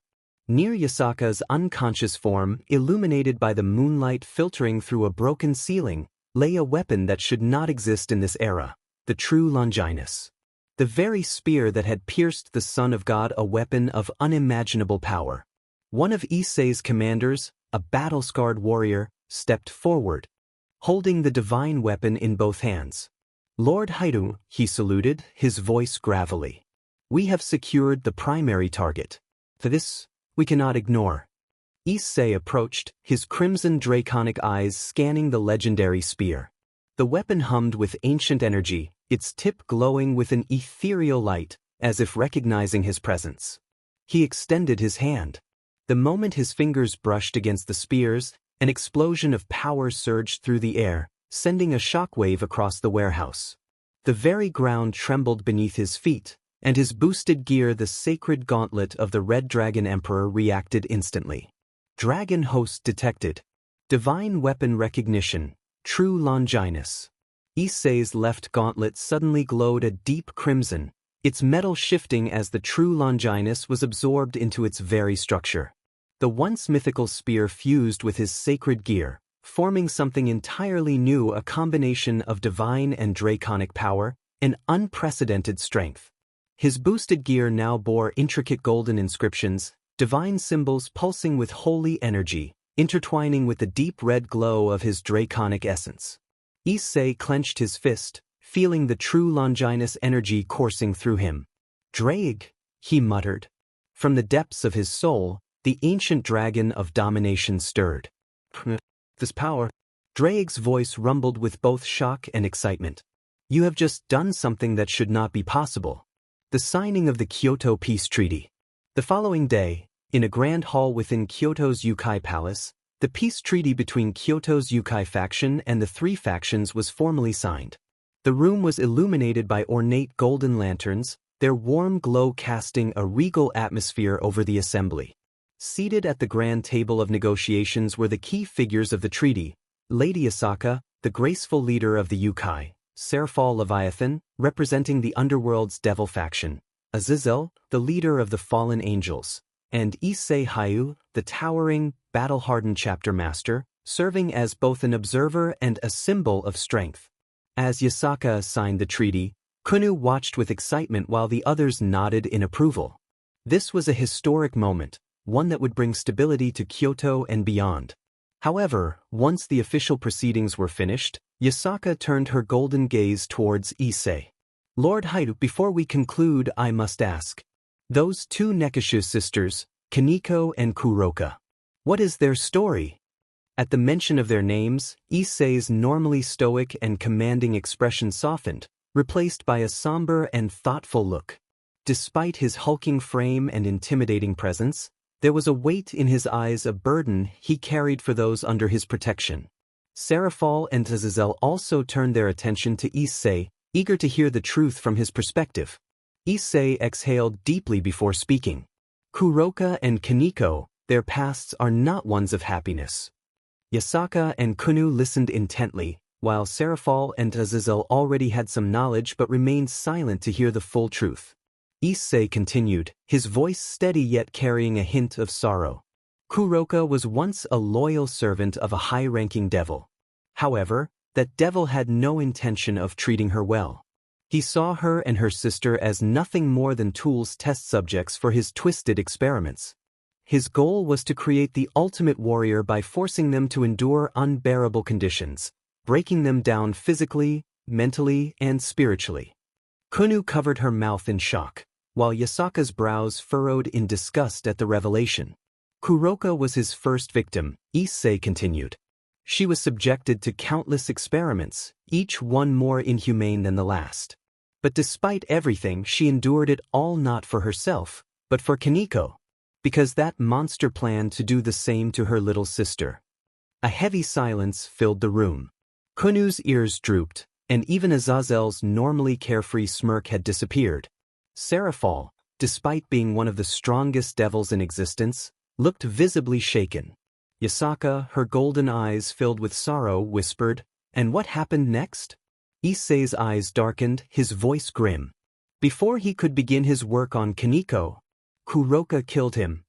A sharp intake of breath came from Kunu, and Yasaka's expression hardened.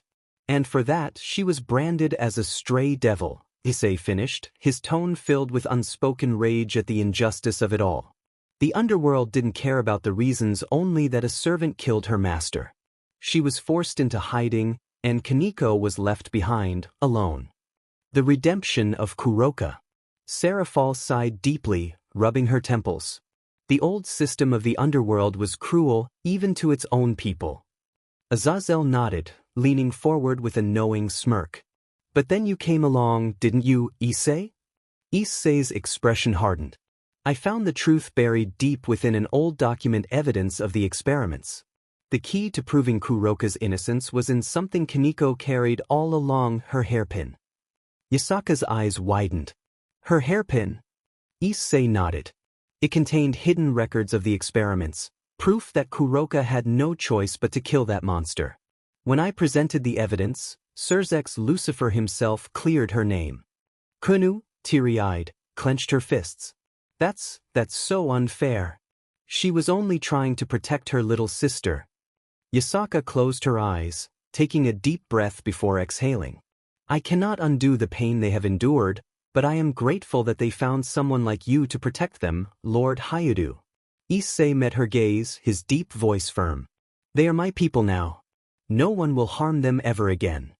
A moment of silence followed. Then Yasaka, with a soft yet genuine smile, gave him a small bow. "Then please take care of them." Kunu wiped her tears and nodded. "Thank you, Issei." Issei, ever the unyielding warrior, simply responded with a small nod before returning to his usual stoic self. With that, the Kyoto peace treaty was sealed, not just between factions, but between hearts that had suffered yet endured together. The return to Kuo, a shocking welcome. As the Imperium-class train roared through the landscape, transporting Issei, his subordinates, Azazel, Kiba, Sona's peerage, and the newly allied Yukai faction members back to Kuo, the atmosphere inside the train was lively yet tense. Kunu sat next to her mother, Yasaka, who had recovered well from her captivity. The two spoke in hushed voices, occasionally glancing at Issei, who sat calmly, his massive form dominating the train carriage. Despite his imposing size, he radiated a sense of security and authority, a silent guardian who had once again ensured peace. Meanwhile, Rias and Sona were in for a rude awakening when they learned what had transpired in Kyoto. Upon arriving in Kuo, Issei was summoned to the student council room, where both Sona and Rias awaited him. Sona, usually composed, was pacing slightly, while Rias stood with her arms crossed, looking both impressed and irritated. Sona adjusted her glasses. "You mean to tell me that Yasaka, the ruler of Kyoto's Yukai faction, was kidnapped by the Hero faction, and you not only found and saved her but also secured an alliance and obtained the true Longinus spear?" Issei simply nodded, arms crossed. "Correct." Rias groaned, rubbing her temples. "And on top of that, you shot Loki and he's no longer a threat." Azazel chuckled from the side. "Quickest way to stop Ragnarok, wouldn't you say?" Sona looked absolutely bewildered. "You single-handedly stopped a war between pantheons. Do you realize how absurd that sounds?" Issei shrugged. "It needed to be done." Rias sighed deeply before shaking her head. "You're ridiculous, you know that?" Azazel smirked. "That's why I like him." With that, the meeting ended, and Issei returned to his fortress, looking forward to some much-needed rest. Unfortunately for him, Rias Gremory Rias's father had other plans. In an attempt to play matchmaker between his daughter and the hulking chapter master, Rias had secretly placed a portal spell in Issei's bedroom back at the Red Dragon chapter fortress. The moment Issei stepped into his own room, the spell activated, instantly transporting him into Rias's personal bedroom inside the Gremory mansion. A second later, the ground beneath him flashed red, and suddenly, Thud. Issei, standing at 12 feet tall, materialized in the middle of Rias's massive bed, causing the entire structure to creak violently under his immense weight. Rias, who had just finished changing into a thin silk robe, froze completely, her face turning a deep crimson as she turned to see the hulking figure standing in her bedroom. For a moment, neither of them moved. The tension in the air was palpable. Issei Gremory. Rias's furious scream echoed through the entire mansion, shaking the very foundation of the building. As Rias's furious scream resonated throughout the Gremory mansion, Issei remained still.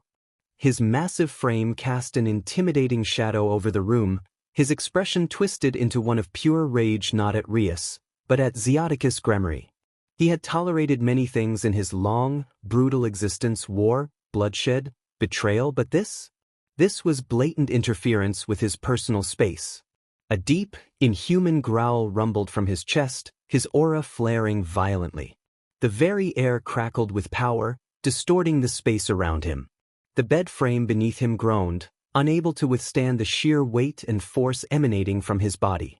Rias, despite her embarrassment, immediately noticed the shift in the atmosphere. The temperature dropped, and the very walls trembled. She had seen Issei fight before, but never had she felt such palpable rage directed at someone outside the battlefield. "I see." Issei's voice was low and dangerous, his red eyes glowing ominously in the dim light. "So this is how Issei Gremory operates? Tampering with my living space like some conniving fool?" The mere mention of her father's name sent shivers down Rias's spine. She had been angry, yes, but Issei was beyond anger. He was on the verge of destruction. The entire mansion shook violently as Issei's aura exploded outward, sending a shockwave that shattered the room's windows. The once pristine bedroom was now filled with an overwhelming, suffocating pressure, the walls groaning in protest. Enough! With a single step forward, the bed frame collapsed entirely, unable to withstand his weight and fury. He turned sharply towards the door, his heavy boots crushing the broken furniture beneath him. Without another word, he extended his gauntlet hand, and with a single, thunderous motion he punched through the wall, creating a massive hole that led directly to the Gremory estate's main hall. He stepped through it without hesitation. The entire household had already gathered, drawn by the immense pressure and destruction radiating from Issei's presence. At the center stood Issei Gremory, who, upon seeing Issei's wrathful form, immediately turned pale. Issei didn't give him a chance to explain or escape. The very floor cracked beneath Issei's feet as he marched towards Issei, his eyes burning with pure, unfiltered rage. "You dare!" Issei's voice was deathly quiet, but it shook the souls of everyone present. "You dare interfere with my personal space?" Issei tried to laugh it off, waving his hand dismissively. Now, my boy, it was just a little arrangement to..." Before he could finish, Issei moved.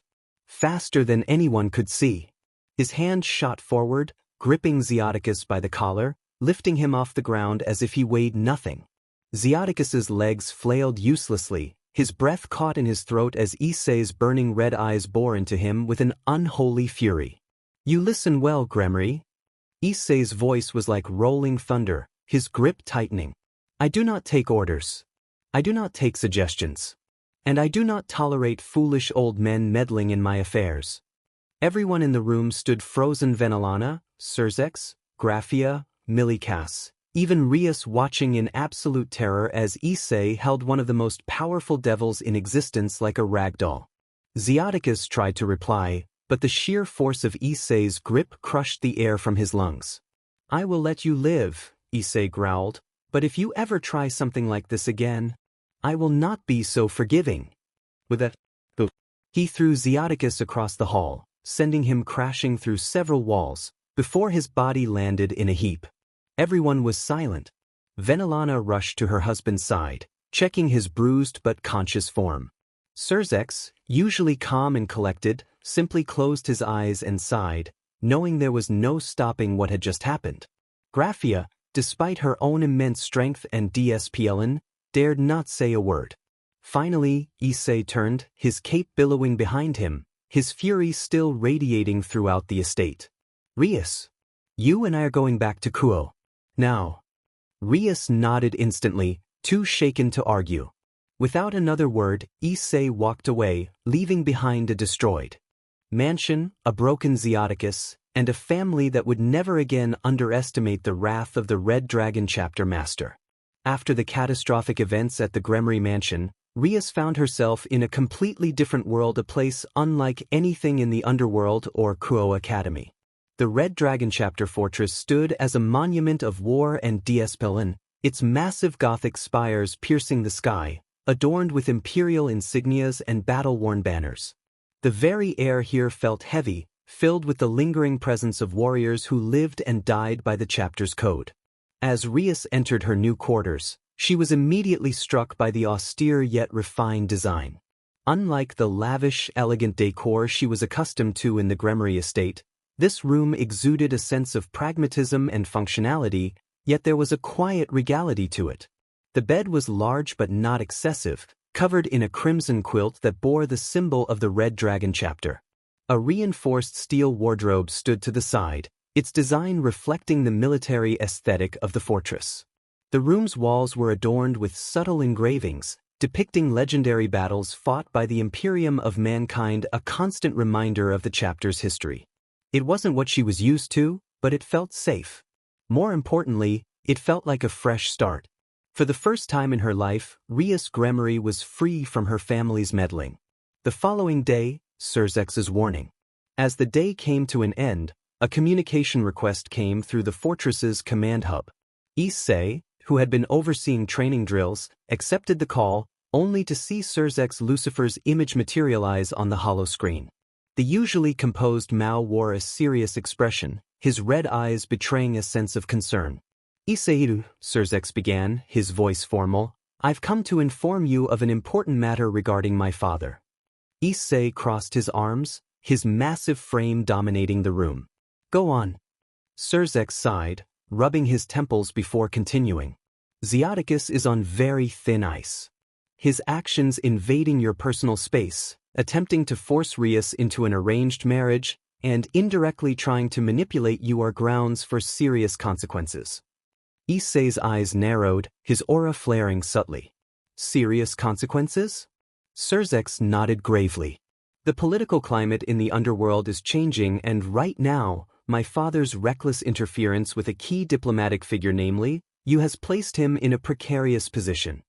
Issei remained silent for a moment, his expression unreadable. Surzex continued. "If he steps out of line again, there will be repercussions. The Council won't tolerate such reckless behavior, especially after the peace treaties we've signed with the other factions." Issei finally spoke, his voice calm yet firm. "Then you'd best warn him, Lucifer.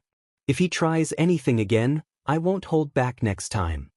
Surzex exhaled slowly, understanding the unspoken threat behind those words. "Understood." The call ended, and Issei leaned back in his chair, his mind racing. Zeoticus had overstepped. He had tried to manipulate him, thinking Issei was still some mere pawn in the grand scheme of devil politics. But Issei was no pawn. He was the chapter master of the Red Dragon. A warrior forged in the fires of a universe that knew no mercy. If Zeoticus dared interfere again, there would be no warnings, only judgment. Chapter End. The arrival of Ophis, the curious dragon god.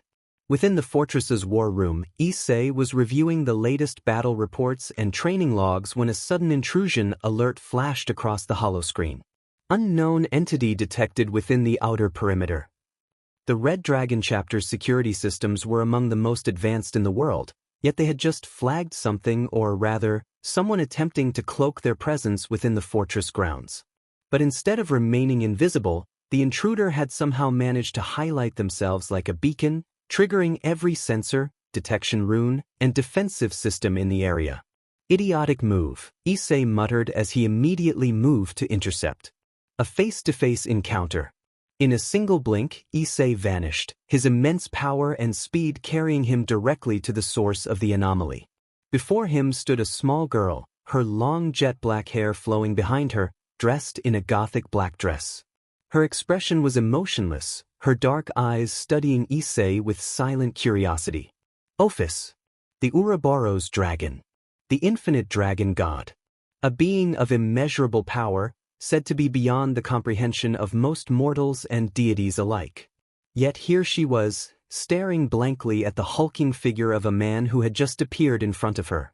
Issei's golden-red eyes burned with intensity as he loomed over her, his sheer size and presence enough to shake the very ground beneath them. His voice was low, commanding, and unwavering. "Why are you here?"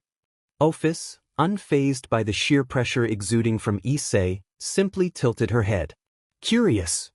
Issei's expression didn't change. "Curious about what?" Ophis blinked. "The Red Dragon chapter." "Your power." The battle-hardened response. Issei studied her, his mind analyzing every possible scenario. Unlike the others who feared or worshipped Ophis as an unstoppable force, Issei saw her for what she was, another being. One that was powerful, yes, but not beyond his understanding. The Warhammer 40k universe had thrown far worse horrors at him. He had faced chaos gods, Tyranid hive minds, and Necron lords, beings whose very existence corrupted reality itself. Against that, Ophis was formidable but not invincible. Still, her intentions remained unclear. Issei folded his arms. "You could have just walked in normally instead of making a mess of my sensors." Ophis blinked again. "I thought I was invisible." Issei snorted. "You weren't. In fact, you did the exact opposite. Every alarm went off the moment you stepped in."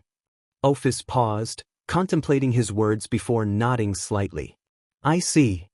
She then looked up at him, her dark, unblinking eyes meeting his. "I want to watch you." A dragon's interest. Issei raised an eyebrow. "Watch me." Ophis nodded. "You are strong. You survived where others would perish. You do not fear gods, nor devils. You are different." A small silence hung between them before Ophis continued. "I wish to see more." Issei exhaled sharply.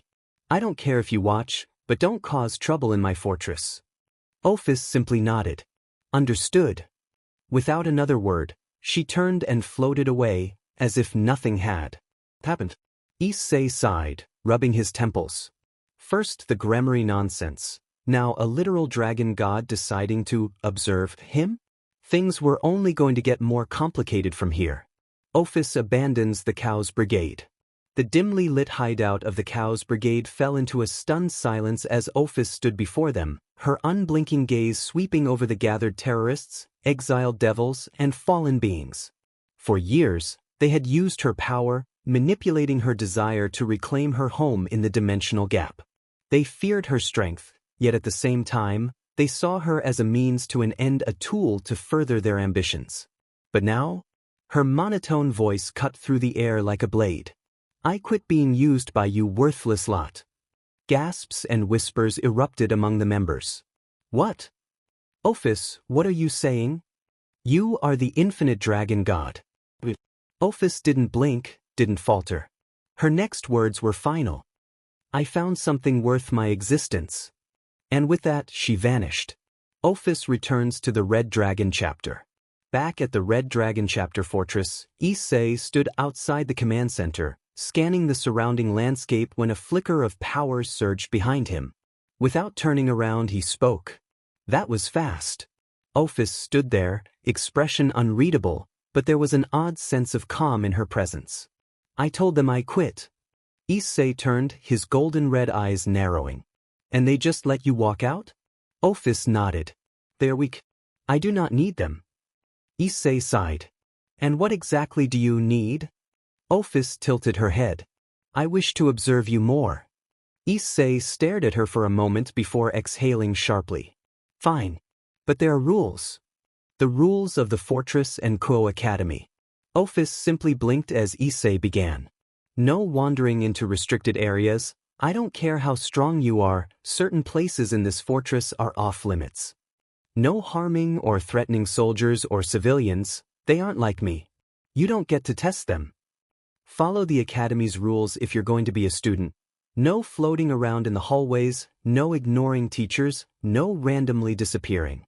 If you want to stay here, contribute, I don't care how. Just don't be dead weight. Ophis blinked. Understood. Issei raised an eyebrow. That's it? No complaints. Ophis shook her head. I will follow your rules.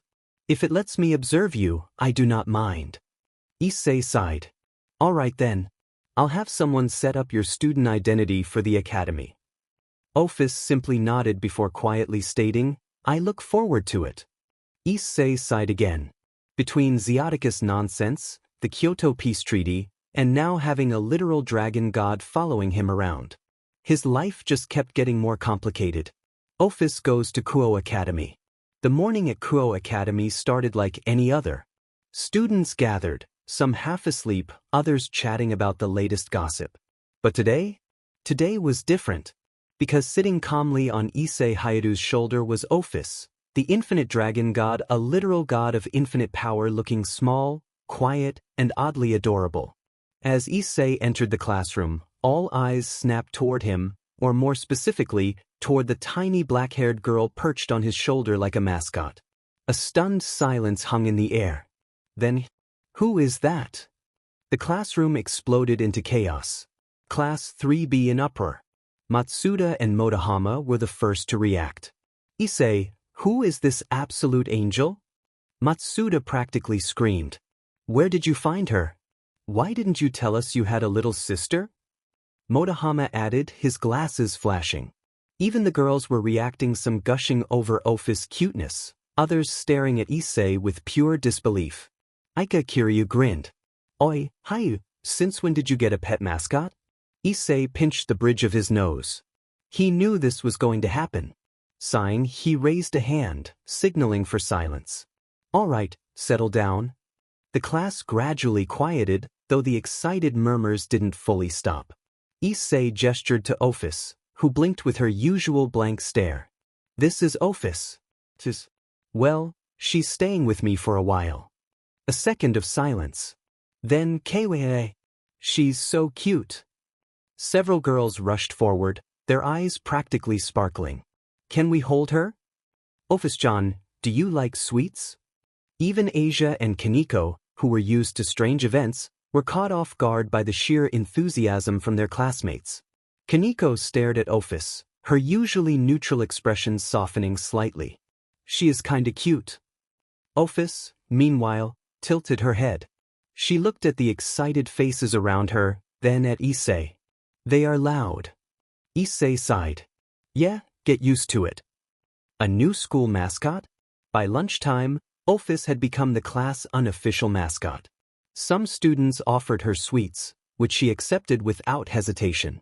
Others simply stared in awe, unable to believe that someone so small and cute was connected to the terrifyingly powerful Issei Hyoudou. Sona Citri and Tsubaki arrived later, having heard the news. Upon seeing Ophis, Sona adjusted her glasses. You brought the infinite dragon god to school? Issei shrugged. She wanted to come. Sona sighed. Of course she did. Ophis, now sitting on Issei's desk, calmly chewed on a chocolate bar someone had given her. This place is interesting. Issei glanced at her. In a good way or a bad way? Ophis blinked. I do not know yet. Issei sighed. Another day, another headache. A hard lesson for Motohama and Matsuda. The school day continued, but with Ophis present, things were anything but normal. She remained perched on Issei's shoulder, observing everything with curious, yet blank eyes. It was clear she had no concept of human society, something that Motohama and Matsuda quickly took notice of.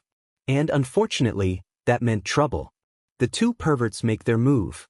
During lunch break, Motohama and Matsuda approached Issei while he sat with Ophis. Matsuda smirked. Hey Issei buddy. You know Ophis-chan is, how do I put this? Super innocent. Motohama nodded, adjusting his glasses. Right? So, it's our duty as her seniors to, introduce her to the world of adults. They both grinned. We'll educate her properly. Silence. A long, heavy silence. Ophis tilted her head. Educate. Before she could ask further, Issei's aura darkened. Issei's warning. Issei slowly stood up, his massive frame towering over the two. His usual calm expression? Gone. His eyes? Cold. Piercing. Dangerous. Then, in a voice as sharp as a blade, he spoke. "You are playing with fire." Matsuda gulped. Hey, it's just a joke, Issei. Cut him off immediately. No, it isn't. You don't understand what you're dealing with. He took a step forward, his sheer presence making the two flinch. Office is under my protection. If either of you even think about corrupting her innocence. His voice lowered, becoming even more terrifying. That you won't live to see tomorrow. Motohama and Matsuda shuddered, but Matsuda stupidly tried to protest. Issei, come on, we're best friends. You wouldn't actually. You think I'm bluffing? And then Issei told them everything. Every war. Every battle. Every nightmare. He spoke of the monstrosities he fought in the Warhammer 40k universe, chaos demons, eldritch horrors, genocidal aliens, and the unrelenting tides of war. He described the endless suffering, the brutal choices, the sheer chaos he unleashed. He told them how he survived for over 1,500 years, fighting creatures that would break their minds in an instant. He described every single enemy in haunting detail. By the time he finished, Motohama and Matsuda were ghostly pale. Immediate regret. Matsuda's jaw quivered. Why you actually went through all of that? Motohama removed his glasses, his hands shaking. That's not human. Issei stared them down, unblinking. No, it's not. Silence. Then, we're sorry. The two dropped to their knees, begging for forgiveness. Issei watched them, his expression still unreadable. Finally, after a long pause, he sighed. Then dropped the perversion. Immediately. Yes, sir. Office, who had been listening quietly, finally spoke. Issei is scary. Issei sighed. Only when I have to be.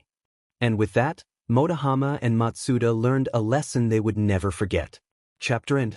Part 1. The Arrival of Risavim, a Fool's Declaration. The grand gates of the Red Dragon Chapter Fortress stood tall and imposing, their intricate Gothic architecture casting long shadows under the dim light of the evening. The very air around the fortress was heavy, suffused with an unsettling silence, as if the entire structure was watching waiting. Risavim Levon Lucifer, self-proclaimed mastermind, walked towards the fortress entrance with an arrogant swagger, his organization following close behind. They were confident, their weapons ready, convinced that their leader's grand plan would succeed without a hitch. As they approached, Risavim spread his arms dramatically and smirked. Well, isn't this a sight? His voice carried across the empty courtyard. The mighty Red Dragon Chapter. The fortress of Kyoto Town and Academy's infamous dragon. Quite the stronghold you've got here, who, I'll give you that. He took a few more steps forward, yet no response came. No shifting of guards. No movement from watchtowers. No alarm bells ringing. The fortress was eerily silent. Risavim frowned but quickly dismissed the unease creeping into his gut. With exaggerated confidence, he stepped further in, his followers hesitating behind him. All right then, let's get down to business, he continued. I, Risavim Levon Lucifer, future ruler of the underworld, demand this fortress and all within it, including its soldiers, its resources, and you. He grinned widely, expecting defiance, an outburst, or maybe even a foolish challenge from the fortress's commander. But there was nothing.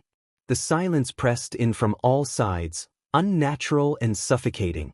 One of the terrorists gulped, glancing nervously around. The fortress felt too still, too empty, as if it was waiting for something. Risavim, either too arrogant or too ignorant to sense the impending danger, waved his hand dismissively. I know you're in there, haitus. You can come out now and save everyone the trouble. Or would you rather let me take this place piece by piece? Still, no answer. The silence became almost oppressive, weighing on their shoulders like an unseen force. One of Risavim's subordinates finally spoke up, his voice hushed. Sir, something isn't right. This place, it feels wrong.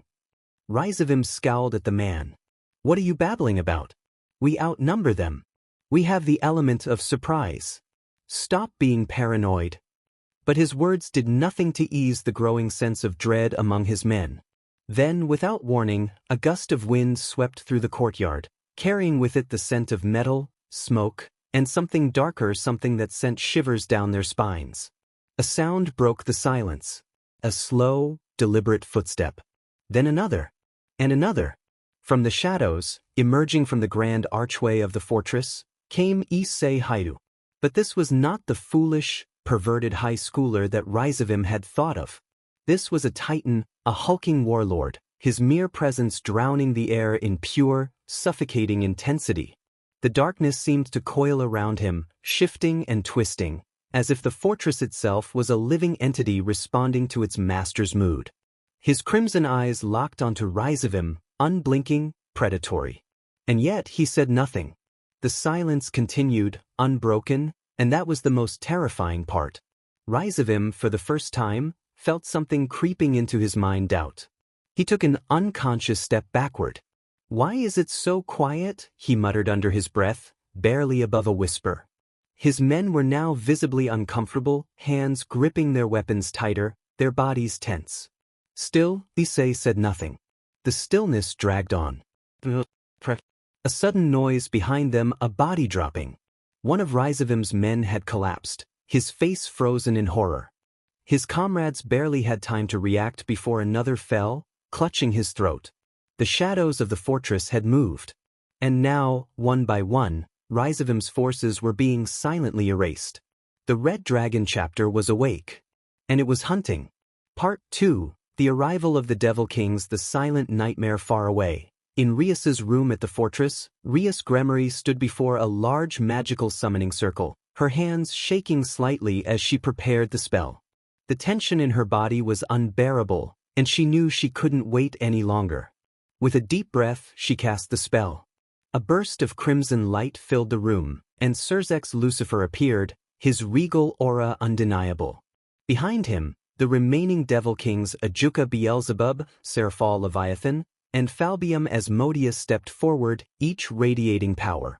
Surzek frowned, immediately noticing Rias's distress. "Rias, what's going on? Your message was urgent." Rias swallowed hard, gripping her hands together. Ravel. He arrived at the Red Dragon chapter fortress with his terrorist organization. He declared that he was taking over. Sighed, already expecting some form of overconfidence from Ravel. And Issei? How did he respond? Rias hesitated. That was the part she didn't know how to explain. She looked up at her brother with wide, uneasy eyes. "It's quiet." Surzek frowned. "Quiet?" Rias nodded. "Too quiet." The Devil Kings exchanged glances before all four of them teleported to the fortress.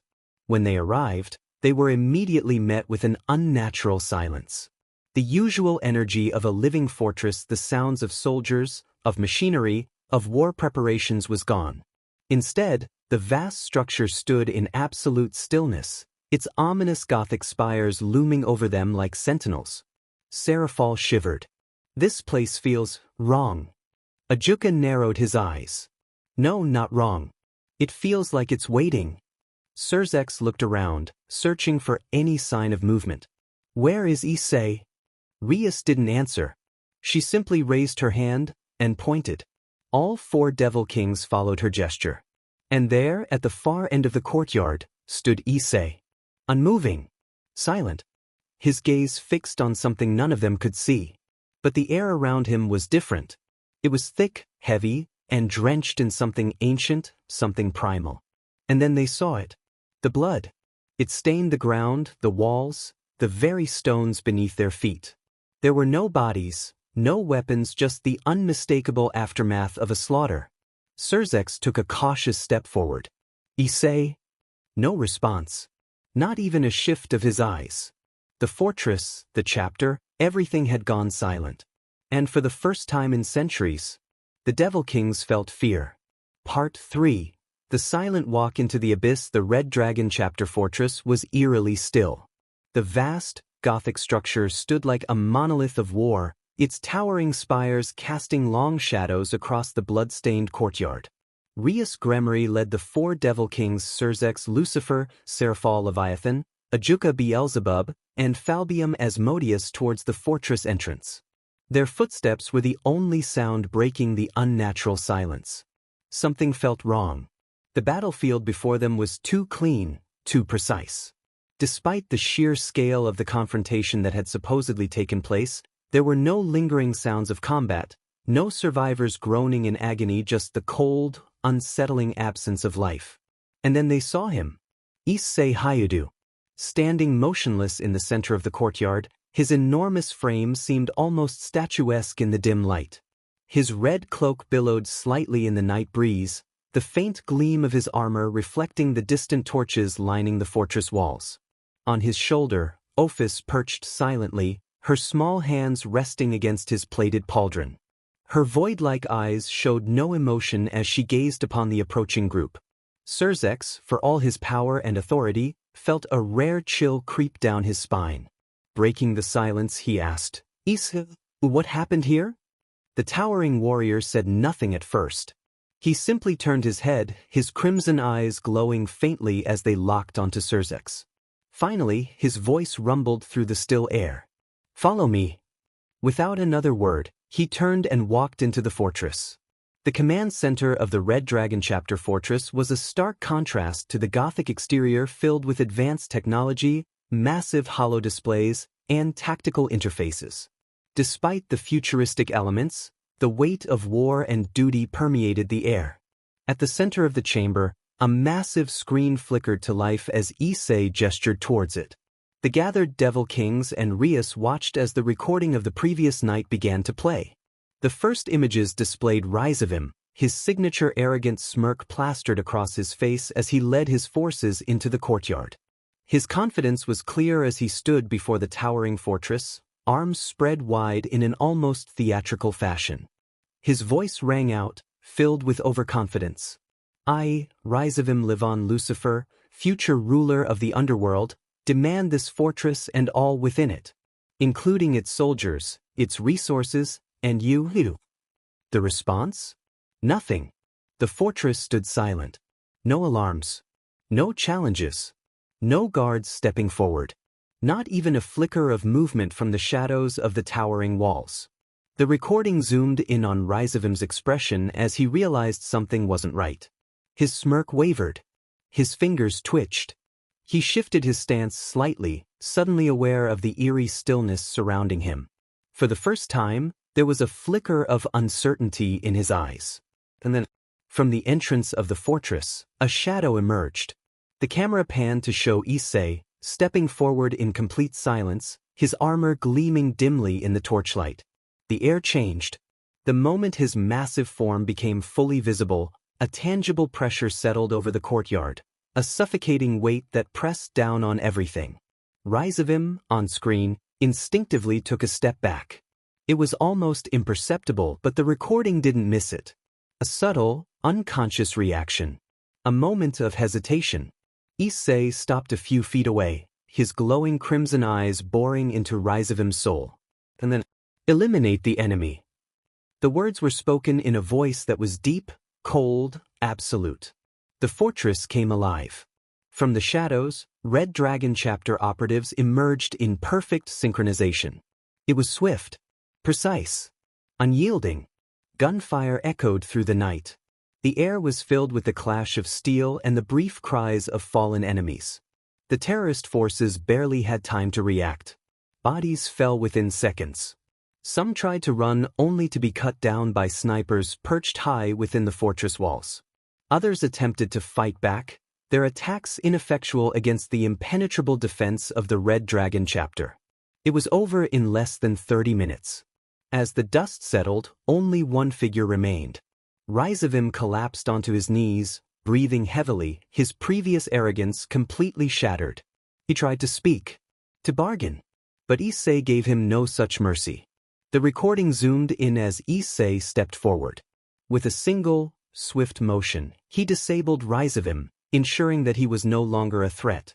His crimson eyes reflected no emotion, no hesitation. Risevim's cries echoed through the courtyard, his voice filled with disbelief and despair. The fortress walls stood witness to his downfall. And then flames. Controlled. Purposeful. Final. The last images in the recording showed the aftermath. A silent courtyard, devoid of enemies, the Red Dragon chapter standing victorious. The footage ended. Silence settled over the room. Like a heavy shroud. Rias looked pale, her body tense. She had known Issei for a couple of months, but this was something she had never witnessed before. Serafal's usual carefree persona was nowhere to be seen. Her hands were clenched at her sides, her face unreadable. Ajuka Beelzebub remained calm, but there was a sharp glint in his eyes, a newfound respect or perhaps wariness towards Issei. Falbium Asmodeus, normally indifferent, seemed to be deep in thought. But Surzex stared at Issei. His usually warm and composed expression had hardened. Not out of anger. Not out of disgust. But out of acknowledgement. He had known Issei was strong. He had known he had changed.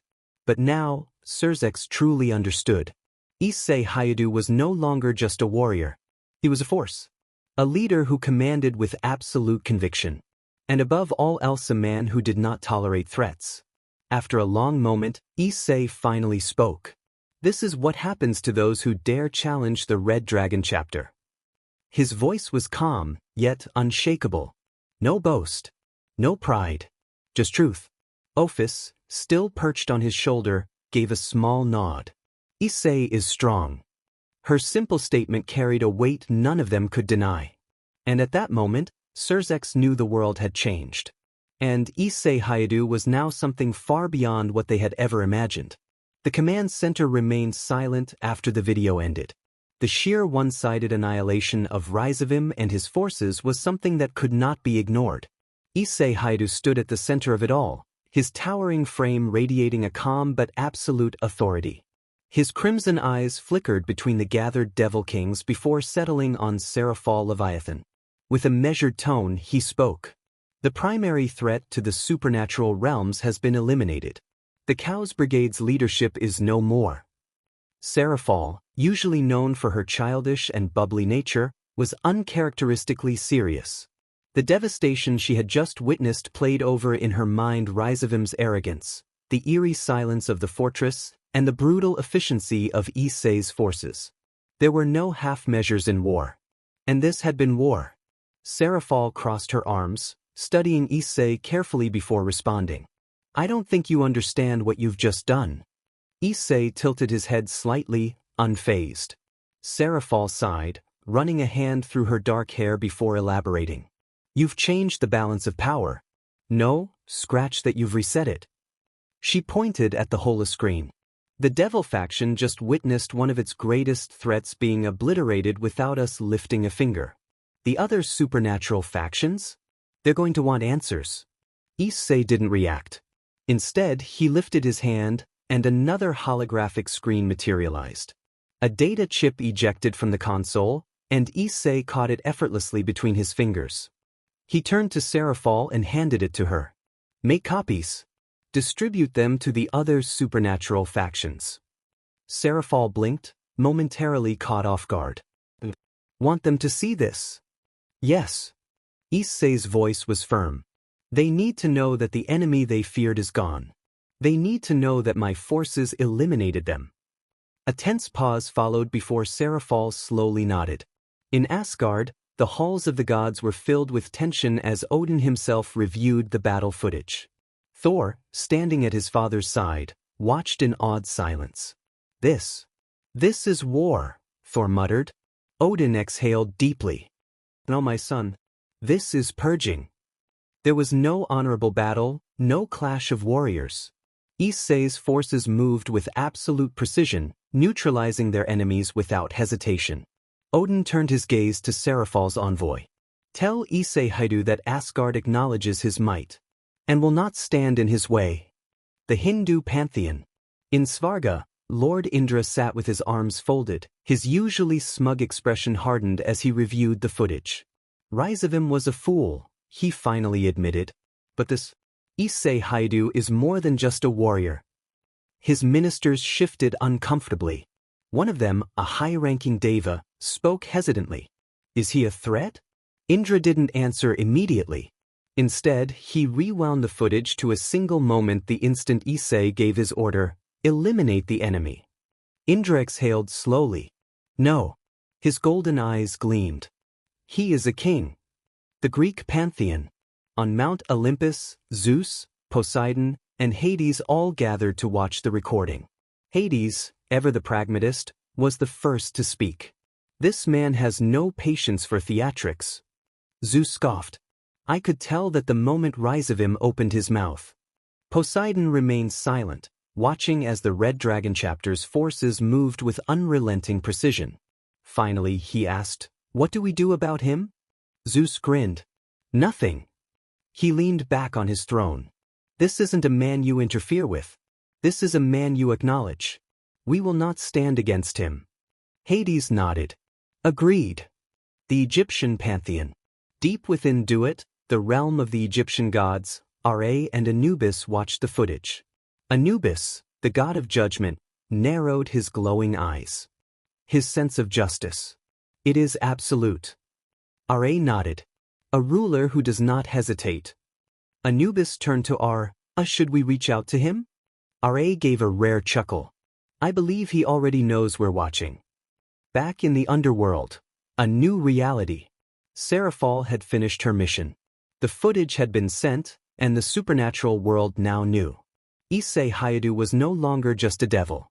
No longer just a red dragon emperor. He was a force of nature. As she sat across from Issei, she finally asked him, "So, what's next?" Issei's crimson gaze didn't waver. "We rebuild. We reinforce. We prepare for what comes next." Seraphal exhaled. "And what exactly do you think is coming next?" Issei's lips curled slightly into a knowing smirk. "New challengers." Part 6. The Reactions of the Supernatural World, expanded. The recording of Rhizavim's downfall spread across the supernatural world, shaking the foundations of every pantheon. Some reacted with fear, others with respect, but one truth remained constant: Issei Hyoudou and the Red Dragon chapter had permanently changed the balance of power. Now, every faction, every god, and every ruler was forced to acknowledge this new reality. The Americas. The Aztec pantheon, Central America. Deep in Tlalocan, the realm of the Aztec gods, Quetzalcoatl and Tezcatlipoca watched the footage in silence. Quetzalcoatl, the feathered serpent, finally spoke. "A great warrior." Tezcatlipoca, the smoking mirror, chuckled darkly. "No, brother. This is not just a warrior. This is a conqueror who chooses not to conquer." Quetzalcoatl frowned. "Should we challenge him?" Tezcatlipoca shook his head. "No. We should observe him. If he does not seek war, then neither shall we." But one thing was clear: the Aztecs now knew the name Issei Hyoudou. The Incan pantheon, South America. In the sacred city of Machu Picchu, the sun god Inti watched the destruction of Rhizavim's forces. At his side, the moon goddess Mamaquilla whispered, "He is unlike anything we have seen before." Inti nodded. "A leader who fights for his people. But I wonder, will he ever turn that power upon the gods themselves?" Mamaquilla shivered at the thought. "Let us ensure he never has a reason to." The Native American pantheon, North America. In the lands of the great spirits, Wakantanka, the great mystery, remained silent as the other spirits whispered among themselves. The Thunderbird spoke first. "A great storm walks among mortals." The Coyote trickster grinned. "One who does not take more than he needs." The great Buffalo spirit rumbled. "He is no threat to the balance. He is simply a force." And with that, the spirits of the land acknowledged him as something to be respected, not feared. The Shinto pantheon, Japan. Amaterasu, the sun goddess, watched the recording with an unreadable expression. At her side, Susan, the god of storms and war, smirked. "This one fights like a kami." Amaterasu didn't respond immediately. Instead, she turned to the messenger sent by Seraphal.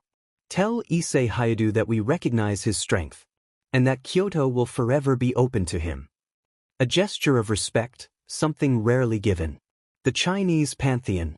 In the Jade Palace, The Jade Emperor observed the footage with a calculating gaze. Beside him, Sun Wukong, the great sage equal to heaven, laughed. Now this is a warrior. I should fight him.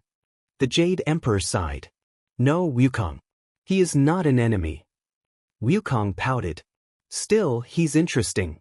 The Jade Emperor agreed, though he would never admit it aloud. Australia. The Aboriginal Dreamtime Pantheon. In the dreaming, the rainbow serpent coiled around itself, watching the vision of Issei's battle through the water. The elders of the spirits murmured among themselves. He does not belong to the old ways. No, but he respects the balance. The rainbow serpent flicked its tail. Let him walk his path. If he ever seeks wisdom, we shall give it to him. The supernatural world's final verdict. The message from the Red Dragon chapter was clear. We do not seek war, but if you bring it to us, you will not survive. One by one, the pantheons of the world reached the same conclusion. Issei Hyoudou was not a ruler. He was a force. And no god, no pantheon, no kingdom would dare stand in his way. Chapter End. Part 7. The final acknowledgement of the Red Dragon chapter.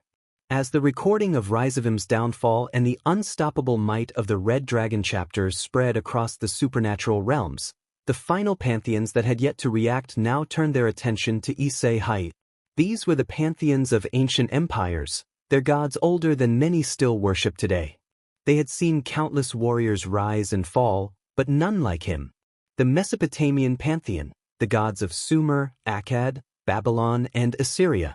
In the great celestial halls of Eker, where the Mesopotamian gods still observed the mortal world, the sky god Anu sat upon his throne, reviewing the footage in silence. Beside him, the war goddess Ishtar, Inanna, smirked, leaning forward with great interest.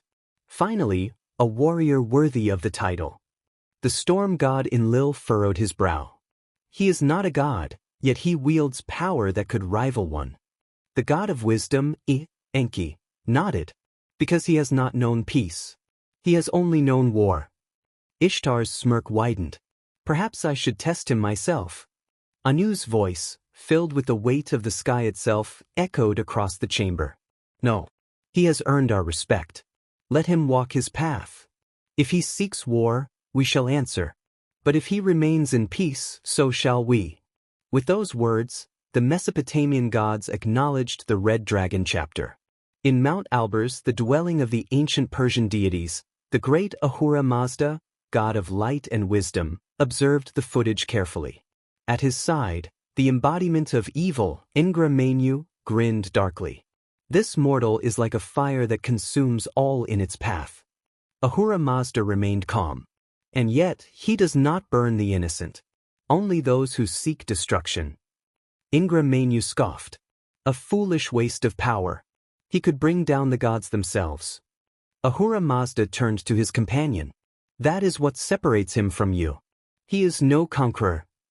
The Persian gods, once rulers of great empires, now understood that a new power had emerged, one that neither served the light nor the darkness, but its own cause. Deep within the mystical realm of Mag Mell, the home of the Celtic gods, the mighty Dagda, father of the Tuatha De Danann, watched the battle unfold through his cauldron of visions. At his side, the battle goddess Morrigan, a figure of death, war, and fate, grinned wickedly. This one knows war. He would be a fine addition to my warriors. Luff, the shining god of nobility and battle, raised an eyebrow. He fights not for conquest, but for his people. That is the sign of a true king. Dagda, known as the good god, nodded. He does not seek divinity, nor does he beg for favor. He takes what he needs and protects what is his. Morrigan's smirk softened. He is a warrior, but I wonder if fate has yet finished writing his story. And so, the Tuatha De Danann granted Issei Hyoudou their respect, knowing that one day, their paths may cross. In the realm of Tir Na Nog, where time moved differently and where only the greatest of warriors could tread, the ancient beings of the Sidhi gathered. The fairy queen Ain watched with great interest. A mortal who has faced horrors beyond imagination, yet still fights. The heroic warrior Finn Mac Cumhale, leader of the Fianna, laughed. He reminds me of myself in my youth. The Phantom Queen, Morrigan, who existed in both the Celtic and Irish pantheons, appeared again, her shadowy form flickering. This one defies fate itself. Even I cannot predict his end. And with that, the warriors and spirits of Tir Na Nog acknowledged Issei Hyoudou, not as a king, not as a conqueror, but as a warrior worthy of their realm. With the last pantheons having received and reviewed the footage, one universal truth became evident. Issei Hyoudou was no longer just a mortal. He was a force. A being who had suffered beyond comprehension, yet emerged not as a tyrant, nor a god, but something far greater, a protector. A warrior. A leader whose very presence shifted the balance of the supernatural world. And now, the entire supernatural realm from gods to kings to warriors had spoken. The Red Dragon chapter was not to be challenged. As Serafal finished sending the last of the messages to the remaining pantheons, she turned to Issei, who stood watching the world through a massive screen. "Congratulations, Issei," she said with a smirk. "The entire supernatural world now knows your name." Issei simply grunted, his expression unreadable. Ophis, still sitting comfortably on his shoulder, tilted her head. "You do not seem happy." Issei sighed. "I never wanted power for recognition. I wanted it to protect what matters." Serafal shrugged. "Well, too late for that. Now everyone knows the Red Dragon chapter exists." Issei exhaled, his voice calm but firm. "Then let's make sure they never forget it." Because war was always inevitable. And when it came, Issei Hyoudou would be ready. As the halls of the Red Dragon chapter fortress settled into the quiet hum of the night, Issei Hyoudou and Ophis walked side by side, the infinite dragon god perched lightly on his shoulder. The fortress was secure, the threats were eliminated, and the supernatural world had finally acknowledged the might of the Red Dragon chapter. But tonight, something far more personal was about to happen. As they reached the corridor leading to their quarters, Ophis, normally silent and expressionless, spoke with certainty. "I have made a decision." Issei stopped, raising an eyebrow. "A decision about what?" Ophis, her gaze steady, responded in her usual calm, monotonous tone. "I wish to become your partner." Silence. For the first time in a long time, Issei's mind completely blanked. "Excuse me?" Ophis tilted her head. "I wish to become your partner. I have found a new purpose." Still confused, Issei rubbed his temples. "Hey, hold on. What do you mean by partner? Like a companion?" Ophis nodded. "Yes. A partner. That is what dragons do." At that moment, Draig, the legendary Red Dragon Emperor, chuckled within Issei's mind. "A partner? I was wondering when this would happen." Issei frowned. "Draig, you want to explain before I embarrass myself?" Draig's voice rumbled with amusement. "Dragons do not have relationships like humans. There are no dating phases or slow courtships. When a dragon chooses a partner, it is for eternity. To a dragon, partner is the equivalent of a human marriage, but far more sacred. It is an unbreakable bond." Issei's eyes widened. Wait, so she's basically proposing to me? Right now?" Draig laughed. "That's exactly what's happening, partner." Issei turned to Ophis, who remained completely still, her dark eyes never leaving his. "You're serious about this, aren't you?" Ophis nodded. "Yes. I have wandered for countless eons, searching for purpose. I was used by many, manipulated, forced into a war I did not care for." She stepped off his shoulder, standing in front of him, her small form barely reaching his chest, and yet, the weight of her presence was undeniable. "Then I found you." Her voice, though still quiet, carried conviction. "You are different from the others. You do not seek me for power. You do not fear me. And you have shown me a world beyond endless solitude." For the first time since he had met her, Ophis looked truly vulnerable. "I do not wish to be alone anymore." Issei stared at her. This wasn't a declaration made out of impulse. This was real. This was final. And suddenly, it all made sense. Ophis had finally found what she had always been searching for, something worth staying for. He exhaled, closing his eyes for a moment. Then he looked down at her and smiled. "All right then." Ophis blinked. "You accept?" Issei nodded. Yeah, I do. For the first time in millennia, Ophis smiled a small, genuine, quiet smile. Without another word, Issei called for the fortress staff and had all of Ophis's belongings transferred into his quarters. The infinite dragon god had chosen her mate, and the Red Dragon Emperor had accepted. The marking of eternity. With the decision made, Issei Hyoudou stood in his quarters alongside Ophis, the infinite dragon god, both preparing for a ritual as ancient as dragonkind itself.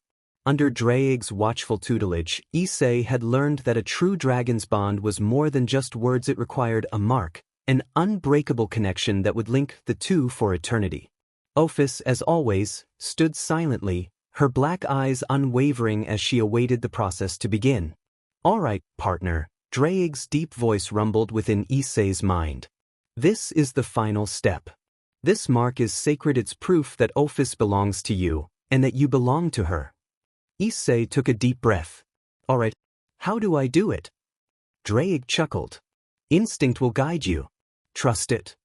Stepping forward, Issei gently placed his right hand on the left side of Ophis's neck. A faint glow began to form beneath his palm, burning with a deep crimson aura the color of the Red Dragon Emperor. Ophis didn't flinch or resist. She closed her eyes, accepting it completely. Then, the mark appeared. A majestic red dragon, coiling and roaring, etched itself into her skin like living fire, its brilliance shimmering for a moment before settling into place. The mark was elegant yet primal, a symbol of dominance, of protection, of belonging. Draig rumbled approvingly. It is done. She is yours now, partner. Ophis opened her eyes, expression unreadable, before raising her own hand. Now it is my turn. She placed her cool fingers against Issei's left neck, mirroring what he had done to her. Immediately, an abyssal black aura surged from her fingertips, chilling yet eternal. It pulsed like a heartbeat, and then a symbol formed. A dragon devouring its own tail. Ophis's symbol, the Ouroboros, etched itself into Issei's skin, pulsing with an infinite presence.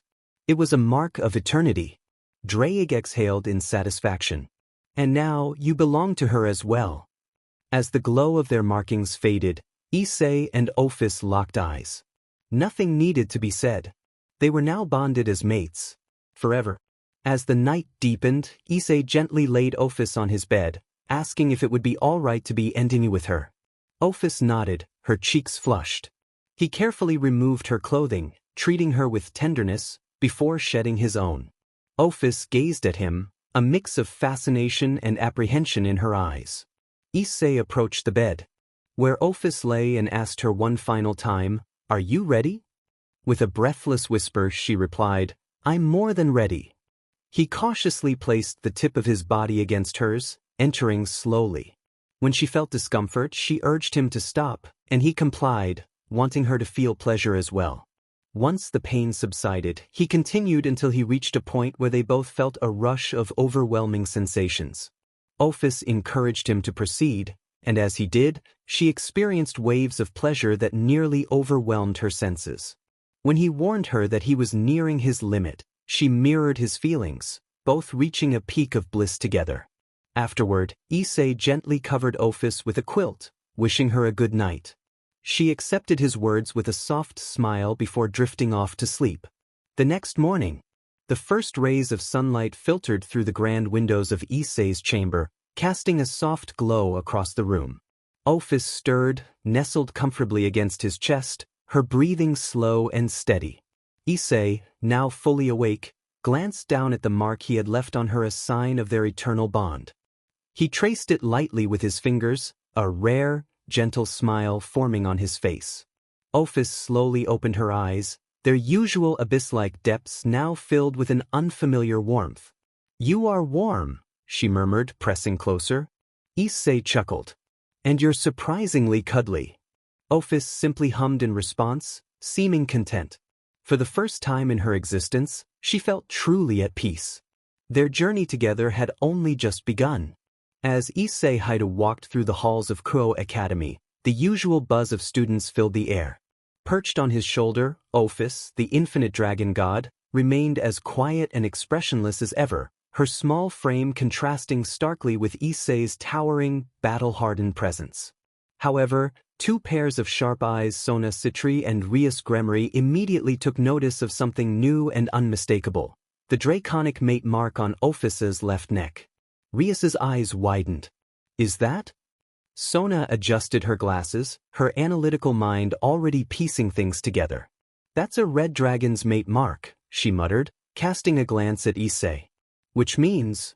Before either of them could approach, a sudden announcement echoed over the school's tannoy system. Would Issei Hyoudou and Ophis please report to the student council room at lunchtime? I repeat, Issei Hyoudou and Ophis, please report to the student council room at lunchtime. The murmurs and whispers spread like wildfire among the students. The infamous Red Dragon Chapter Master and the Infinite Dragon God were being summoned to the student council? That was not a normal occurrence. Lunch break, student council room. Inside the student council room, the air was filled with tension as Issei and Ophis sat down across from Sajji, with Rias Gremory standing beside her. The rest of the student council members and Rias's peerage stood along the sides, their curiosity barely contained. Sona leaned forward, resting her elbows on her desk. Issei, she began, keeping her voice level but firm, let's not waste time. The mark on Ophis's neck, it's a draconic mate mark, isn't it? Rias, arms crossed, nodded. And there's only one person who could have placed it on her. Her gaze locked onto Issei. You. Issei remained calm, his expression unreadable, but the way he casually rested his hand on Ophis's shoulder spoke volumes. Yes, he admitted, his voice steady. I marked her. A stunned silence filled the room. Even Kiba, usually composed, raised an eyebrow, while Sajji nearly choked on his breath. Sona exhaled slowly, rubbing her temples. Do you even realize what that means, Issei? Issei's sharp golden eyes met hers. I do now, he said, his tone carrying unwavering certainty. Rias narrowed her eyes. Explain. Ophis, unfazed by the tension in the room, simply spoke in her usual monotone voice. I chose him. Sona blinked. You chose him? Ophis gave a slow nod, touching the mark on her neck. He is my mate. It is absolute. Sajji, still struggling to comprehend, leaned toward Kiba. Okay, is it just me, or did we miss the part where one of the strongest beings in existence just claimed Issei as hers? Kiba smirked. It's definitely not just you. Sona sighed, adjusting her glasses. Issei, draconic mate marks aren't just symbols. They are binding, eternal. Issei nodded, his voice softer than usual. I know. Ophis made her choice, and I accepted it. Rias hesitated, but then sighed in resignation. I guess there's no changing it now. I never thought I'd see the day when Ophis, of all beings, would willingly bond with someone. Koneko, arms crossed, simply muttered, unbelievable. Ophis, still as calm as ever, added, I am observing Issei. He is mine. I will remain by his side. Sajji groaned, running a hand through his hair. Yep. That's definitely a dragon thing. Sona, after a long pause, finally relented. Fine. But just know this, Issei, this changes everything. Issei gave a small smirk. I'm used to change. As they stood to leave, Ophis gripped Issei's sleeve, ensuring she never strayed too far from him. The meeting may have ended, but the consequences of this bond were only just beginning. As soon as Issei and Ophis left the student council room, Sajji let out a slow breath, adjusting her glasses as she processed everything that had just transpired. Without hesitation, she activated a communication spell, the familiar magic circle glowing softly in front of her. Seraphal, she said, her voice steady but urgent. A few seconds later, the image of Seraphal Leviathan, the Mao and Sona's elder sister, appeared in the magical projection. Seraphal's usually bubbly expression was absent. She seemed to be in the middle of a formal meeting with the other Devil Kings, Surzex Lucifer, Falbium Asmodeus, and Ajuka Beelzebub. Seraphal tilted her head. Sona-chan? What's up? You never call during school hours. Sona adjusted her glasses again, her tone serious. Sister, we have a major development regarding Issei Hyoudou and Ophis, the infinite dragon god. The moment Ophis' name was mentioned, the atmosphere in the meeting room shifted. Surzex and Ajuka, who had been in the middle of discussing post-war stabilization, both turned their full attention to Serafal's projection. Go on, Serafal prompted, now fully invested. Sona took a deep breath before stating plainly. Issei Hyoudou and Ophis have marked each other as mates.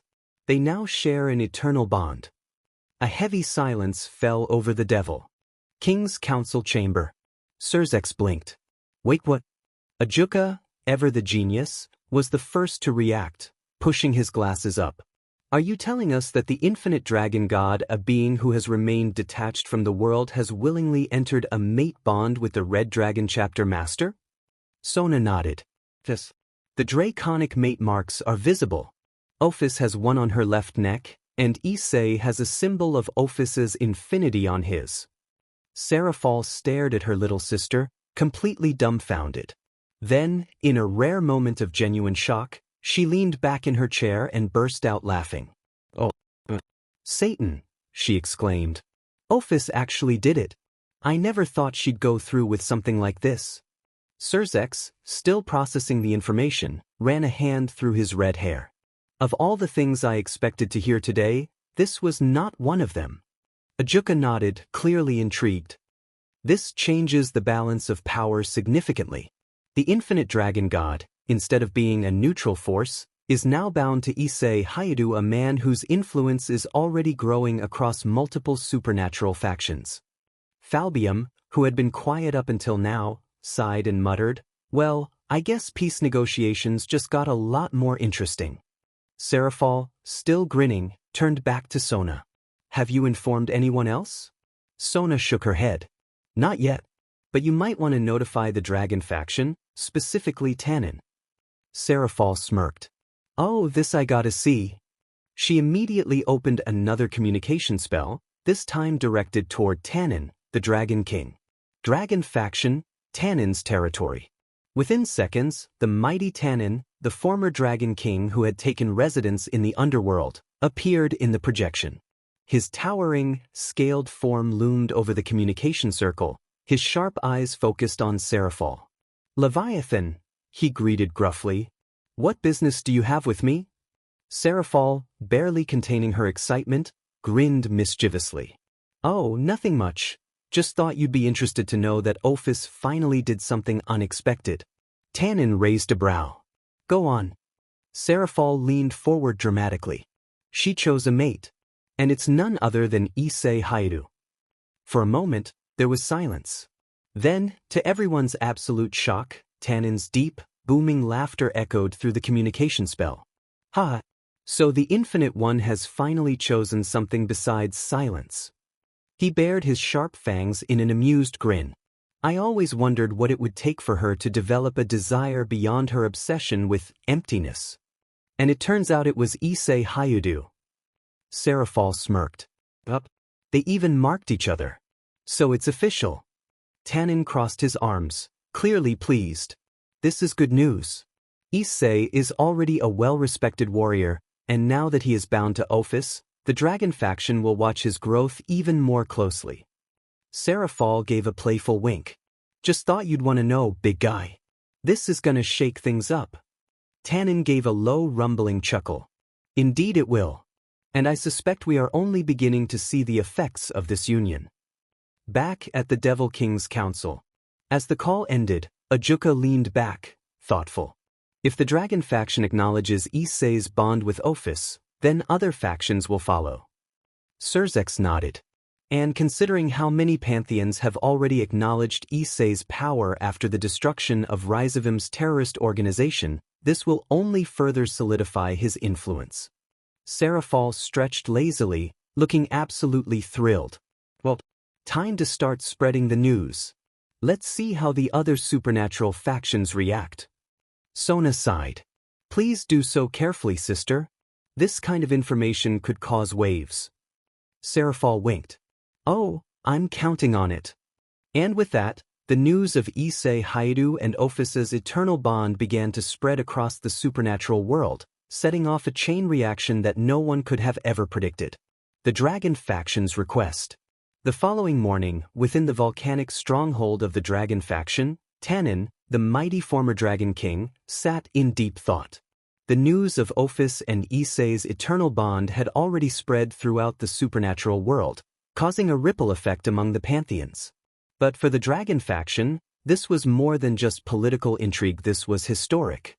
Ophis, the infinite dragon god, a being who once cared for nothing but her own existence, had found something, or rather, someone worth being attached to. Tanin let out a low rumbling sigh, drumming his massive claws against the stone beneath him. How does one even approach the mate of the infinite? The idea of requesting Issei Hyoudou, a warrior who had endured hellish battles in the Warhammer 40k universe, to train dragon hatchlings was something Tanin himself had difficulty comprehending. But if anyone could harden the next generation of dragons, it was Issei. But how? That's when an idea struck him. Seraphal Leviathan. If anyone could bridge the gap, it would be her. Wasting no time, Tanin left his domain, his immense form casting a shadow over the lands of the underworld as he flew straight towards Seraphal Leviathan's territory. Arriving at the Leviathan estate, he landed with a powerful thud, the very ground beneath him cracking under his weight. Within moments, Seraphal herself appeared, her usual cheerful grin present as she floated mid-air, tilting her head in amusement. Well, if it isn't Big Bad Tanin. To what do I owe the pleasure? Tanin snorted, a small wave of flames escaping his nostrils. Leviathan, I need your assistance. Seraphal raised an eyebrow. Oh, and what could I possibly help you with? Tanin took a deep breath. I need an audience with Issei Hyoudou. Seraphal blinked. Then, her eyes widened slightly before she let out an exaggerated whistle. Oh ho ho, wanting to meet the Red Dragon chapter master in person? That's a big step for you, Tanin. The massive dragon crossed his arms, looking slightly frustrated. You know why I'm hesitant? He has endured things no mortal or even dragon should have. He stands at a level where most fear to even approach him. And now, with Ophis at his side, his influence will only grow. Seraphal grinned. So, what's the request? Tanin's gaze turned serious. I wish for Issei to train our dragon hatchlings. He is battle-hardened, ruthless when necessary, and if there is anyone who can shape the next generation of dragons into true warriors, it is him. Seraphal folded her arms, considering his words. You do realize that training under Issei won't just make them strong? It will make them. She paused, looking for the right words. Disciplined. Or forged. Almost. Space Marine-like. Tanin nodded. That is exactly what I need. The next generation of dragons must be hardened, not just powerful. And if they learn under Issei, they will understand true battle and honor. Seraphal smirked. Well then, lucky for you, I happen to be on great terms with him. So, let's go pay him a visit. Before Tanin could even react, Seraphal grabbed onto one of his claws, and with a swift wave of her hand, they were enveloped in a teleportation circle. In an instant, the two arrived at the front gates of the Red Dragon Chapter Fortress. The fortress, a massive Gothic structure, loomed over them. The silence was eerie, almost unnatural, despite the presence of Red Dragon Chapter soldiers patrolling the area. Seraphal, ever the energetic one, walked up to the guards and flashed a playful salute. So, I'd like to request an audience with Issei regarding the Dragon faction. The guards, without hesitation, nodded and motioned them forward. The moment they entered, Tanin's eyes immediately landed on Issei Hyoudou. The Red Dragon chapter master stood in the middle of the courtyard, his armor polished, his presence overwhelming. Yet, what caught Tanin's attention the most was Ophis perched comfortably on Issei's shoulder, her small arms wrapped around his neck, displaying a level of affection no one had ever witnessed before. Tanin couldn't hide his shock. Ophis? Being affectionate? This is unheard of. But he quickly shook the thought away. Issei, noticing their arrival, gave a small nod. Seraphal. Tanin. His voice was calm, yet held the commanding presence of a warrior who had seen countless battles. Seraphal wasted no time, smirking. Issei, big guy here has a request for you. Issei turned his full attention to Tanin, his golden draconic eyes locking onto the Dragon King. Speak. Tanin, despite his immense size, took a moment before bowing his head slightly. I wish for you to train our dragon hatchlings. Issei raised an eyebrow. Train them? Under me? Tanin nodded. They need more than just strength. They need DSPLN, strategy, and a warrior's mentality. You are the only one capable of forging them into something greater. Issei remained silent for a moment, processing the request. Then, to everyone's surprise, Ophis spoke first. If he does this, the Red Dragon chapter will grow stronger. She turned her silver eyes toward Issei. Your forces could benefit from having dragons trained under your doctrine. Tanin looked at Ophis in shock. She's encouraging him? Issei, considering Ophis's words, finally gave his answer. Very well, he said. Send your hatchlings to me. But understand my training is not easy, nor is it merciful. If they survive, they will become unstoppable. If they fail, they will break. Tanin smirked. That is exactly what I expect from you, Issei Hyoudou. With that, the Red Dragon Chapter Fortress would soon see an influx of young dragons, eager to be trained under the legendary warrior who had conquered the impossible. It had been a few days since Tanin's request to Issei for training his dragon hatchlings, and the Red Dragon Chapter Fortress was already making preparations for their arrival. Tanin had left with an air of expectation, determined to bring forth the next generation of dragons to be shaped under Issei's unwavering tutelage. What he hadn't expected was the shocking decision that would come from within his own family. As the day finally arrived, Tanin flew back to the fortress, his massive form silhouetted against the sky, his wings slicing through the air with effortless grace. Behind him, the battalion of 1,200 dragon hatchlings followed, each one radiating a mixture of raw, untamed power and youthful determination. But amidst the battalion, there was one dragon who stood out, and he was unmistakable. Bova, Tanin's own son, the young dragon known as the Destroyer, stood at the front, his fiery orange scales gleaming in the sunlight. His eyes, wild and full of potential, were fixed on the fortress ahead with determined resolve. The presence of the 1,200 hatchlings sent a slight tremor through the earth as they landed before the gates of the fortress, but Bova, standing tall at the forefront, made it clear that he was the one who commanded the most attention. Tanin landed nearby, eyes locked on his son as he approached Issei, who stood waiting with Ophis perched calmly on his shoulder. Father, Bova's voice boomed with power, his tone deep yet filled with the confidence of someone far beyond his years. I wish to train under Issei Hyoudou. The words hung in the air, causing an almost unbelievable silence. Tanin's eyes widened. Bova had always been known for his rebellious and unrefined power. It was unlike him to request such a thing, especially to train under someone as legendary as Issei.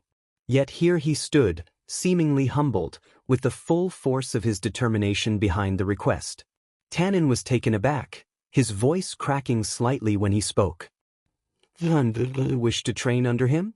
His eyes, filled with years of wisdom, searched Bova's face for any signs of doubt or fear. Bova's expression remained firm. Yes, father. If I am to become a true warrior, I need to be shaped by one who knows what true battle is. The chaos and destruction I have caused in the past were not the result of true strength.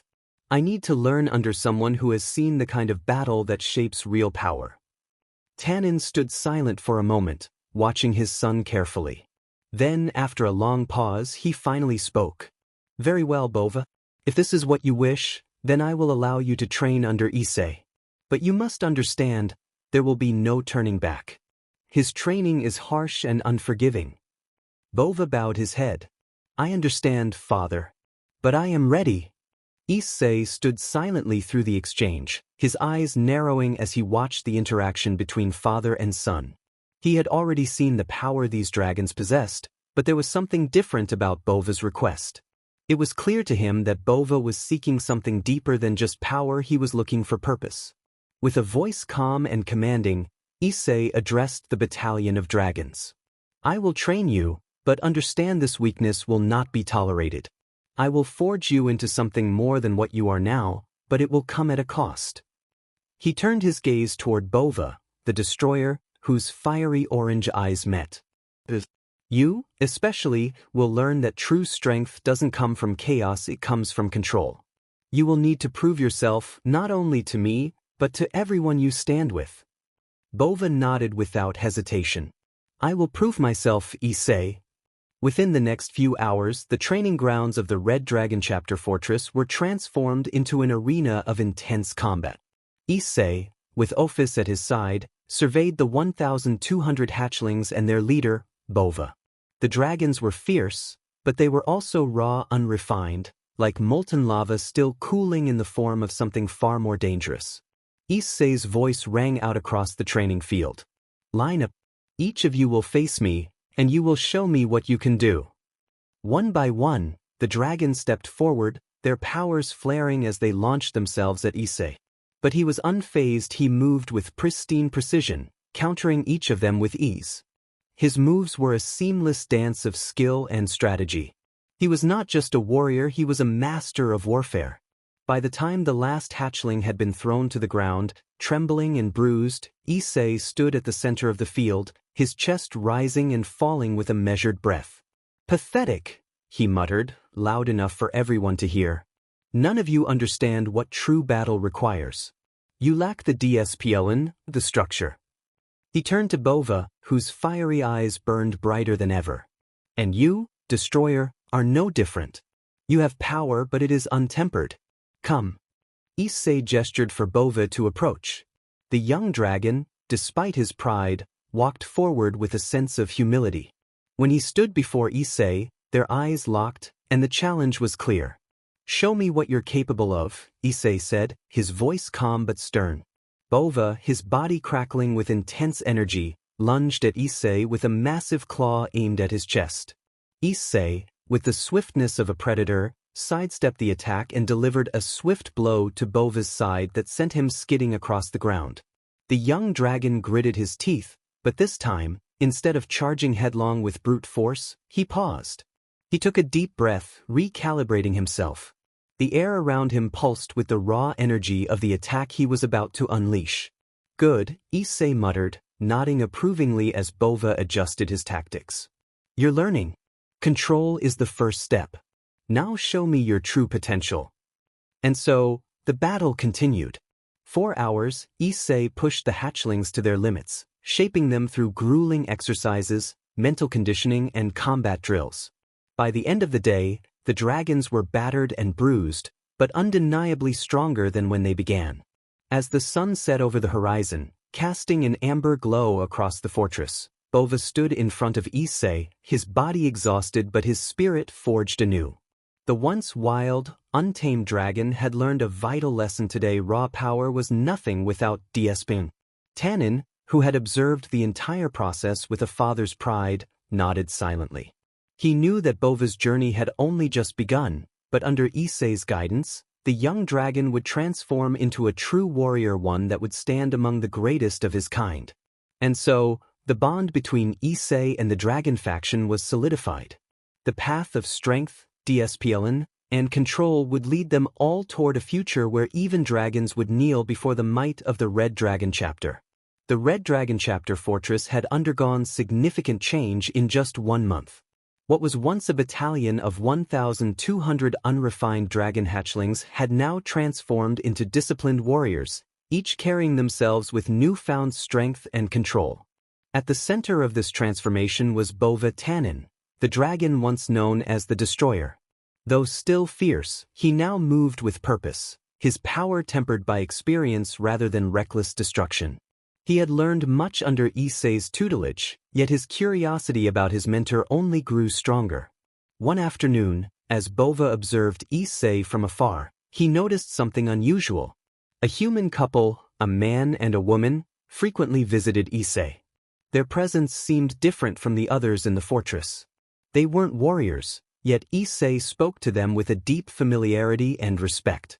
This observation gnawed at Bova's mind for days, until finally, unable to hold back his curiosity any longer, he approached Issei directly. Master Issei, who are those two humans? Bova asked, his voice filled with genuine interest.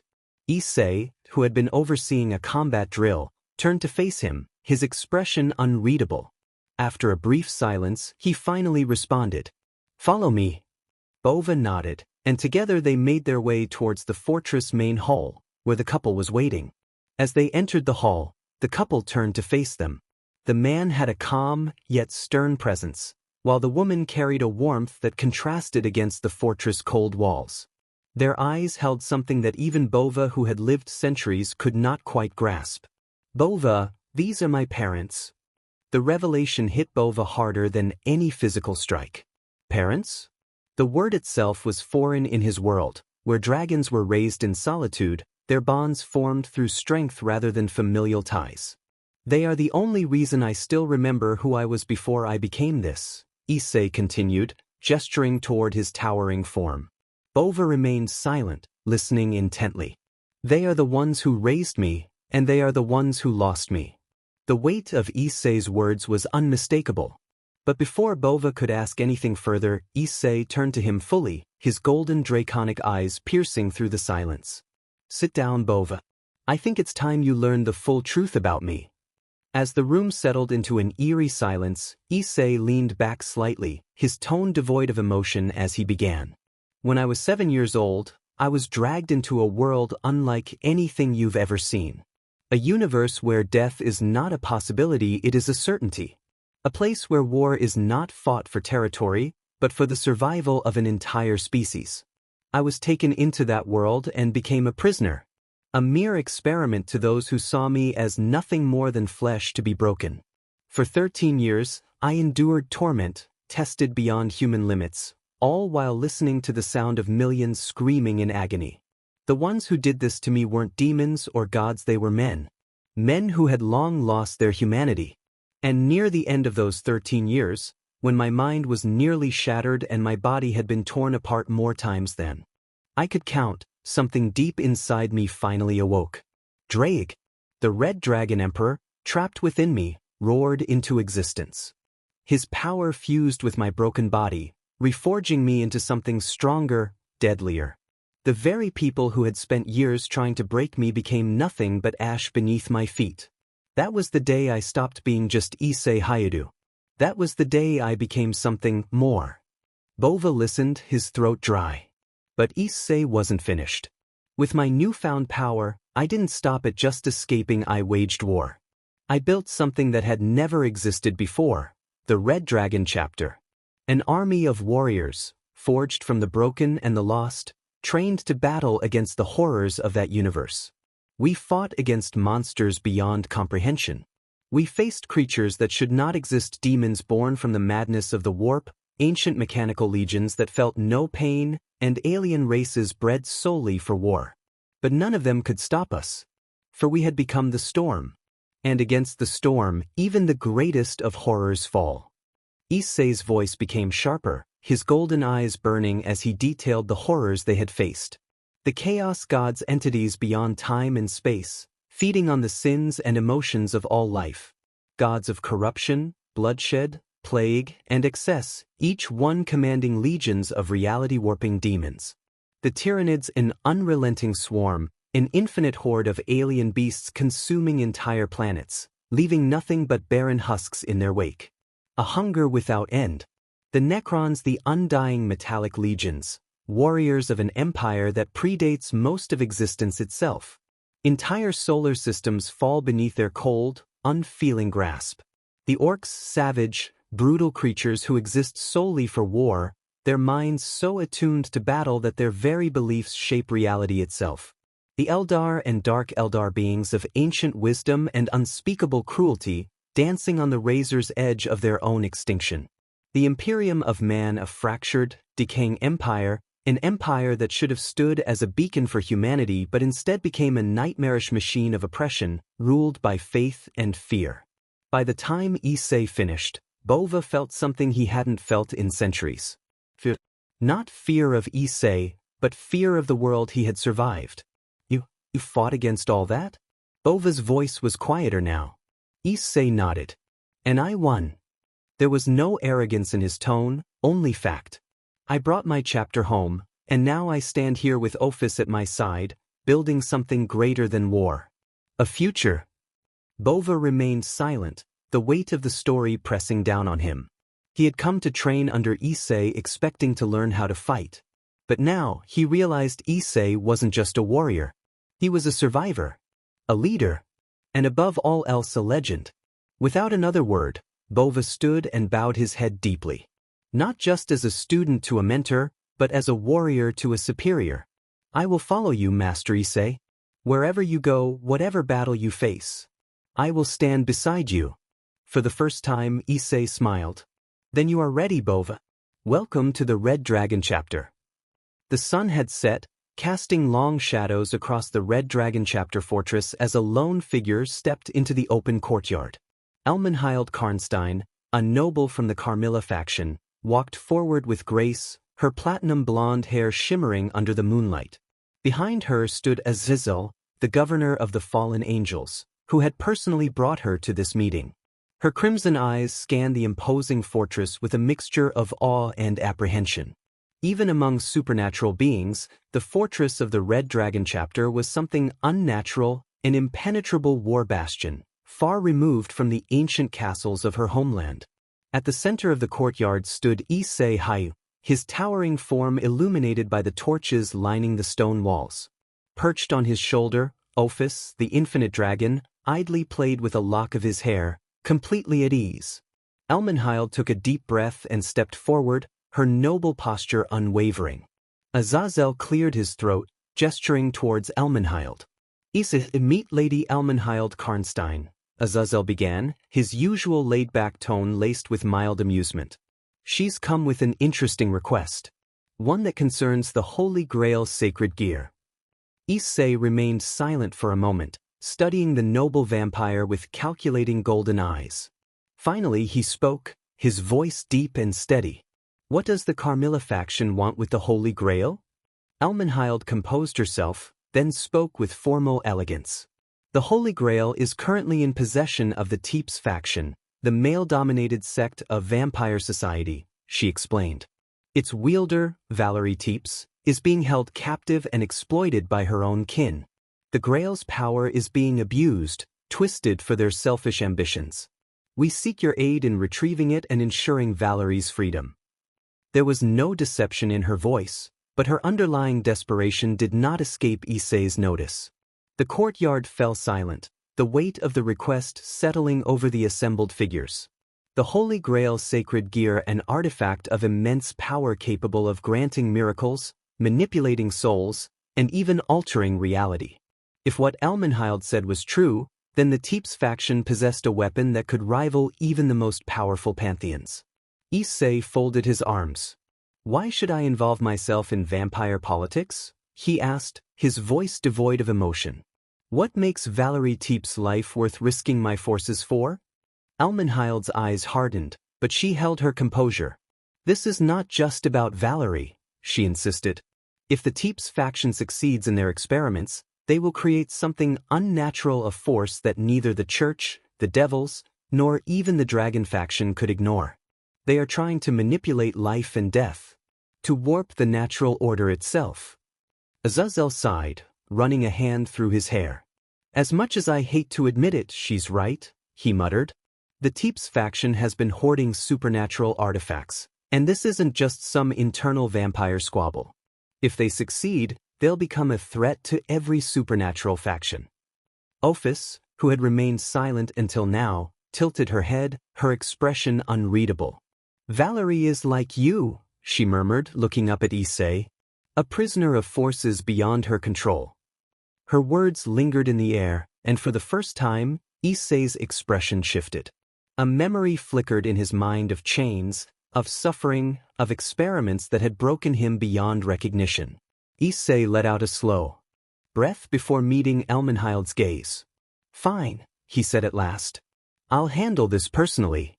Elmenhild's eyes widened slightly, but she quickly bowed in gratitude. Thank you, Red Dragon Emperor. Azazel smirked, placing his hands in his pockets. Well, looks like the vampires just made a grave mistake angering you, huh? Issei didn't respond, because in that moment, he wasn't thinking about politics. He wasn't thinking about the power struggle between vampire factions.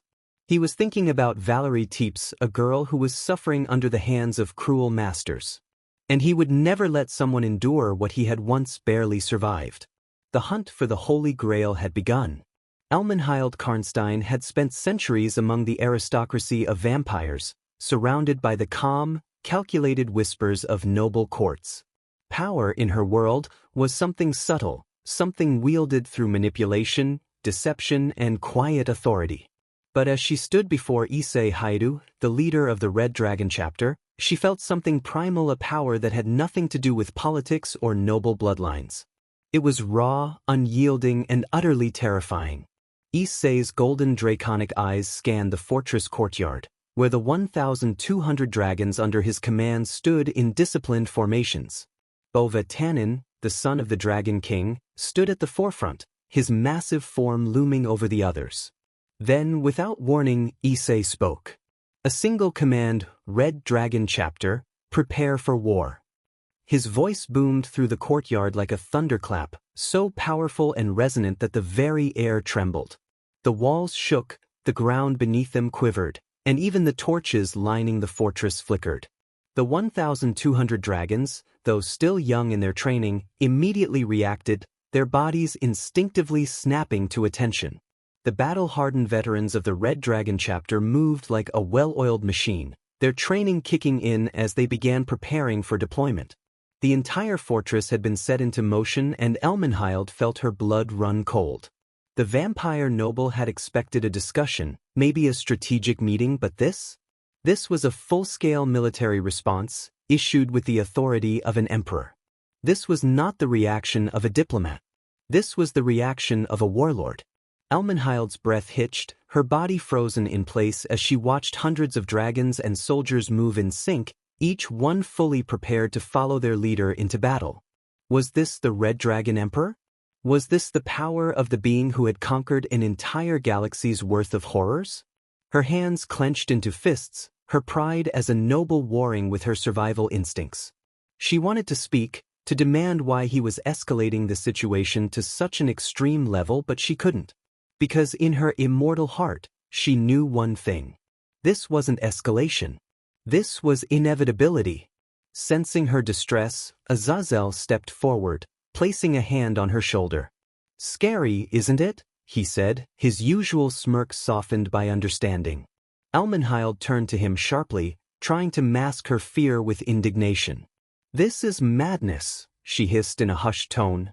Does he truly intend to mobilize an entire war machine over one girl? Over one sacred gear? Azazel's grin widened, but there was a hint of something darker in his gaze.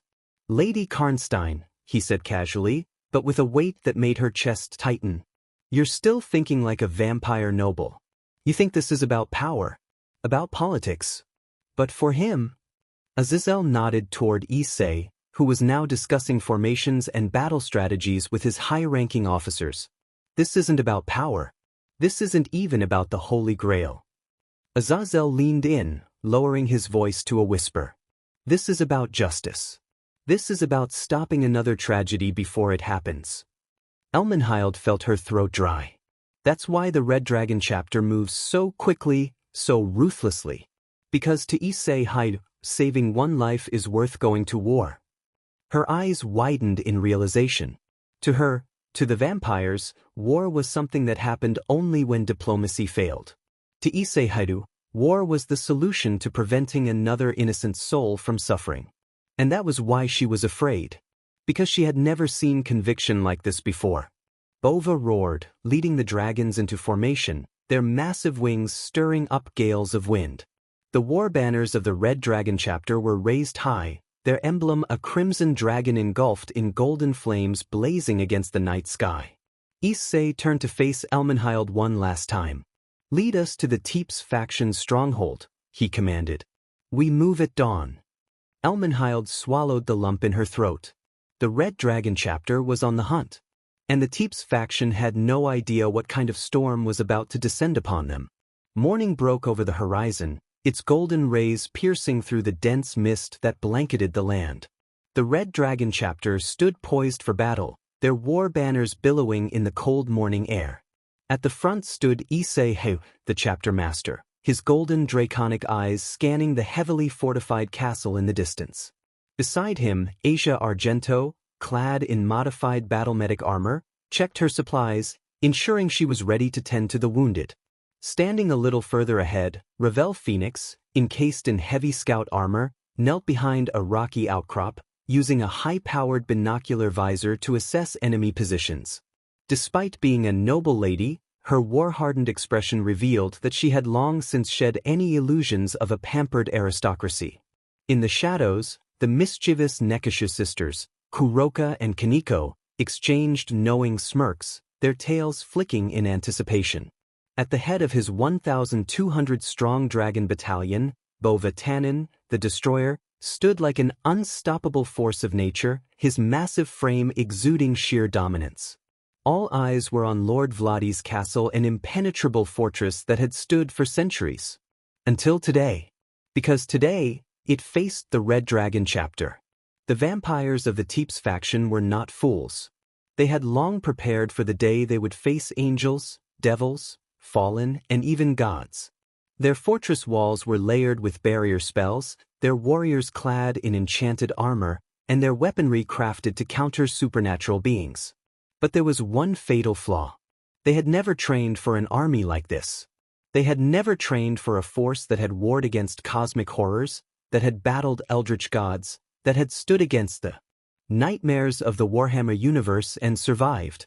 They had never trained for Issei Hyoudou.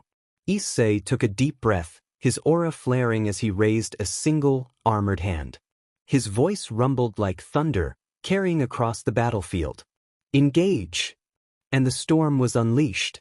Before the vampires could even process what was happening, Ravel Phoenix launched forward, her heavily armored frame moving with unexpected agility. She vanished in a burst of fire, reappearing within the enemy's watchtowers, her claws tearing through the first line of sentries. The alarm bells rang, but it was already too late. From the shadows, Kuroka and Koneko materialized, their yin-yang magic warping reality itself. Kuroka's black flames consumed the enchanted archers, their cries brief before they were turned to ash. Koneko, wielding raw destructive energy, shattered defensive barriers with a mere punch, sending shockwaves through the entire castle structure. The vampires scrambled to counterattack, then the sky darkened. A shadow loomed over them, growing larger by the second. A roar split the heavens. Bova and his battalion descended. Like a storm of fire and scales, the 1,200 dragons crashed into the enemy lines. Walls crumbled, towers fell, and entire battalions were overwhelmed in seconds. The vampires, trained to fight the supernatural, had never prepared for creatures of raw, primal devastation. They tried to resist, but resistance was futile. Through the chaos, Issei advanced, his golden aura illuminating the battlefield like a sun of destruction. The vampire generals rushed forward, hundreds of elite warriors charging toward him. Their weapons gleamed, enchanted specifically to kill dragons and devils alike. Issei met them head-on. His first swing shattered a dozen swords. His second swing tore through an entire squadron. Every strike he delivered was like an earthquake, his sheer presence suffocating the battlefield with an overwhelming godlike might. From the highest tower of the castle, Lord Vladi watched in disbelief. His immortal warriors, his unbreakable fortress, his generations of preparation, all of it was falling apart within minutes. His eyes snapped to the Holy Grail, still locked within the altar at the castle's core. If I can activate it. Before he could even touch it, the air shattered. Issei was there, standing between him and his last hope. Golden draconic eyes met crimson vampire eyes. One filled with unyielding might, the other filled with sheer terror. Lord Vladi had seconds to react. And that was nowhere near enough time. The battle lasted less than an hour. By the time the Red Dragon chapter was finished, the Teeps faction lay in ruins. The Holy Grail was secured, and the name of the Red Dragon chapter would now be whispered in fear throughout the supernatural world. As the sun set over the smoldering battlefield, Issei Hyoudou stood victorious once again. With the battle over and the Holy Grail secured, The ruins of Lord Vladi's once mighty fortress stood as a silent grave to the male-dominated vampire pantheon. The Red Dragon chapter had won decisively. Elmenhild Karnstein, noble of the Carmilla faction, stood before Issei Hyoudou, her crimson eyes reflecting both gratitude and disbelief. Beside them, Asia Argento finished her medical examination of Valerie Teeps, the girl who had been at the heart of the conflict. Valerie, weakened but alive, sat silently as Asia gently reassured her. Elmenhild turned to Issei and bowed. "I cannot begin to express my gratitude, Chapter Master Hyoudou." Issei nodded, his golden draconic eyes unreadable. She was never their tool to begin with. His words were calm, yet there was an undeniable weight behind them. Asia, sensing the moment of finality, finished her work and stepped back. Valerie, despite her frail state, smiled weakly. "Thank you for saving me." Issei merely placed a hand on her shoulder, his expression unreadable. "You've been through enough." As Asia led Valerie away, Elmenhild stood motionless, watching Issei with careful eyes. And then she finally asked the question that had been gnawing at her. "Why?" Issei turned, golden eyes meeting crimson ones. She elaborated. "You could have left this matter alone. You had no stake in it. No obligation. And yet, you went to war for someone who wasn't even yours to protect. Why?" The silence between them stretched. And then Issei spoke. "Because I was her once." Elmenhild blinked, her mind racing. Issei continued, his voice even, yet heavy. "When I was 7 years old, I was taken, pulled from my home and thrown into a universe that knows no mercy. Warhammer 40,000. He spoke the name with a weight that made her shiver. "I was tortured for 13 full years. No sleep, no rest, no reprieve. Just endless pain. Endless suffering." Elmenhild's breath caught. 13 years. 13 years of torture? Her aristocratic mind reeled at the thought, trying to comprehend a fraction of what that must have been like. But Issei wasn't done. "I was forced to endure things that no human should survive. My body broken, my mind shattered, my soul burned away piece by piece. Until one day..." He clenched his fist. "I awakened Draig."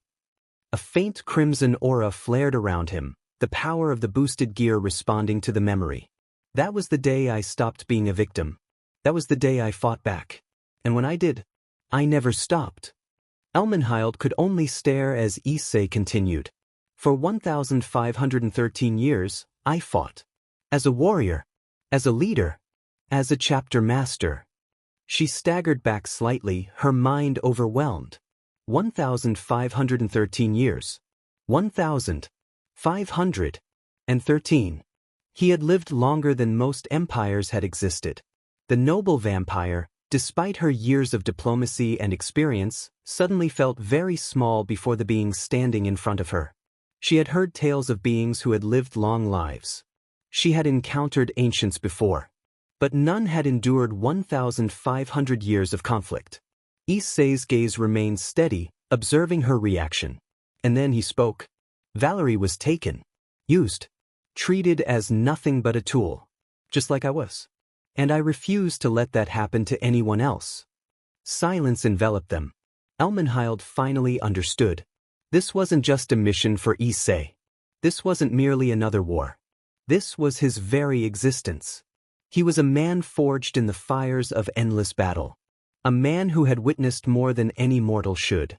A man who, despite it all, still chose to fight for others. For the first time in her life, Elmenhild felt humbled. She bowed deeply. "I see now why. You are called the chapter master. And why the supernatural world whispers your name." She lifted her head, her crimson eyes filled with newfound respect. "You are not just a warrior, Issei Hyoudou. You are a legend." 1 week had passed since Lord Vladi and his pantheon were defeated by the Red Dragon chapter. The news spread across the supernatural world like wildfire. From the Norse halls of Asgard to the divine courts of the Hindu pantheon, from the Japanese Shinto deities to the ancient spirits of the Aboriginal Dreamtime, every pantheon rejoiced. The male-dominated vampire pantheon, known for its tyranny and cruelty, had been erased from existence. And at the heart of it all was the Red Dragon chapter and its mysterious yet formidable chapter master Issei Hyoudou. Among those who heard of the victory was Almenhild Karnstein. Though she had witnessed Issei's might firsthand, she still struggled to comprehend the sheer power of the Red Dragon chapter. She had grown up believing in the superiority of vampires, yet here stood a faction that shattered that belief entirely. More importantly, however, she had seen something beyond brute strength. She had seen honor, discipline, and unwavering determination in Issei and his warriors. And she wanted to see more.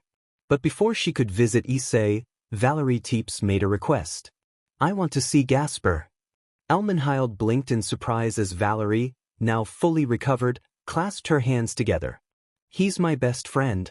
I haven't seen him in so long. I need to see him." There was a softness in Valerie's voice, a longing that spoke of years of separation and pain. Almenhild, despite her usual stoic nobility, couldn't deny Valerie's request. So she contacted Azazel, the Governor-General of the Fallen Angels, to arrange a meeting. Azazel, ever the schemer and mediator, agreed. The meeting would take place at Kuo Academy.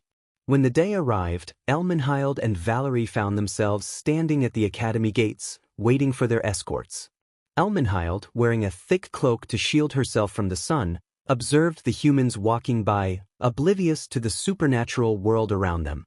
But then she felt it. A presence so overwhelming that her breath hitched. A golden aura so intense that she could feel it even before its owner appeared. And then he arrived. Issei Hyoudou. The towering figure of a man walked with purpose and confidence, his crimson cape flowing behind him. But what truly caught Almenhild's attention was the small figure on his shoulder, Ophis, the infinite dragon god. The way she affectionately clung to Issei, as if he was her entire world, made Almenhild pause. Behind Issei, walking beside him, was Gasper Vladi. When Gasper locked eyes with Valerie, time seemed to stand still. "Valerie?" Her name left Gasper's lips as a whisper. Tears welled up in Valerie's eyes as she rushed forward, wrapping her arms around her childhood friend. "Gasper!" The moment was raw, filled with years of longing and sorrow. Gasper, the usually timid damper, found himself trembling, overwhelmed by emotion. "You're really here?" Valerie nodded, smiling through her tears. "I'm free, Gasper. I'm finally free." Almenhild watched silently, feeling something unfamiliar stir in her chest. Then, her eyes shifted back to Issei, who merely observed the reunion in silence. And then he spoke. "She's safe now. And she can stay here as long as she wants." Gasper looked up, his eyes filled with gratitude. "Thank you, Issei-senpai." Issei nodded once before shifting his gaze to Almenhild. "And you? You're here for a different reason." Almenhild straightened, returning to her usual diplomatic posture. "Yes. I wish to observe your Red Dragon chapter personally. I want to understand what makes your warriors so different from the rest of the supernatural world." Issei tilted his head slightly, as if measuring her resolve. Then he offered his hand. "Then come." Almenhild hesitated, but after a moment, she placed her gloved hand in his, sealing her decision. As the group made their way back to the Red Dragon chapter fortress, Almenhild found herself walking in the open sun. She winced slightly, the faint sting of daylight biting into her skin. Noticing this, Issei glanced at her. "The sun still affects you." Almenhild frowned. "Of course, I am a noble vampire. Unlike Dampiers, pureblood vampires suffer under sunlight." Issei hummed in thought before raising his right hand. A pulse of draconic magic surged, forming a small crimson rune in his palm. "Then let's fix that." Before Almenhild could react, Issei pressed his palm against her forehead. A warm sensation spread through her body, as if the very essence of the sun itself was being rewritten. When he pulled away, Almenhild stared at him in shock. What did you do?" Issei smirked. "I modified your body to resist the sun." She froze, looking down at her hands. The sting of the sunlight was gone. The warmth of the day no longer felt like an enemy. She was free. "You?" Almenhild's voice caught in her throat. She had known spells, artifacts, and enchantments that allowed vampires to walk in daylight, but those were always temporary. Yet this was something entirely different. Issei had changed her. Permanently. For a moment, Elmenhild felt something foreign, something she had never felt before. A strange warmth blooming in her chest. She turned away, flustered. I see. Thank you. Issei merely nodded, as if it were nothing. But to Elmenhild, it was everything. As they entered the Red Dragon Chapter Fortress, she couldn't help but wonder. Just who was Issei Hyoudou? And why did he feel more like a king than a mere warrior? The Grand Fortress of the Red Dragon Chapter. As the group arrived at the fortress gates, everyone except Issei and Ophis stood in sheer disbelief. The Red Dragon Chapter Fortress was unlike anything they had ever seen. The sheer magnitude of the fortress, its towering walls, and the draconic banners fluttering in the wind exuded an aura of absolute authority. What struck them the most was how impeccably maintained everything was. Unlike many supernatural strongholds which were often decayed by time, this fortress was pristine, as if built only yesterday. Yet, it radiated centuries of history and war. Elmenhild, unable to contain her curiosity, whispered, "This place, it's beyond anything I could have imagined." Azazel smirked. "Impressive, isn't it? You should have seen it in battle." Valerie, standing beside Gasper, felt small in the face of such a monolithic structure. Gasper himself gulped. "Senpai actually lives here?" Bova, standing proudly behind Issei, let out a low, satisfied growl. "Of course. This is the mightiest fortress in the world. A true home for warriors." Issei, standing at the front, remained silent, merely gesturing for them to follow him inside. The grand entrance, Gothic majesty. As they stepped through the massive iron gates, the newcomers were immediately greeted by a sight that made their breath hitch. The Gothic architecture, mixed with draconic aesthetics, formed a visual masterpiece. Dark stone pillars, adorned with intricate carvings of dragons, stretched towards the heavens. Arching stained glass windows depicted battles of legend, where winged titans clashed amidst flames and chaos. The grand chandeliers, shaped like serpentine dragons, glowed with an ethereal crimson light, illuminating the vast halls. The very air itself felt charged with power, as if the fortress was alive, watching every intruder, every guest, every warrior that stepped within. Elmenhild stared in awe, barely able to keep her composure. "This isn't just a fortress," she murmured. "It's a kingdom." Valerie, though less vocal, was equally captivated. Gasper, meanwhile, shivered. "This place is terrifying, but also beautiful." Even Azazel, who had seen countless supernatural strongholds, let out a whistle of appreciation. "You've really outdone yourself, Issei." Issei merely shrugged. "A fortress must be as strong as the warriors who live within it." Ophis, still clinging affectionately to his shoulder, added in a soft voice, "And this fortress is eternal. Just like him." The statement, spoken so casually, sent a shiver down Elmenhild's spine. She glanced at Issei, wondering once again. What exactly was he? A mere warrior? Or something far greater? Offering a place to stay. Once they reached the main hall, Issei turned to Elmenhild, Valerie, and Gasper. "You're welcome to stay here for as long as you need." Elmenhild, regaining her noble composure, nodded. "I appreciate your generosity. However, I do not require much. A single-bedroom accommodation will suffice." Issei acknowledged her request with a simple nod. "Done." Then he turned to Valerie and Gasper. "As for you two." Before he could continue, Valerie grabbed Gasper's hand, her grip tight. "I want to stay with Gasper." Gasper, startled, turned bright red. Valerie." She smiled at him. "We've been apart for so long. I don't want to be separated again." Gasper hesitated, clearly flustered, but Issei simply nodded. "Very well. You'll share an accommodation."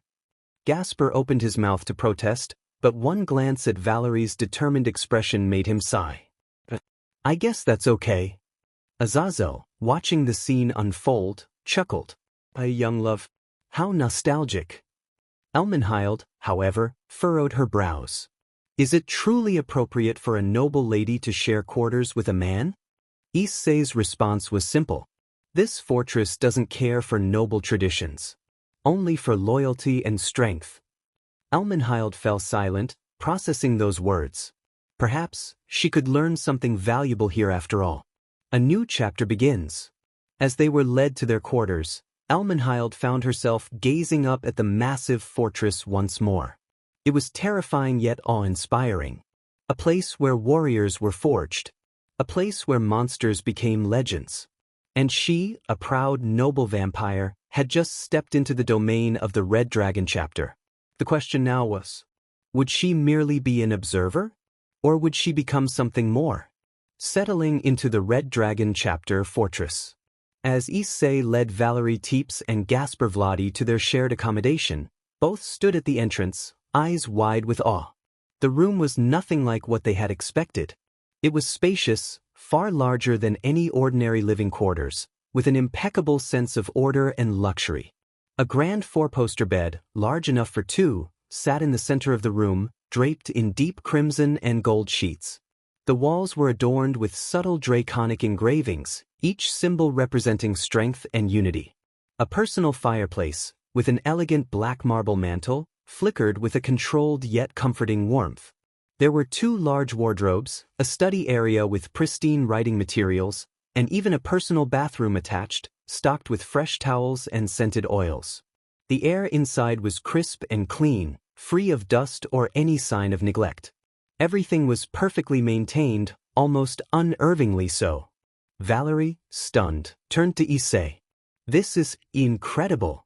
I wasn't expecting such hospitality. Issei shrugged. Every member or guest of the Red Dragon chapter is treated with dignity. Comfort is a necessity for warriors to remain strong. Gasper, still overwhelmed, hesitated before asking, Are you sure it's okay for us to stay here? Issei simply nodded. You are welcome here as long as you wish.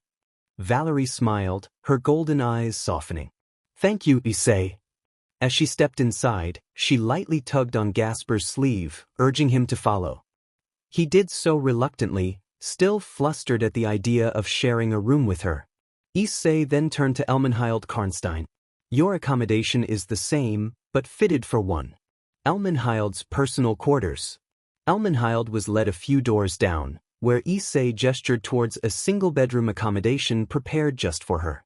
Upon stepping inside, she was immediately struck by the elegance of the space. The room was just as grand, albeit designed for a single occupant.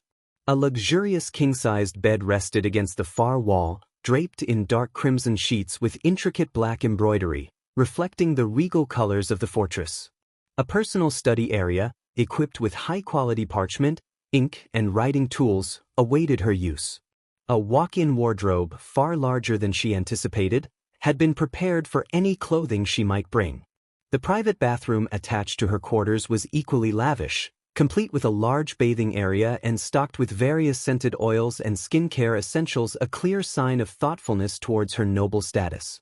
Elmenhild blinked, momentarily speechless. This is more than sufficient. Issei merely responded, You're a guest of the Red Dragon chapter. Hospitality is expected. She slowly walked further in, running her fingers along the smooth, polished surface of the furniture.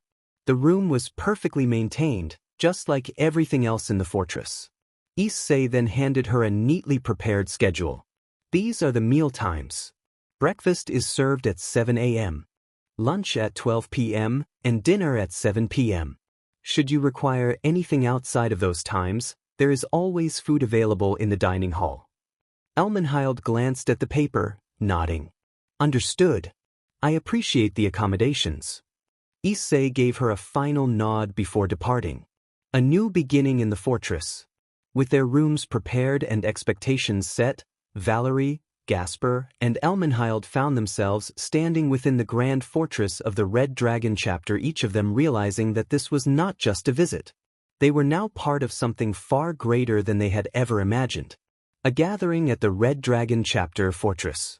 The massive gates of the Red Dragon chapter fortress slowly creaked open, revealing Issei Hyoudou standing at the entrance. His towering figure cast a shadow over the visitors, his golden draconic eyes gleaming with authority. At his side, Ophis sat on his shoulder, calm yet curious, watching the new arrivals with quiet interest. As the gates fully opened, the two parties stepped forward. On one side, Azazel, the former Governor-General of the Fallen Angels, stood alongside Kunu, the young daughter of Yasaka and princess of the Kyoto Yukai faction. On the other side, Seraphal Leviathan, one of the 4 Devil Kings, stood next to Ravel Phoenix, the eldest son of Lord Phoenix, sent to check up on his younger sister Ravel Phoenix after his father's request. A brief moment of silence filled the air as the two groups faced each other. Then, Azazel casually smirked. "Well, this is a surprise. Didn't expect to run into you here, Seraphal."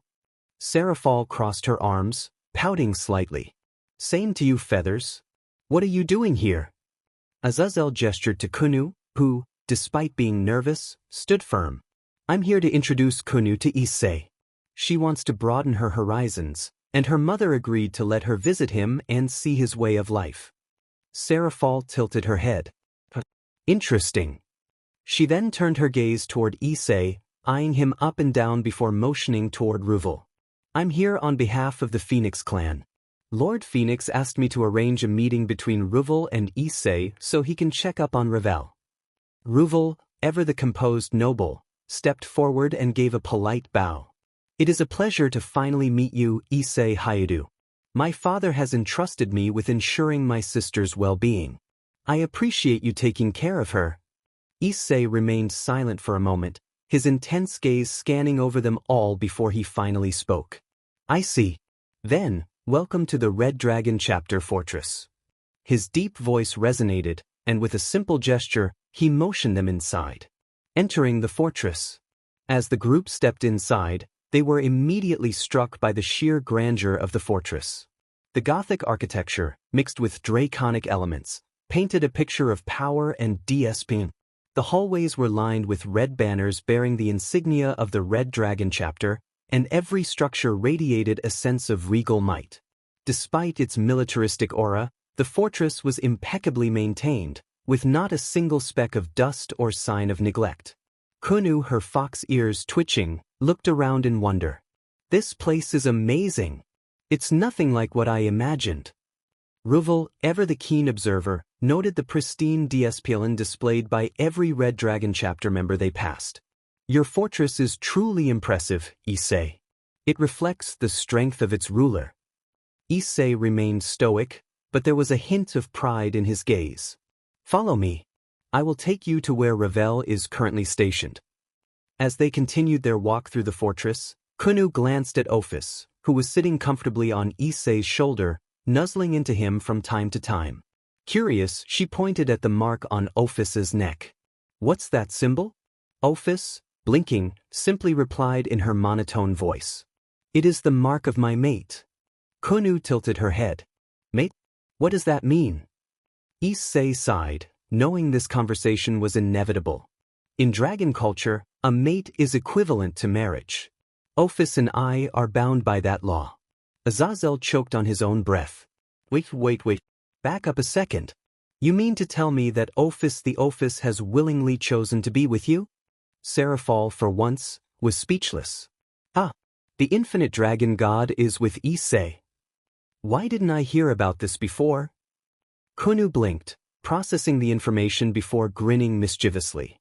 "So that means you two are like my parents. Mama and Papa are together too." Ophis nodded sagely, as if it was the most natural thing in the world. Issei, on the other hand, rubbed his temples, muttering under his breath. Ravel, however, chuckled.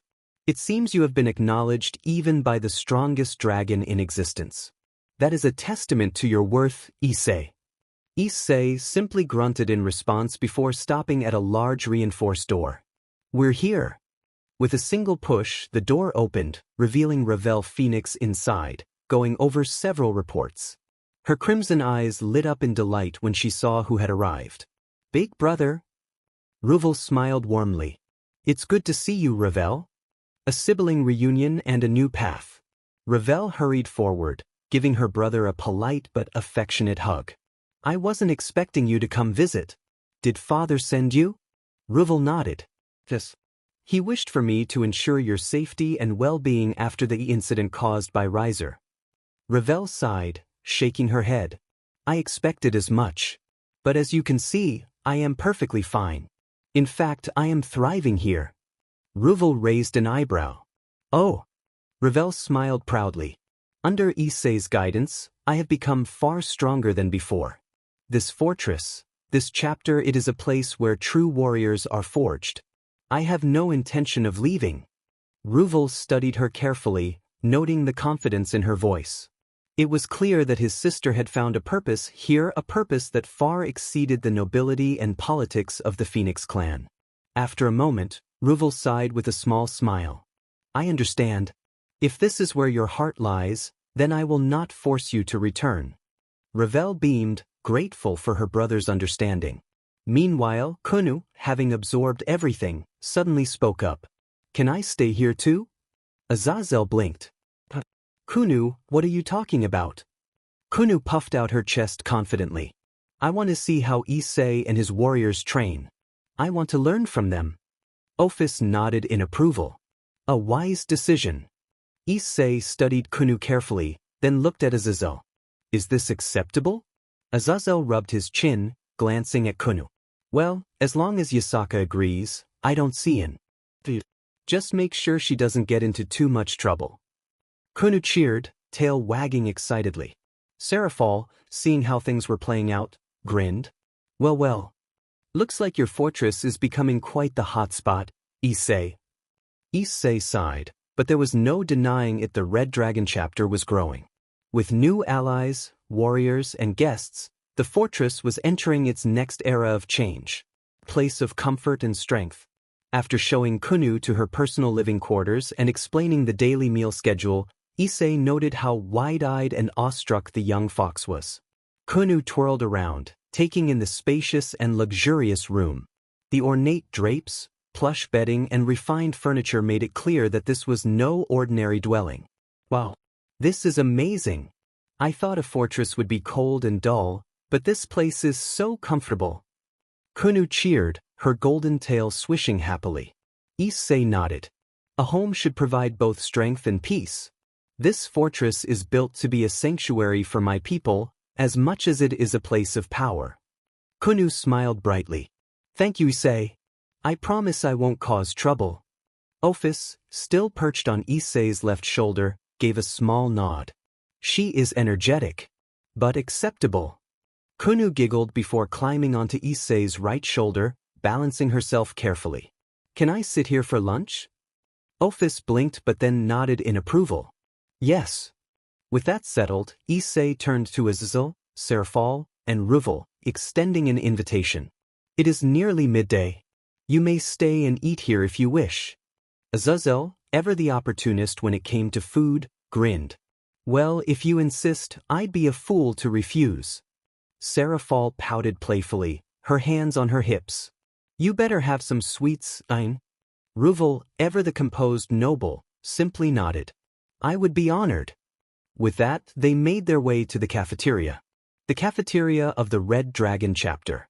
Upon entering the cafeteria, everyone except Issei, Ophis, and Ravel froze in disbelief. The room was massive, built to accommodate hundreds of warriors at once, yet it was designed with an uncommon level of refinement. The polished stone floors, elegant draconic murals on the walls, and spacious seating arrangements created an inviting atmosphere. At the center of the hall stood an impressive buffet-style serving area, where rows of expertly crafted dishes were arranged meticulously. Despite being in a fortress of war, the atmosphere in the cafeteria was one of comfort and peace. Ravel, ever the knowledgeable one, smirked at their reactions. Issei believes that while battle requires strength and despion, rest requires comfort and peace. This cafeteria was designed to provide both. Issei, hearing the conversation, nodded. For warriors to fight at their best, they must be at ease when they eat. A cramped, cold mess hall dulls the spirit. Here, my people can dine without worry. Azazel, looking around, let out a low whistle. Wow. You really thought of everything. Serafal twirled happily, laughing. I might move in at this rate. This place is way too nice for a war fortress. Ravel, scanning the architecture, was impressed beyond words. This level of design and refinement. You truly respect those under your command. Issei said nothing, simply moving toward the serving station. A feast worthy of legends. When the group received their meals, their expectations shattered once more. Each dish was perfectly prepared, with a level of care and precision one would expect from a top-tier restaurant. The food wasn't just well-cooked, it was an art form. Juicy cuts of steak, perfectly seared seafood, fresh vegetables, and even exquisite desserts were arranged before them. Kunu's fox ears twitched excitedly as she took a bite of her dish. This is so good. Ravel, having been accustomed to Issei's high standards, nodded approvingly. As always, the quality remains unparalleled. Ravel, taking his first bite, paused as his usual composed demeanor faltered for a moment. This surpasses even the finest chefs of the Phoenix clan. Serafal, who had already devoured half her plate, cheered. You're officially my favorite chef now. Azazel, shaking his head, chuckled. Wow, kid. If you ever retire from war, you could dominate the culinary world. Issei simply ate quietly, watching as his guests enjoyed their meal. Ophis, perched on his shoulder, munched on a piece of cake, looking completely content. A newfound respect. As the meal continued, the guests exchanged glances, realizing something. This wasn't just about luxury. Issei had created a fortress not only of strength but of comfort and unity. Here, warriors could fight without fear but also live without worry. Here, dragons, devils, humans, and even vampires could sit together without conflict. Kunu, wiping her mouth, looked at Issei with newfound admiration. Your home is amazing. Ophis nodded. It is fitting. Ravel, ever the proud noble, couldn't help but respect the man before him. You are not just a warrior, Issei. You are a leader in every sense of the word. Azazel smirked. Yeah, I think I get it now. This isn't just a fortress. It's a legacy. Serafal grinned playfully, but even she had a hint of respect in her voice. Iasetan, you might just be the future of the supernatural world. Issei, however, simply took another bite of his meal, saying nothing. For him, this was just another day in the Red Dragon Chapter Fortress. Ravel's return to the Phoenix clan. As the sun set over the underworld, Ravel Phoenix stepped through the grand entrance of the Phoenix clan's estate, his mind still lingering on everything he had seen and felt at the Red Dragon Chapter Fortress. His father, Lord Phoenix, sat calmly in the main hall, awaiting his return. The moment Ravel entered, his father looked up expectantly. You've returned. His deep voice held both authority and curiosity. I take it you met Issei Hyoudou. Ravel nodded, walking toward his father before taking a seat opposite him. I did. And I saw much more than I ever anticipated. Lord Phoenix remained silent, allowing his son to collect his thoughts. Ravel took a deep breath, his usual composed demeanor slightly shaken. Father, that fortress is unlike anything I've ever encountered. It is a place of war and strength, yet it holds an aura of peace. Every soldier there respects their leader with a loyalty that goes beyond mere obedience. And the man who commands them, he is no ordinary warrior. Lord Phoenix narrowed his eyes slightly. You sound as if you admire him. Ravel exhaled softly. I do. Issei Hyoudou is more than a fighter, more than a dragon, more than even a devil. He is a leader in every sense of the word. His men do not follow him out of fear or duty. They follow him because he has given them something to believe in. Lord Phoenix folded his hands together, listening intently. Ravel continued, his gaze hardening. I spoke to Issei about Ravel, about how she's been doing under his command. But when I looked at her, I realized something else. A brother's reflection. Ravel's mind drifted to his younger sister, Ravel Phoenix.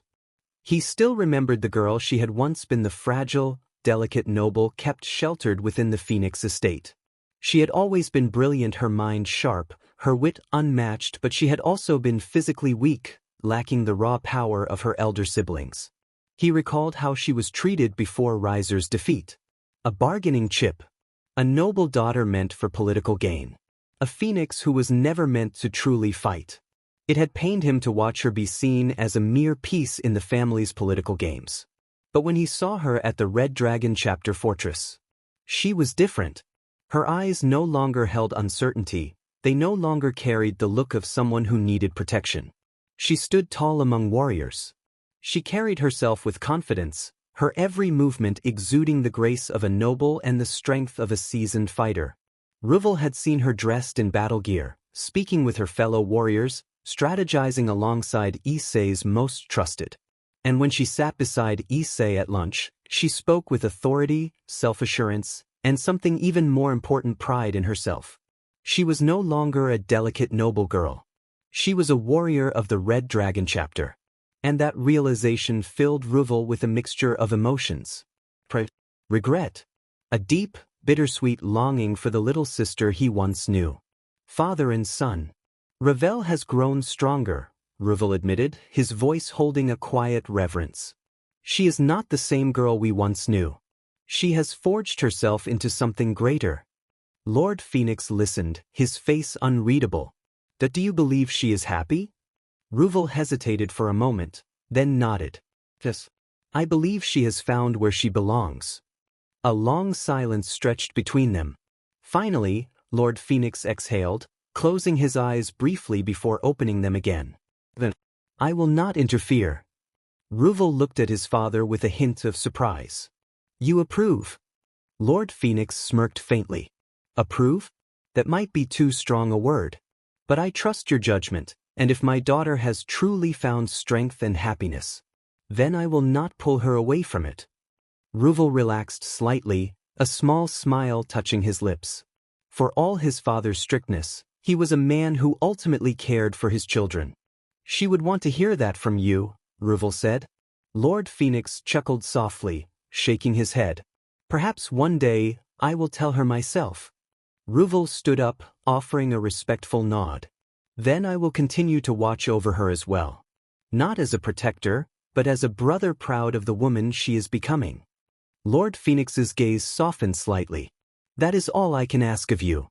As Ravel left the hall, he couldn't help but think back to his little sister's smile, one no longer filled with uncertainty, but with purpose.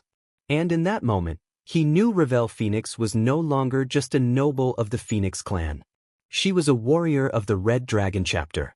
Ravel's request and the unforeseen incident.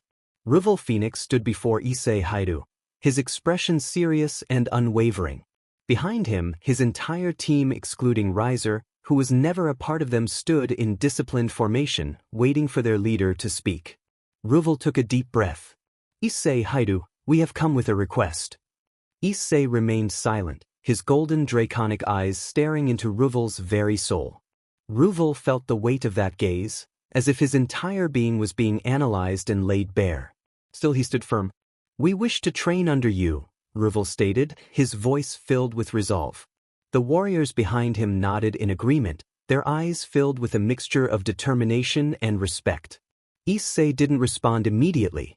He merely continued to observe Ravel, not his words, but his intentions.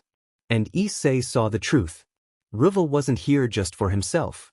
His request wasn't just about training or becoming stronger. He was here to watch over his little sister, to see for himself what kind of life Ravel had chosen, and perhaps to understand the man who had helped her grow. After a long pause, Issei finally spoke, his deep voice reverberating through the air. Very well. Ravel exhaled in relief, but before he could say anything further, bang!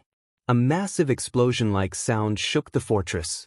Ravel and his team instinctively turned their heads, their bodies already moving toward the source of the noise.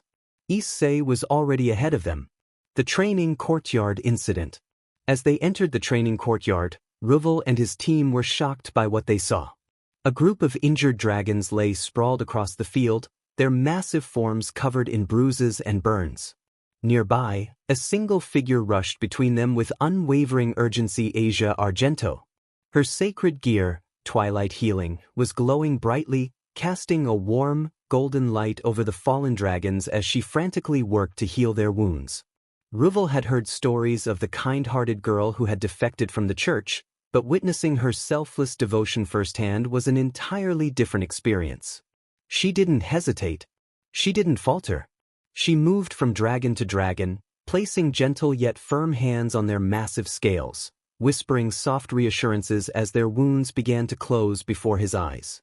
The sheer sight of it stunned Ravel's entire team. The Phoenix clan prided itself on its unparalleled healing abilities, but even they could admit Asia's sacred gear was something truly special. Issei and Bova's exchange.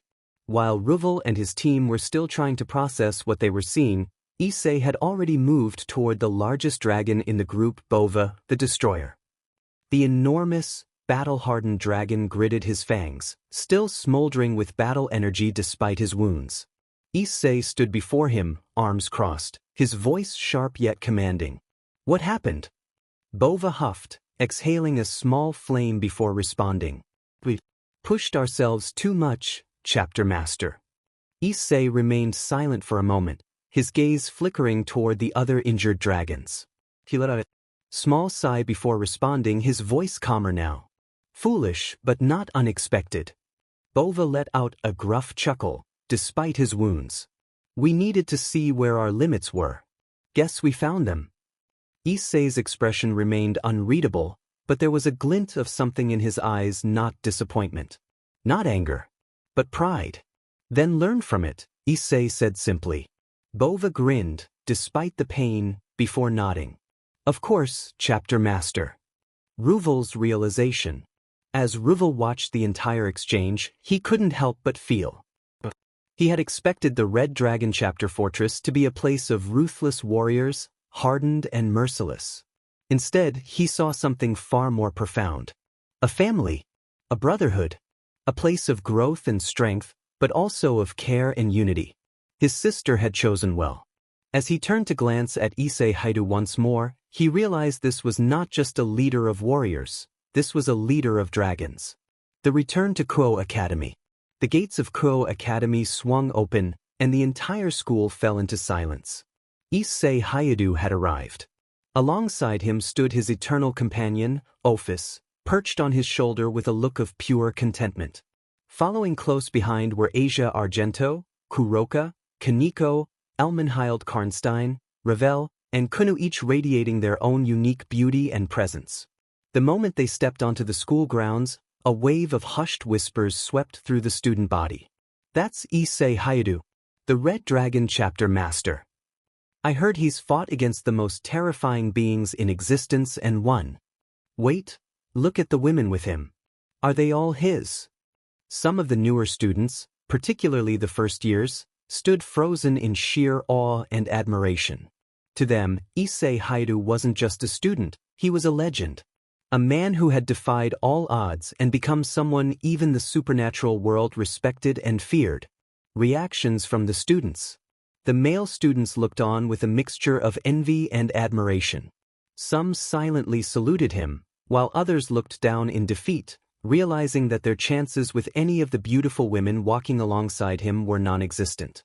Meanwhile, the female students stared at him with blushing cheeks and intrigued eyes, some even exchanging looks and nervously whispering among themselves. "I heard he's incredibly powerful, but he's also really gentle with those close to him. And did you see the way Ophis was sitting on his shoulder? She looks so relaxed with him." Wait, Issei Hyoudou is already taken, right? Of course he is. But that doesn't mean we can't admire him. Some of the braver students couldn't help but gawk openly as he walked past them, his towering figure and the sheer confidence in his stride making him seem like a warrior king among commoners. Inside the school. As the group made their way through the hallways, Issei remained calm and composed, seemingly unbothered by all the attention. Kunu, however, puffed up with pride, clearly enjoying the attention they were receiving.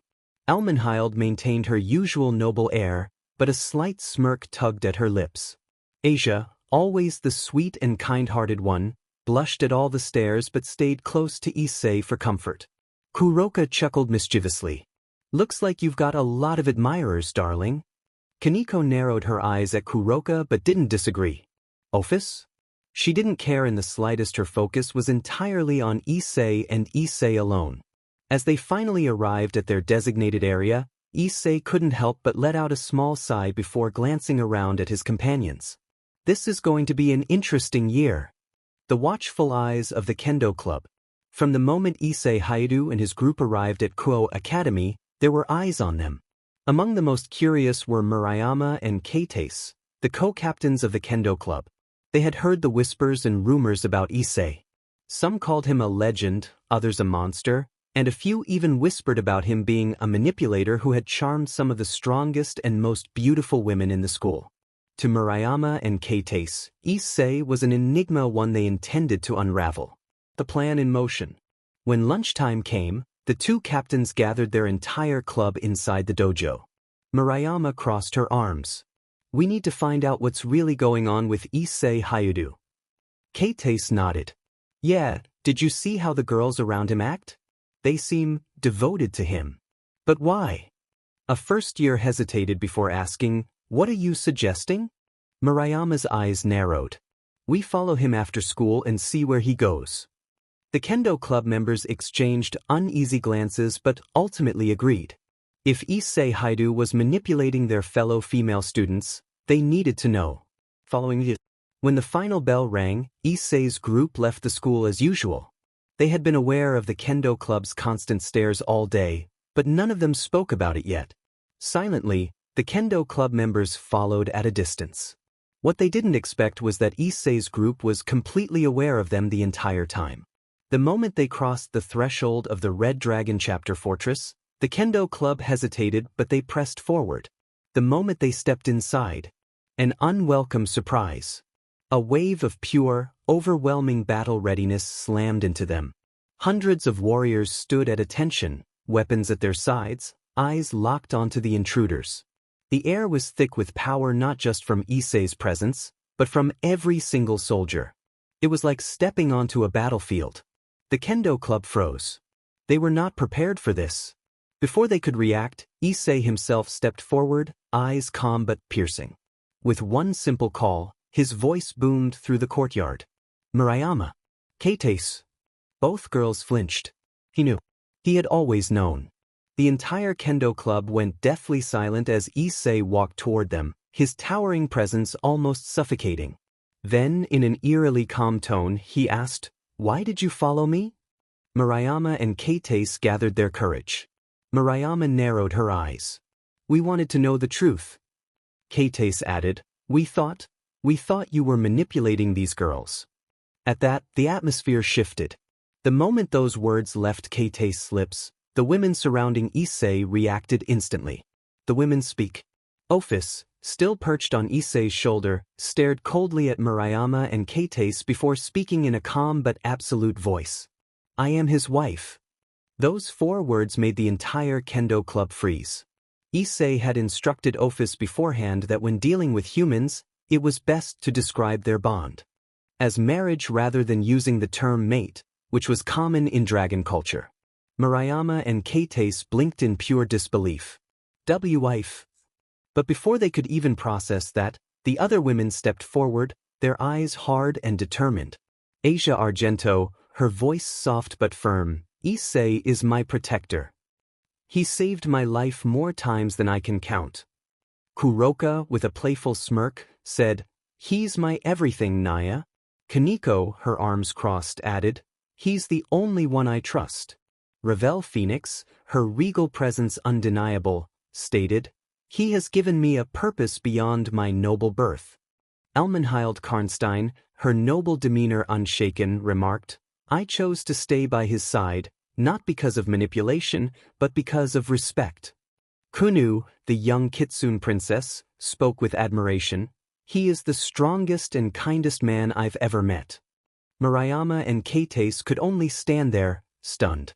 They had come expecting to uncover deception, but instead, they were confronted with unshakable loyalty and devotion. It wasn't mind control. It wasn't manipulation. It was genuine. And that terrified them more than anything. The aftermath. Seeing the truth, Murayama and Keites lowered their heads. We were wrong. Murayama admitted. Haitus followed. We shouldn't have doubted you. Issei watched them for a moment before exhaling slowly. I hold no grudge against you for being cautious, he said simply. But next time ask. Don't follow. The Kendo Club nodded quickly, still shaken by the unimaginable power surrounding them. With that, they turned and left the fortress. Even as they walked away, they couldn't shake the feeling that they had just encountered something far beyond their understanding. As the fortress gates closed behind them, Murayama and Haitus exchanged a single, final look. Issei Hyoudou was no ordinary man. He was something else entirely. The truth behind the Red Dragon chapter. A second chance for understanding. After realizing their mistake in suspecting Issei of wrongdoing, Murayama and Haitus alongside the entire Kendo Club were granted permission to enter the Red Dragon chapter fortress.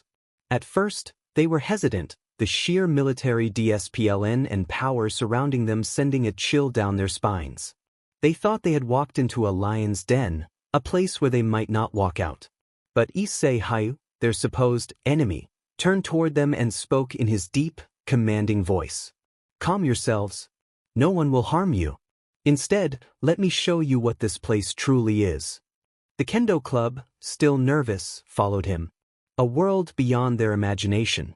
Issei led them through the fortress corridors, its Gothic and Draconic architecture towering over them like something out of a myth.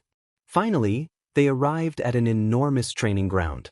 What the Kendo Club saw made their breath catch in their throats.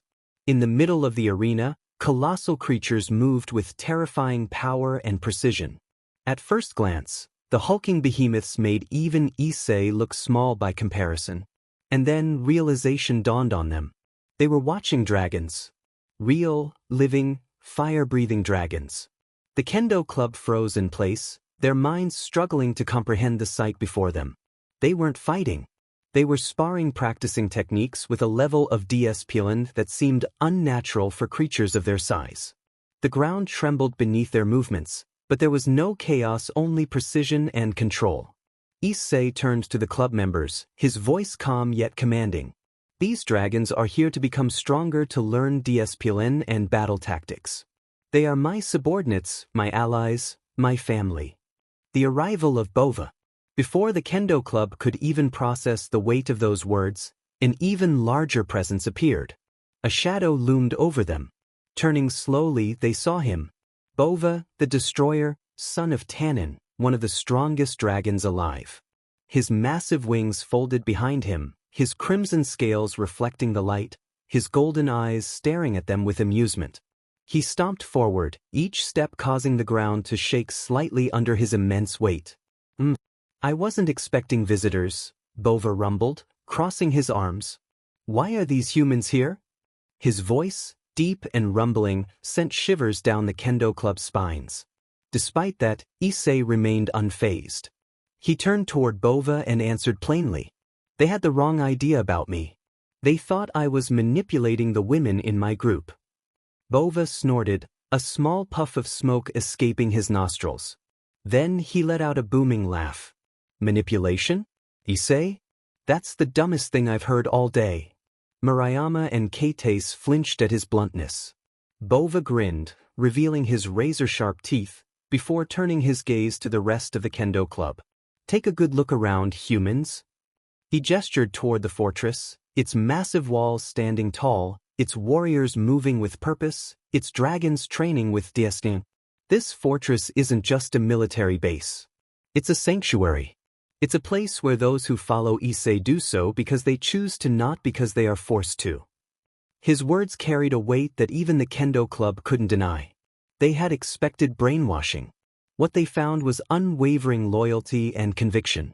The truth about Issei's fortress. Murayama, still trying to make sense of it all, turned to Issei. Issei, are there any humans here?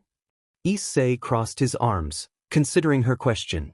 Then he responded. This fortress is home to many supernatural beings. Then, as if on cue, the women in Issei's group stepped forward, revealing their true nature. Ophis, the petite yet unfathomably powerful woman, spoke first. I am not human. I am a dragon. The infinite dragon god. Asia, the gentle blonde, held up her hands, showing her golden light of healing. I am a holy healer, a wielder of the sacred gear Twilight Healing. Kuroka, with her playful smirk, let her black cat ears and twin tails emerge. Nya Amen Nekishu, a high-level yokai. Koneko, her calm gaze unwavering, revealed her own white cat ears and tail. Same as her. Ravel Phoenix, with her proud and noble demeanor, allowed flames to flicker in her hand, displaying her phoenix heritage. I am of the noble Phoenix clan. Almenhild Karnstein, the noble vampire, sighed before showing her elongated fangs. A pure-blooded vampire of the Carmilla faction. Kunu, the youngest of the group, happily let her golden fox ears and multiple tails appear. I'm a kitsune, daughter of Yasaka, leader of Kyoto's Yukai. The Kendo club stood frozen, their eyes wide with shock and realization. Murayama and Keites felt like their entire understanding of reality had just crumbled. The women they thought were normal schoolgirls were, in fact, powerful supernatural beings. And yet they still chose to follow Issei. Not because of fear. Not because of control. But because of who he was. Because of what he stood for. Issei's voice broke the silence. Now do you understand? Murayama, still shaken, finally nodded. I do. Keites let out a breath she didn't realize she had been holding. This place, it's incredible. The Kendo Club members no longer saw Issei as a manipulator or a mystery. They now saw him for what he truly was. A leader. A protector. A warrior unlike any other. And with that, they knew they had stumbled upon something far greater than they had ever imagined. The truth of Issei Hyoudou. The Kendo Club continued to watch in awe as the dragons finished their training, their massive bodies moving with unexpected discipline. But then a soft grumble broke the atmosphere. All eyes turned to Ophis, whose pale face flushed red as she held her stomach.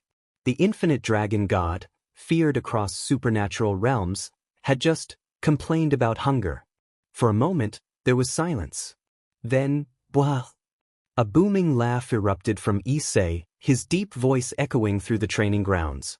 Looks like it's about time for a meal. Still grinning, he turned to the Kendo Club and made an offer. You've come this far. You might as well join us for lunch.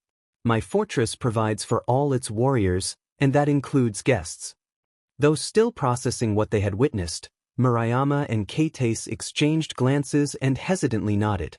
And so Issei's group, including an embarrassed Ophis, whose face remained slightly red, the entire Kendo Club, who were still stunned beyond belief, and the dragons, who stopped their training and headed toward the food courtyard, all moved together toward the fortress cafeteria, the heart of the Red Dragon chapter's sustenance. The food courtyard, a family reunion. As they stepped into the grand cafeteria, the Kendo Club had yet another shock. The space was vast, but not intimidating. Despite its gothic, battle-hardened aesthetic, the cafeteria felt warm, a place meant for warriors to rest and refuel.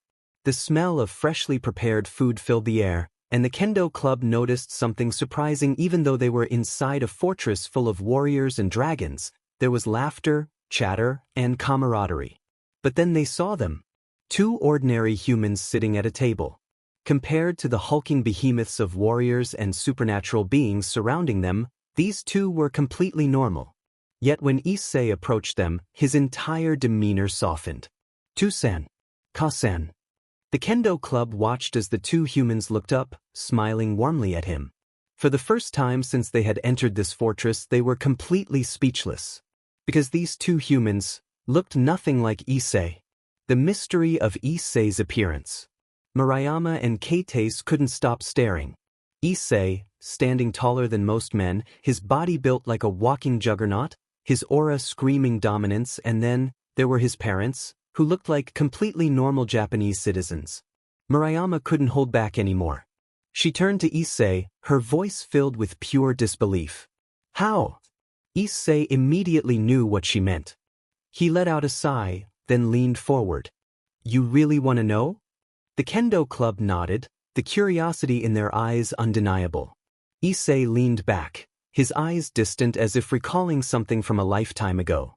Then he spoke. "A story of pain, war, and survival. When I was 7 years old, I was taken from this world. His words sent a chill down the Kendo Club's spines. Issei continued. I was sent to another universe. A place of endless war. A place of nightmares. The cafeteria fell completely silent, the warriors, dragons, and supernatural beings listening as well. Even Ophis, who was happily eating, paused to listen. The Warhammer 40k universe. His voice darkened, his eyes sharpening. I was tortured, experimented on. For 13 years, I suffered, every day, every night, without rest. I was nothing more than a lab rat to them. The Kendo Club turned pale. But at the end of those 13 years, I awoke something inside me. A small glow of crimson flickered in Issei's eyes. I awoke Draig, the Red Dragon Emperor. Gasps filled the room. With his power, I fought my way out of that hell. And I did not stop fighting. Issei's gaze hardened. I fought for another 1,500 years. Against monsters you couldn't even imagine. Then he began listing them, the Chaos God's eldritch beings that whispered madness into the minds of mortals. The Tyranids, horrific creatures that devoured entire planets without mercy. The Necrons, immortal machines that saw all life as insignificant. The Orks, savage warlords who lived for destruction. The Dark Eldar, twisted SDSTS who thrived on the suffering of others. The forces of chaos, traitorous space marines who had abandoned humanity for demonic power. With every enemy he named, the Kendo Club felt their stomachs tighten. These weren't just stories. These were nightmares made real. And Issei had fought them. For centuries. Alone. The weight of his words. When Issei finally stopped speaking, the Kendo Club couldn't respond. They simply couldn't comprehend it. The sheer magnitude of what he had endured, what he had survived, was beyond anything they had ever imagined. Kate swallowed hard. 1,520 years old. Issei nodded. Murayama clenched her fists. She had judged him so harshly before, thinking he was some kind of manipulator. But now, after hearing this, you're still fighting. She whispered. Issei met her gaze. And then, with a small smirk, he said, of course. What else is a warrior supposed to do? A newfound respect. The Kendo Club had entered the fortress with suspicion and doubt. Now, they sat in the cafeteria of warriors and dragons, knowing the truth. Issei Hyoudou was no ordinary man. He was a warrior beyond time. A survivor of hell. A leader of monsters and legends alike. And yet, despite all of that, he still laughed. He still cared. He still protected those he loved. For the first time, Murayama and Kate understood they weren't in the presence of a manipulator. They were in the presence of a legend. Chapter End. The Fall of Rias Gremory. Surzek's Lucifer had seen many things in his time: wars between factions, betrayals, and power struggles within the underworld. But nothing could have prepared him for what he witnessed today. His father, Rias Gremory, had attempted to capture and detain one of the most dangerous beings in existence, Issei Hyoudou, the Red Dragon Emperor, the chapter master of the Red Dragon chapter. The result? Utter failure. A battle had erupted within the fortress, and Rias's forces, comprised of devils who had been bribed or misled into aiding him, now lay defeated. They weren't dead, but they were utterly incapacitated, either unconscious or severely wounded. And at the center of it all, Issei stood, towering over the restrained Rias. The once proud patriarch of the Gremory clan knelt on the cold stone floor, his body trembling not just from rage, but from humiliation. But even in his defeat, Rias still had the audacity to speak. With venom in his voice, he spat out his final insult. "You disgusting beast, you think you've won?" He sneered. "If I had my way, I'd rid the world of you and your wretched abominations. Starting with your women Ophis, Ravel, Sajji." The fortress trembled. The wrath of the Red Dragon Emperor. Surzek barely had time to react before he felt it. A force unlike anything he had ever encountered. It wasn't just power. It wasn't just anger. It was pure, unfiltered loathing. A presence so immense that it felt as if the world itself was suffocating under its weight. A roar. A sound that shook the very foundation of the fortress. It wasn't just a battle cry. It was a declaration of judgment. Surzex had seen many powerful beings in his life, but in this moment, even he felt a flicker of fear. Zeoticus froze, his face finally betraying true terror. He had thought he could manipulate the situation. He had underestimated Issei Hyoudou. And now he would face judgment. Zeoticus Gremory's sentence. Issei stepped forward, his crimson eyes glowing with an otherworldly intensity. Zeoticus trembled, his once arrogant demeanor now reduced to silent horror. Then, in a cold, emotionless tone, Issei spoke. "You threatened my family." Zeoticus tried to muster a response, but his body refused to obey. Issei raised his hand, and a massive sigil of draconic energy formed above him. "For that I strip you of your power." Before Zeoticus could react, a crimson light erupted from Issei's sigil, engulfing Zeoticus in searing energy. The power of destruction, a power that had been passed down through the Gremory bloodline, was sealed away, rendered completely inaccessible to him. Zeoticus gasped not just in pain, but in horror. For the first time in his life, he felt powerless. Weaker than a mere human. But Issei wasn't done yet. "You will not only lose your power, but you will bear the weight of your crimes." A second sigil appeared, this one pulsing with dark energy. Zeoticus gasped as he felt something worse than pain, a curse. One that would suppress any attempt to use magic for the rest of his miserable existence. A curse so severe that even the most powerful devils would be unable to remove it. The once proud head of the Gremory clan was now a powerless shell of his former self. And then with a simple gesture, enchanted cuffs materialized around his wrists, locking with unbreakable chains. Zeoticus panted, his body shaking from the overwhelming loss. He had once been one of the most powerful devils in the underworld. Now he was nothing. Issei turned to Surzex, his voice calm but final. "Take him. He no longer has a place in this world." Surzex hesitated for only a moment before nodding. With a single motion, a dimensional gate opened leading directly to the highest security prison in the underworld. A place where traitors and criminals were locked away for eternity. A place from which Zeoticus Gremory would never return. Two heavily armored devil guards stepped through, grabbing Zeoticus by the arms. He struggled weakly, but there was nothing he could do. As he was dragged into the portal, he cast one final, hate-filled glare at Issei. But Issei didn't even acknowledge him. And with that, Zeoticus Gremory, once a proud noble, was gone forever. The air in the fortress finally settled. Surzex took a deep breath, his expression unreadable. "I was going to stop him," he finally spoke. Issei turned to face him, his piercing gaze unwavering. "But you didn't." Surzex sighed. "I won't make excuses. My father chose his own fate." He straightened his posture before continuing. "But know this, Venelana will now take over as the head of the Gremory family." Issei remained silent. "She is far more level-headed than my father ever was. She will not repeat his mistakes." Issei finally nodded, the tension in the air slowly fading. "Good. Let's hope she makes better choices than he did." Surzex gave one last look at the battle-worn fortress before turning away. As he stepped through his own portal, he made a silent vow never again. The miscalculation of Zeoticus Gremory. The silence in the fortress hung thick and heavy. Zeoticus was gone, dragged away to a fate worse than death, a powerless existence in a maximum security prison where he would never escape. Issei stood unmoving, his gaze fixed on the spot where Zeoticus had last been.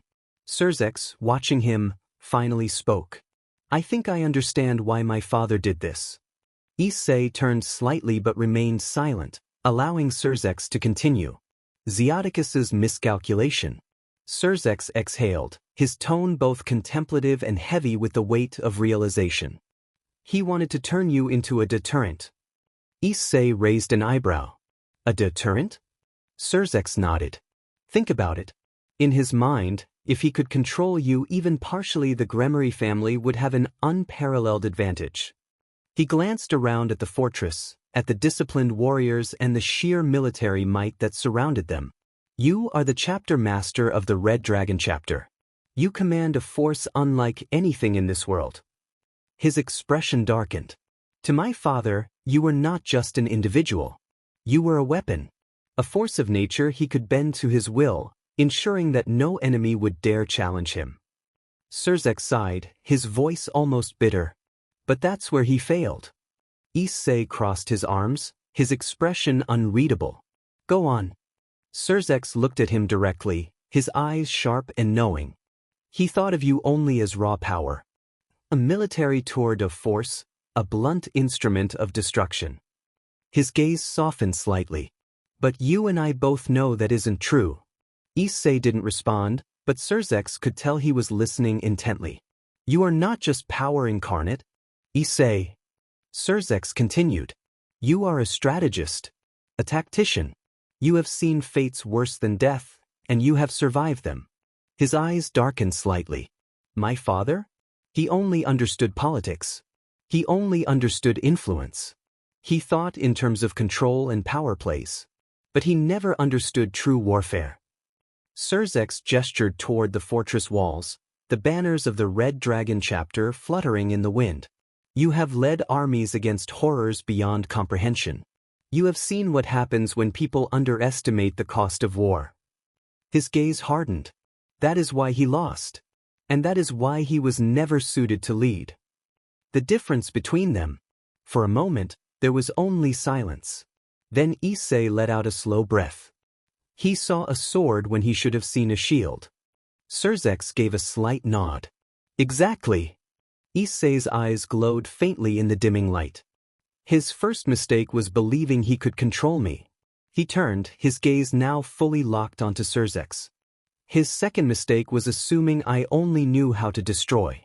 Surzek smiled wryly. And his final mistake? Issei smirked. Underestimating just how much I value my own freedom. Surzek chuckled. Yes. That would do it. With that, the tension finally eased. The Gremory clan would move forward under Venelana's rule, and Zeoticus would fade into obscurity, powerless and forgotten. Surzek gave Issei one last nod before stepping through a portal. And as the gate closed behind him, he knew. The future had changed. Forever. Rias learns the truth. The atmosphere in the student council room was heavy. Rias Gremory sat at the head of the table, gripping the letter from her brother tightly. Her crimson hair framed her face, but her usually calm expression was deeply troubled. Akino stood beside her, reading over her shoulder, while Sona Citri sat across from them, adjusting her glasses. So, your father really thought he could control Issei? Sona asked, her voice measured but filled with disbelief. Rias exhaled sharply. It seems so. Akino frowned. That was incredibly foolish of him. Rias nodded. Foolish doesn't even begin to cover it. A dangerous miscalculation. Her eyes moved over the words again. Surzek had laid out everything their father's plan, his arrogance, and the consequences of his actions. Her father had believed Issei could be manipulated, that he could be used as a deterrent to protect the Gremory family's interests. But he had been terribly wrong.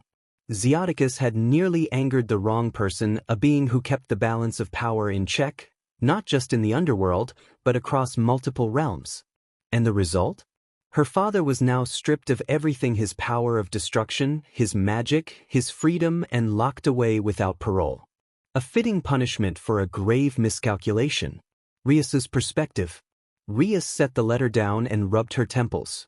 I understand that my father was trying to protect the family, but he was playing a game he had no business being in. Sona nodded. A political mind does not always make a military mind. Akino sighed. But to think he was willing to cross Issei of all people, he clearly never understood what kind of man Issei really is.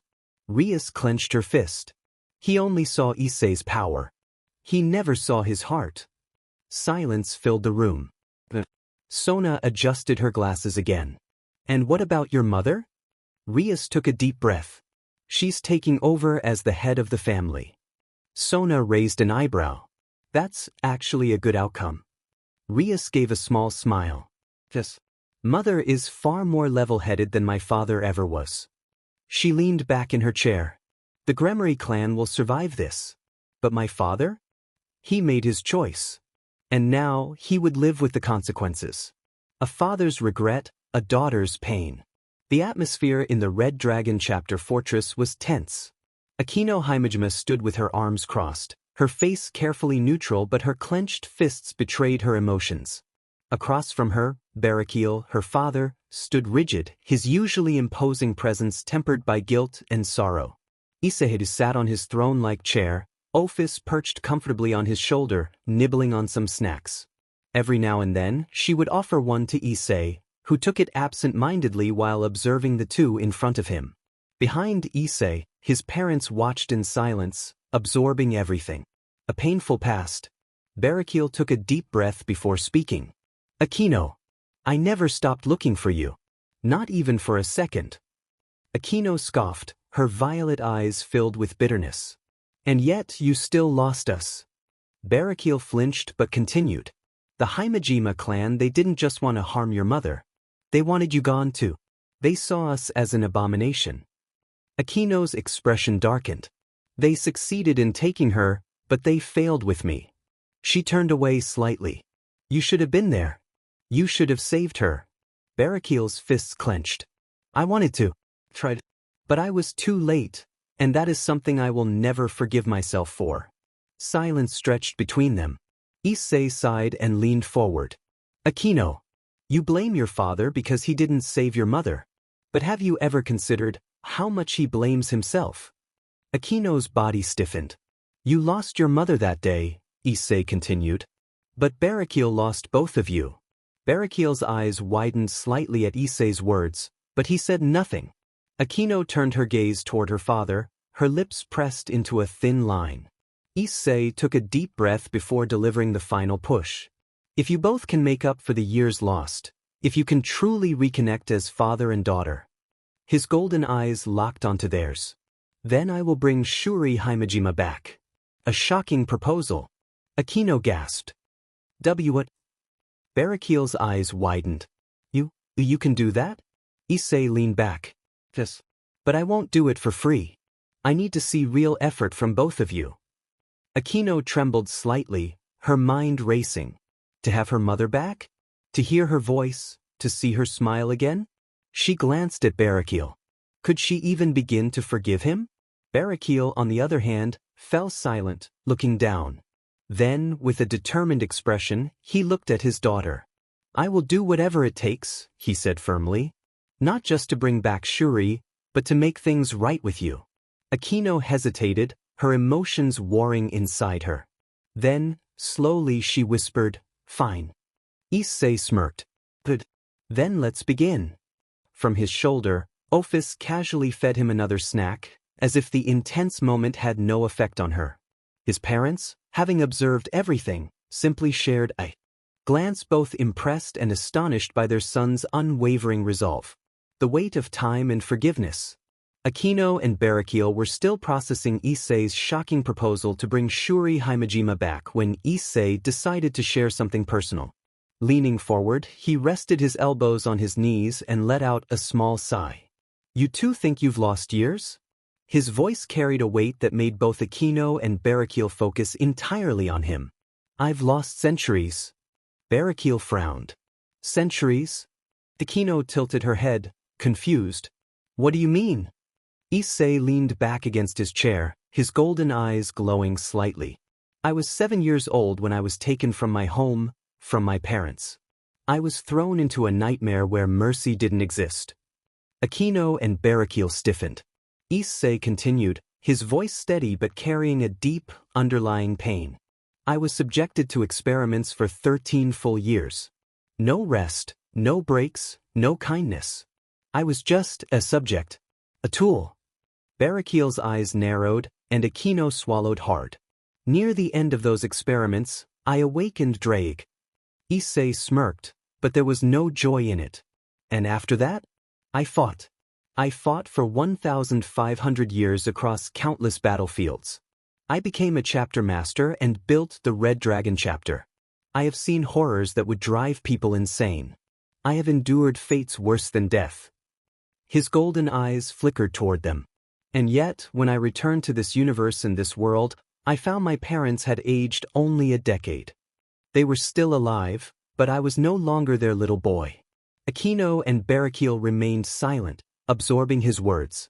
Issei exhaled and gave a small, almost wistful chuckle.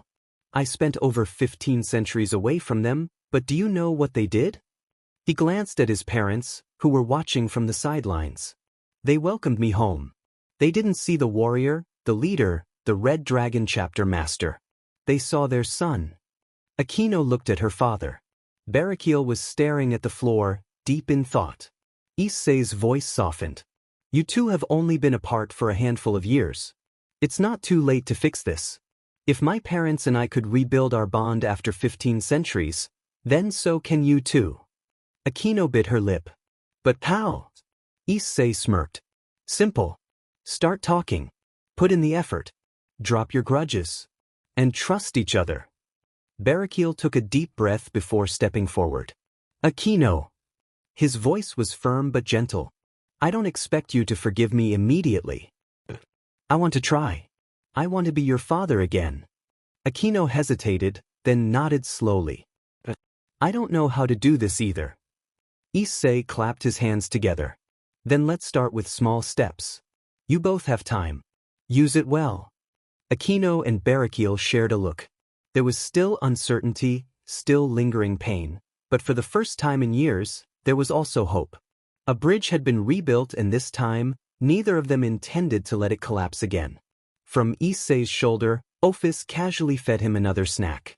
His parents, still watching, shared a quiet smile. Their son had truly become someone extraordinary, a miracle restored. Akino and Barakiel had taken the first steps in rebuilding their bond, and while the road ahead was long, they were walking it together. But Issei was a man of his word. Standing in the heart of the Red Dragon chapter fortress, he casually raised his hand, golden energy crackling between his fingers. The sheer power he exuded sent shivers down the spines of everyone present, even the seasoned warriors of his chapter. For Issei Hyoudou, the chapter master of the Red Dragon chapter, resurrection was a mere afterthought. With a pulse of pure, divine energy, reality bent to his will. The air shimmered as an ethereal figure materialized before them, solidifying into Shuri Haimajima. Akino and Barakiel froze. Their eyes widened in disbelief, their breath caught in their throats as they stared at the woman who had been stolen from them. Shuri's deep violet eyes blinked in confusion before they softened into warmth. Akino, Barakiel. Her voice was gentle, filled with the love they had missed for so long. That was all it took. Akino screamed and rushed forward, Barakiel right behind her. They both crashed into Shuri, wrapping their arms around her as if she might disappear again. Tears flowed freely, their cries echoing in the vast hall. For 5 whole minutes, neither Akino nor Barakiel let go. They held on, desperate to make up for lost time, for lost years, for the love that had been torn from them. And Shuri? She simply smiled and held them close, running her hands through Akino's hair and whispering words of comfort, while one of her hands grasped Barakiel's tightly, a silent promise that she was here to stay. Issei, standing to the side with Ophis perched on his shoulder, merely nodded to himself. Mission accomplished. After what felt like an eternity, Akino and Barakiel finally pulled back, their faces soaked in tears of joy. Turning to Issei, they bowed deeply. Thank you, Barakiel said, his voice filled with unwavering gratitude. Akino, still wiping her tears, added softly, You gave me back my mother. There are no words to express how much this means to me. Issei simply smirked. Just don't waste this second chance. Shuri, smiling knowingly, looked at Issei. You truly are something else, aren't you? Ophis, munching on her snacks, nodded in agreement. He is. And just like that, a family once torn apart was whole again. A new beginning for the Haimajima family. Akino stood in the grand halls of the Red Dragon chapter fortress, her violet eyes flickering with determination. The echoes of her past, the pain, the resentment, the loneliness had led her here. To him. Turning to Issei, she took a deep breath and asked, Can you remove my evil piece? Issei met her gaze, his draconic aura radiating calm authority. He knew what this meant to her. Without a word, he raised his hand, his power flaring for a moment. A deep crimson glow surrounded Akino's chest before dissipating, and in Issei's palm, the queen piece materialized. It was done. Akino exhaled, a weight she had carried for years lifting from her soul. She was free. "I want to move here," she declared, her voice unwavering. "With both of my parents." Barakiel stiffened slightly, while Shuri, who had only recently been resurrected by Issei's generosity, simply smiled softly. Ophis, perched on Issei's broad shoulder, tilted her head. "They need a new life. Let them stay." Issei glanced at his mate, the one being in existence he would never refuse. With a sigh, he relented. "Fine. You'll stay here." Akino's face lit up, and even Barakiel, the hardened warrior, allowed a rare look of relief to cross his features. Shuri simply chuckled, warmth in her eyes. "You truly are too kind, Issei." As Issei led them through the massive fortress, its towering Gothic architecture adorned with draconic embellishments, Akino and her parents took in the awe-inspiring sight. They finally arrived at two luxurious living quarters, one for Akino and another for Shuri and Barakiel. Akino stepped inside, running her fingers over the silk sheets, taking in the elegant yet comfortable atmosphere. This was home now. Meanwhile, in the adjacent room, Shuri and Barakiel stood in silence. It had been so long since they had last been together, separated by death, grief, and time. Shuri was the first to speak, her voice soft but firm. "You still blame yourself, don't you?" Barakiel clenched his fists. "I failed you." Shuri sighed and stepped closer. "You didn't kill me, Barakiel. My own family did. You weren't the one who turned your back on Akino. She needs her father now more than ever." Barakiel's crimson eyes met hers, full of years of regret. Slowly he reached for her hand. "Then let me make things right." Shuri squeezed his hand gently. "Then start now." Outside, Akino stood with Issei, watching as her parents took the first step toward healing. For the first time in decades, they could finally be a family again. The Red Dragon Bakery, a sweet beginning. Kyoto town was a place of mysteries and wonders, but even the townsfolk weren't prepared for what was about to unfold. Issei Hyoudou, the hulking, draconic behemoth of a man, and his eternal mate, Ophis, had decided to open a bakery right in the center of Kyoto town's busiest shopping district. But first, there were formalities to handle. Issei and Ophis, perched on his broad shoulder, arrived at the town office. The sight of Issei, a massive, towering figure walking into a government building, was enough to make a few clerks drop their pens. Ophis, meanwhile, nibbled on a sweet bun, completely unfazed by the stares. Issei calmly submitted all the necessary paperwork in triplicate, ensuring there were no loopholes or delays. The officials, still somewhat intimidated by his presence, quickly processed the request, granting him the first stage of approval. Next stopped the shopping center management. Arriving at the shopping center headquarters, Issei was met with a panel of skeptical owners and managers. A man of Issei's size and presence opening a bakery? It sounded ridiculous to them. "Are you sure this is the kind of business for you?" one of the executives asked, raising an eyebrow. "We're looking for stability, not," he gestured vaguely at Issei's intimidating physique. Issei chuckled and unveiled a tray of his own handcrafted confectionery. The moment the rich aroma of baked goods filled the room, the atmosphere shifted. The executive's skepticism vanished as their eyes widened at the sight of perfectly crafted pastries, chocolates, and cakes, each one a masterpiece of flavor and presentation. Ophis, however, was already staring intensely at the sweets. Her eyes gleamed, and she subtly nudged Issei. Issei smirked and, without missing a beat, handed her a large bag of sweets. Ophis immediately fawned over him, wrapping her arms around his head as she nuzzled him affectionately. The business owners, watching this interaction, realized two things. If someone like Ophis, a being of unfathomable power, was this enamored with his sweets, they had to be something special. If Issei could keep such a terrifying entity this happy, surely he could run a simple bakery. After a brief exchange of terms and agreements, Issei was granted permission to open his bakery in the shopping center. With all the legal matters settled, the Red Dragon Bakery was officially in the works. As they left the meeting, Ophis was still happily munching on sweets, and Issei could only smile fondly at his companion. Little did the people of Kyoto know, they were about to experience the greatest bakery in existence, one where dragons and gods alike would come just to get a taste of Issei's legendary confectionery creations. The day had finally arrived. The Red Dragon Universal Confectionary was set to open, and the entire town of Kyoto was abuzz with curiosity, skepticism, and excitement. Some wondered how a warrior and leader like Issei Hyoudou could succeed in a peaceful venture like baking, while others were simply eager to see what the fuss was about.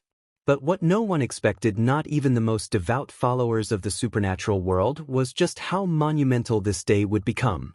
Before opening day, Issei had strategically promoted the bakery by handing out flyers and leaflets at Kyoto Academy. He ensured that every student, teacher, and passerby knew about the bakery's grand opening. But that wasn't all. He also enlisted Sona Citri to get in contact with Seraphal Leviathan, requesting her assistance in reaching out to the leaders of the world's religious pantheons. The invitations went out, and the response was overwhelming. On opening day, representatives and deities from all corners of the supernatural world arrived. Shinto gods from Takamagara, including Amaterasu herself, Yukai lords from Kyoto, led by Yasaka and Kunu, Buddhist sages and deities, intrigued by this mortal-made confectionery, Hindu gods, with Ganesha and Krishna leading the way, the Persian pantheon, including Mitra and Anahita, the Olympians, with Aphrodite, Hestia, and Hermes making appearances, the Norse gods, with Thor, Freya, and Baldur attending, the rulers of Tir na Nog, bringing Fae and Celtic deities, the Christian heavens Seraphim and Grigori, led by Michael and Azazel, the devils of the underworld, including the Mao and high-ranking nobles, and the deities of the North American tribes, Incan, Aztec, Hawaiian, and Australian pantheons, each arriving with their own expectations and intrigue. It was a gathering unlike anything the world had seen, and all for the grand opening of a bakery.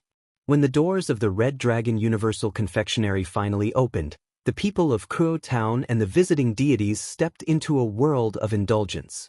The aroma of fresh pastries, handcrafted chocolates, and divine cakes filled the air, immediately drawing everyone's attention. Issei and his expert team of bakers had worked tirelessly to prepare a menu that would cater to all tastes, preferences, and even divine palates. Japanese wagashi and machi were served to the Shinto and Yukai guests. European-style pastries, including flaky croissants, eclairs, and tarts, pleased the Olympians and Norse deities. Honey-drenched sweets and spked confections satisfied the Persian and Hindu deities. Mayan and Aztec chocolate delicacies made the gods of South America nostalgic for their ancient cacao. North American and Australian desserts were crafted with unique, natural flavors that honored their cultures. And for the Christian and Grigori visitors, sacred ambrosial treats were made to be harmless yet divine to their kind. As the guests indulged in the masterful desserts, murmurs of astonishment and delight filled the bakery. Even the most powerful deities were stunned by the flavors, textures, and sheer perfection of every bite. Aphrodite claimed, "These sweets rival the pleasure of love itself." Thor laughed heartily, "I would trade my best mead for more of these."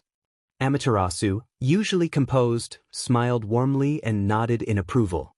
And then there was Ophis, who sat comfortably on Issei's shoulder, completely lost in her own world of bliss as she devoured an endless supply of sweets. The demand was so overwhelming that the bakers had to double their production just to keep up. By the time the event ended, the Red Dragon Universal Confectionary had already become a legend. The deities, rulers, and supernatural leaders acknowledged that this bakery was not just a business, it was a symbol of unity. A place where gods, devils, mortals, and mythic beings alike could come together over something as simple and joyful as a sweet treat. And as Issei stood at the center of it all, watching with satisfaction, Ophis leaned against him and murmured, "This was a good idea." Issei smirked. Of course, after all, even gods deserve sweets. With the Red Dragon Universal Confectionary thriving, drawing both mortals and deities alike, the success of the bakery became undeniable. The people of Kyoto town adored the shop, and the supernatural world recognized it as a place where all beings could indulge in the finest sweets ever crafted. Among those drawn to the bakery's rising fame was Kyoto Academy's Kendo Club. Maruyama and Keites, along with the rest of the club, had been watching Issei's shop flourish. Seeing the passion and skill that went into the confectionery inspired them. One day, they approached Issei with an unusual request. They wanted to learn how to make sweets just like him. At first, Issei was skeptical. "You're a Kendo club. Why the sudden interest in baking?" he asked, crossing his arms as he observed their determination. Maruyama stepped forward, her expression serious. "We've realized that we want to do more than just swing wooden swords. Your shop brings people together, and we want to be a part of that." Keites nodded. "We've seen how you create something that makes people happy, and we want to learn how to do the same." Issei studied them for a long moment before sighing. "Alright, but if you're serious about this, then you need proper training." The girls looked at each other, then back at him. "We're ready." "Good. Then close down your club and come to the Red Dragon Chapter Fortress tomorrow afternoon." A rough start in the fortress kitchen. The following day, the entire Kendo club arrived at the fortress gates, all dressed casually but carrying an unshakable determination. Issei met them personally and led them through the fortress until they reached the state-of-the-art kitchen, the heart of his confectionery creations. At first, the girls were overwhelmed. The sheer size, the array of professional equipment, and the intensity of the environment made them nervous. But then they got to work. And it was a disaster. Flour flew through the air, chocolate dripped onto the counters, dough ended up on the floor, and the end results of their first attempts were questionable at best. One of the girls nearly burned an entire batch of cookies, another put too much sugar into the icing, and Maruyama somehow managed to get frosting in her hair. The room was filled with frustrated sighs and embarrassed groans. Issei, standing to the side with Ophis on his shoulder, simply watched. Then he chuckled. "That bad, huh?" he asked, his amused tone making them flinch. Maruyama looked down at the mess they made and sighed. "I guess we're just not cut out for this." But Issei shook his head. "No. You just need to push through. No one becomes great overnight. I wasn't always this good either, you know." The girls blinked in surprise. Ophis, munching on a cookie, added, "Issei works hard. He fails. Then he succeeds. You do the same." Something in the Kendo club shifted at those words. They weren't about to give up. Not yet. Forging an elite team of chefs. With renewed determination, the girls pushed forward, correcting their mistakes, refining their techniques, and learning from every failure. Issei personally guided them, teaching them the fundamentals of pastry making, the science of baking, and the art of creating flavors that resonated with people's hearts. Weeks passed, and the once clumsy Kendo club members transformed. What was once a group of warriors wielding wooden swords had now become a disciplined unit of pastry chefs, trained under Issei himself. Their creations improved dramatically from barely edible attempts to works of art rivaling those of professional pâtissiers.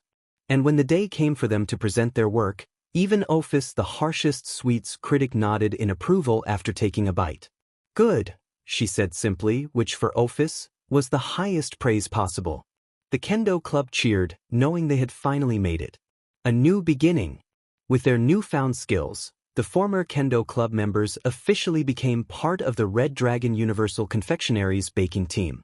Their passion for Kendo never faded, but now, instead of just swinging swords, they used precision, patience, and focus to craft sweets that could bring joy to all who tasted them. As Issei watched them work, now a well-trained, elite team of bakers he had personally taught, he smirked. Not bad. Not bad at all. Motohama and Matsuda's redemption and rise in business.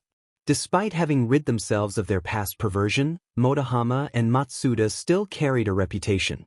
Most people in Kyoto Academy saw them as the former perverted duo, but both of them had long since realized that their previous behavior had held them back from achieving anything meaningful. When they heard about what happened with the Kendo club, they thought it was a joke at first. "No way," Matsuda scoffed. "The Kendo girls? Working for Hyoudou's bakery?" Motohama, ever the analytical one, adjusted his glasses. "And yet they are. The former Kendo club is now making sweets like professionals. It's not a joke. The realization hit them harder than expected. If even the Kendo girls could change and find success, then what was stopping them? Nothing. So, for the first time in their lives, Motohama and Matsuda swallowed their pride and approached Issei Hyoudou with a request of their own. Seeking guidance from the Red Dragon chapter master. Finding Issei wasn't difficult. The Red Dragon Universal Confectionary was thriving, with a constant flow of customers and a reputation that had already spread beyond Kyoto town. Motohama and Matsuda entered the shop and found Issei overseeing the work of his employees, many of whom were former Kendo club members. Taking a deep breath, they walked up to him. "Issei," Motohama began, adjusting his glasses nervously. "We need your help." Matsuda nodded. "We want to learn business from you. We saw what you did for the Kendo club, and we know you're not just some guy who got lucky. You built something incredible. Teach us." Issei raised an eyebrow, crossing his arms. "You too, running a business? You sure about this?" Motohama and Matsuda nodded without hesitation. "We're serious," Matsuda said firmly. "We want to change. We want to be more than just what people used to call us." Issei stared at them for a long moment before sighing. "All right, but don't think this is going to be easy. A grueling education in business." Issei didn't hold back. Over the next several months, he personally trained Motohama and Matsuda in the fundamentals of business, finance, management, and marketing. They learned about profit margins, supply chains, and financial planning. They studied how to manage employees, optimize workflow, and maintain quality control. They trained in customer service, ensuring that they could handle both regular customers and VIP clients. And most importantly, Issei drilled into them his philosophy. It's not just about making money. It's about creating something that people love, something that makes a difference. If you can't do that, you're just another businessman. The expansion of the Red Dragon Universal Confectionary. By the time Issei was done with them, Motohama and Matsuda were completely different people. No longer were they aimless high school students, they were now trained businessmen, capable of handling finances, management, and expansion strategies. Under their guidance, the Red Dragon Universal Confectionary flourished even further. New branches of the bakery began to open up in other cities, with Issei overseeing production and Motohama and Matsuda managing operations. International clients, including royalty, celebrities, and high-profile figures, began traveling to taste the legendary sweets. The business became a global phenomenon, drawing attention from both the human and supernatural worlds alike. Even supernatural beings from different pantheons placed special orders, eager to experience the legendary Red Dragon sweets. A new future for Motohama and Matsuda. One evening, as Issei observed the bustling bakery, he found Motohama and Matsuda standing beside him, watching as their hard work paid off. Matsuda sighed. "Man, never thought we'd be here." Motohama smirked. "We used to be nobodies. But we're running part of the biggest confectionery business in the world." Issei chuckled. "That's what happens when you put in the work." Ophis, who had been perched on Issei's shoulder, simply stated, "You both did well. Keep going." The former perverts, now reformed businessmen, grinned. They weren't the same people they once were. And for the first time in their lives, they felt truly proud of who they had become. A meeting with the Red Dragon chapter master. In the heart of the Vatican, Shidu Irina sat with her parents, alongside Zenobia Corda and her guardian, Griselda Corda. Seated across from them were none other than the Archangel Michael and his sister, the Archangel Gabriel, their radiant presence filling the chamber with a divine glow. Michael's expression was calm but firm as he addressed the group. "Your mission is clear," he began. "You are to travel to Kyoto town and formally request residence with the Red Dragon chapter master Issei Hyoudou. However, you are not to provoke him or anyone under his command. Instead, you are to learn from him." The idea of learning from a devil-affiliated faction leader unsettled Zenobia. Crossing her arms, she scoffed. "I don't see the point," she muttered. "I could take down the chapter master myself if needed." Michael simply sighed before gesturing toward a nearby holographic screen.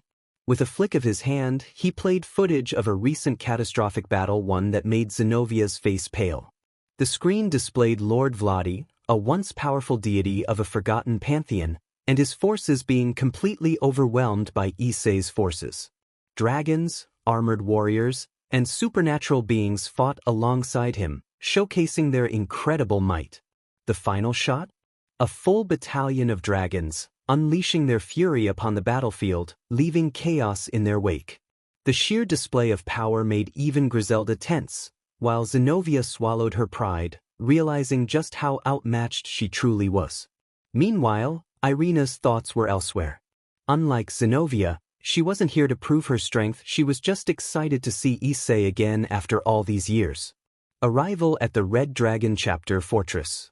After a couple of days of travel, the group arrived in Kyoto town. Their destination? The Red Dragon Chapter Fortress, a structure that loomed over the landscape like an unshakable monument to power. Its intricate carvings, banners of dragons, and glowing runes made it clear that this was a place far beyond human comprehension. As they approached the colossal entrance gates, they were met by Issei Hyoudou himself, chapter master of the Red Dragons. Ophis, his eternal mate, sat perched on his shoulder, munching on some sweets, her blank expression as unreadable as ever. Issei gave them a nod. "Welcome to my fortress. You must be the envoys sent by Michael." Irina smiled brightly. "It's good to see you again, Issei. It's been so long." Zenovia, despite her earlier bravado, held back a little, recognizing the sheer presence that Issei carried. Even though he wasn't releasing any hostility, the weight of his aura was something she couldn't ignore. Issei personally escorted them inside, leading them through grand hallways lined with golden banners, ancient artifacts, and weapons of legendary warriors. Eventually, they reached the meeting room, a space designed for elegance, luxury, and comfort, a far cry from the intimidating nature of the fortress's exterior. Seating themselves, Irina wasted no time in stating their purpose. "We've been sent by the Vatican to request residence under your protection and learn from you. We were told not to provoke you or your subordinates, and to observe your way of leadership." Issei listened, nodding in understanding. Then, Irina blinked before tilting her head. "But there's one thing I've been wondering. Why is Ophis using you as a seat?" Ophis, still lazily perched on Issei's shoulder, didn't react, simply nibbling on another piece of candy. Issei chuckled. "Ophis is my mate, my wife. This is just how she prefers to sit. She likes being close to me." Irina froze, Zenovia's eyes widened, and Griselda actually blinked in surprise. Even the angels hadn't mentioned that detail. Ophis finally spoke, her voice as flat and emotionless as ever. "This is my place. Issei is mine." Silence. Irina, Zenovia, and Griselda could only process what they had just learned.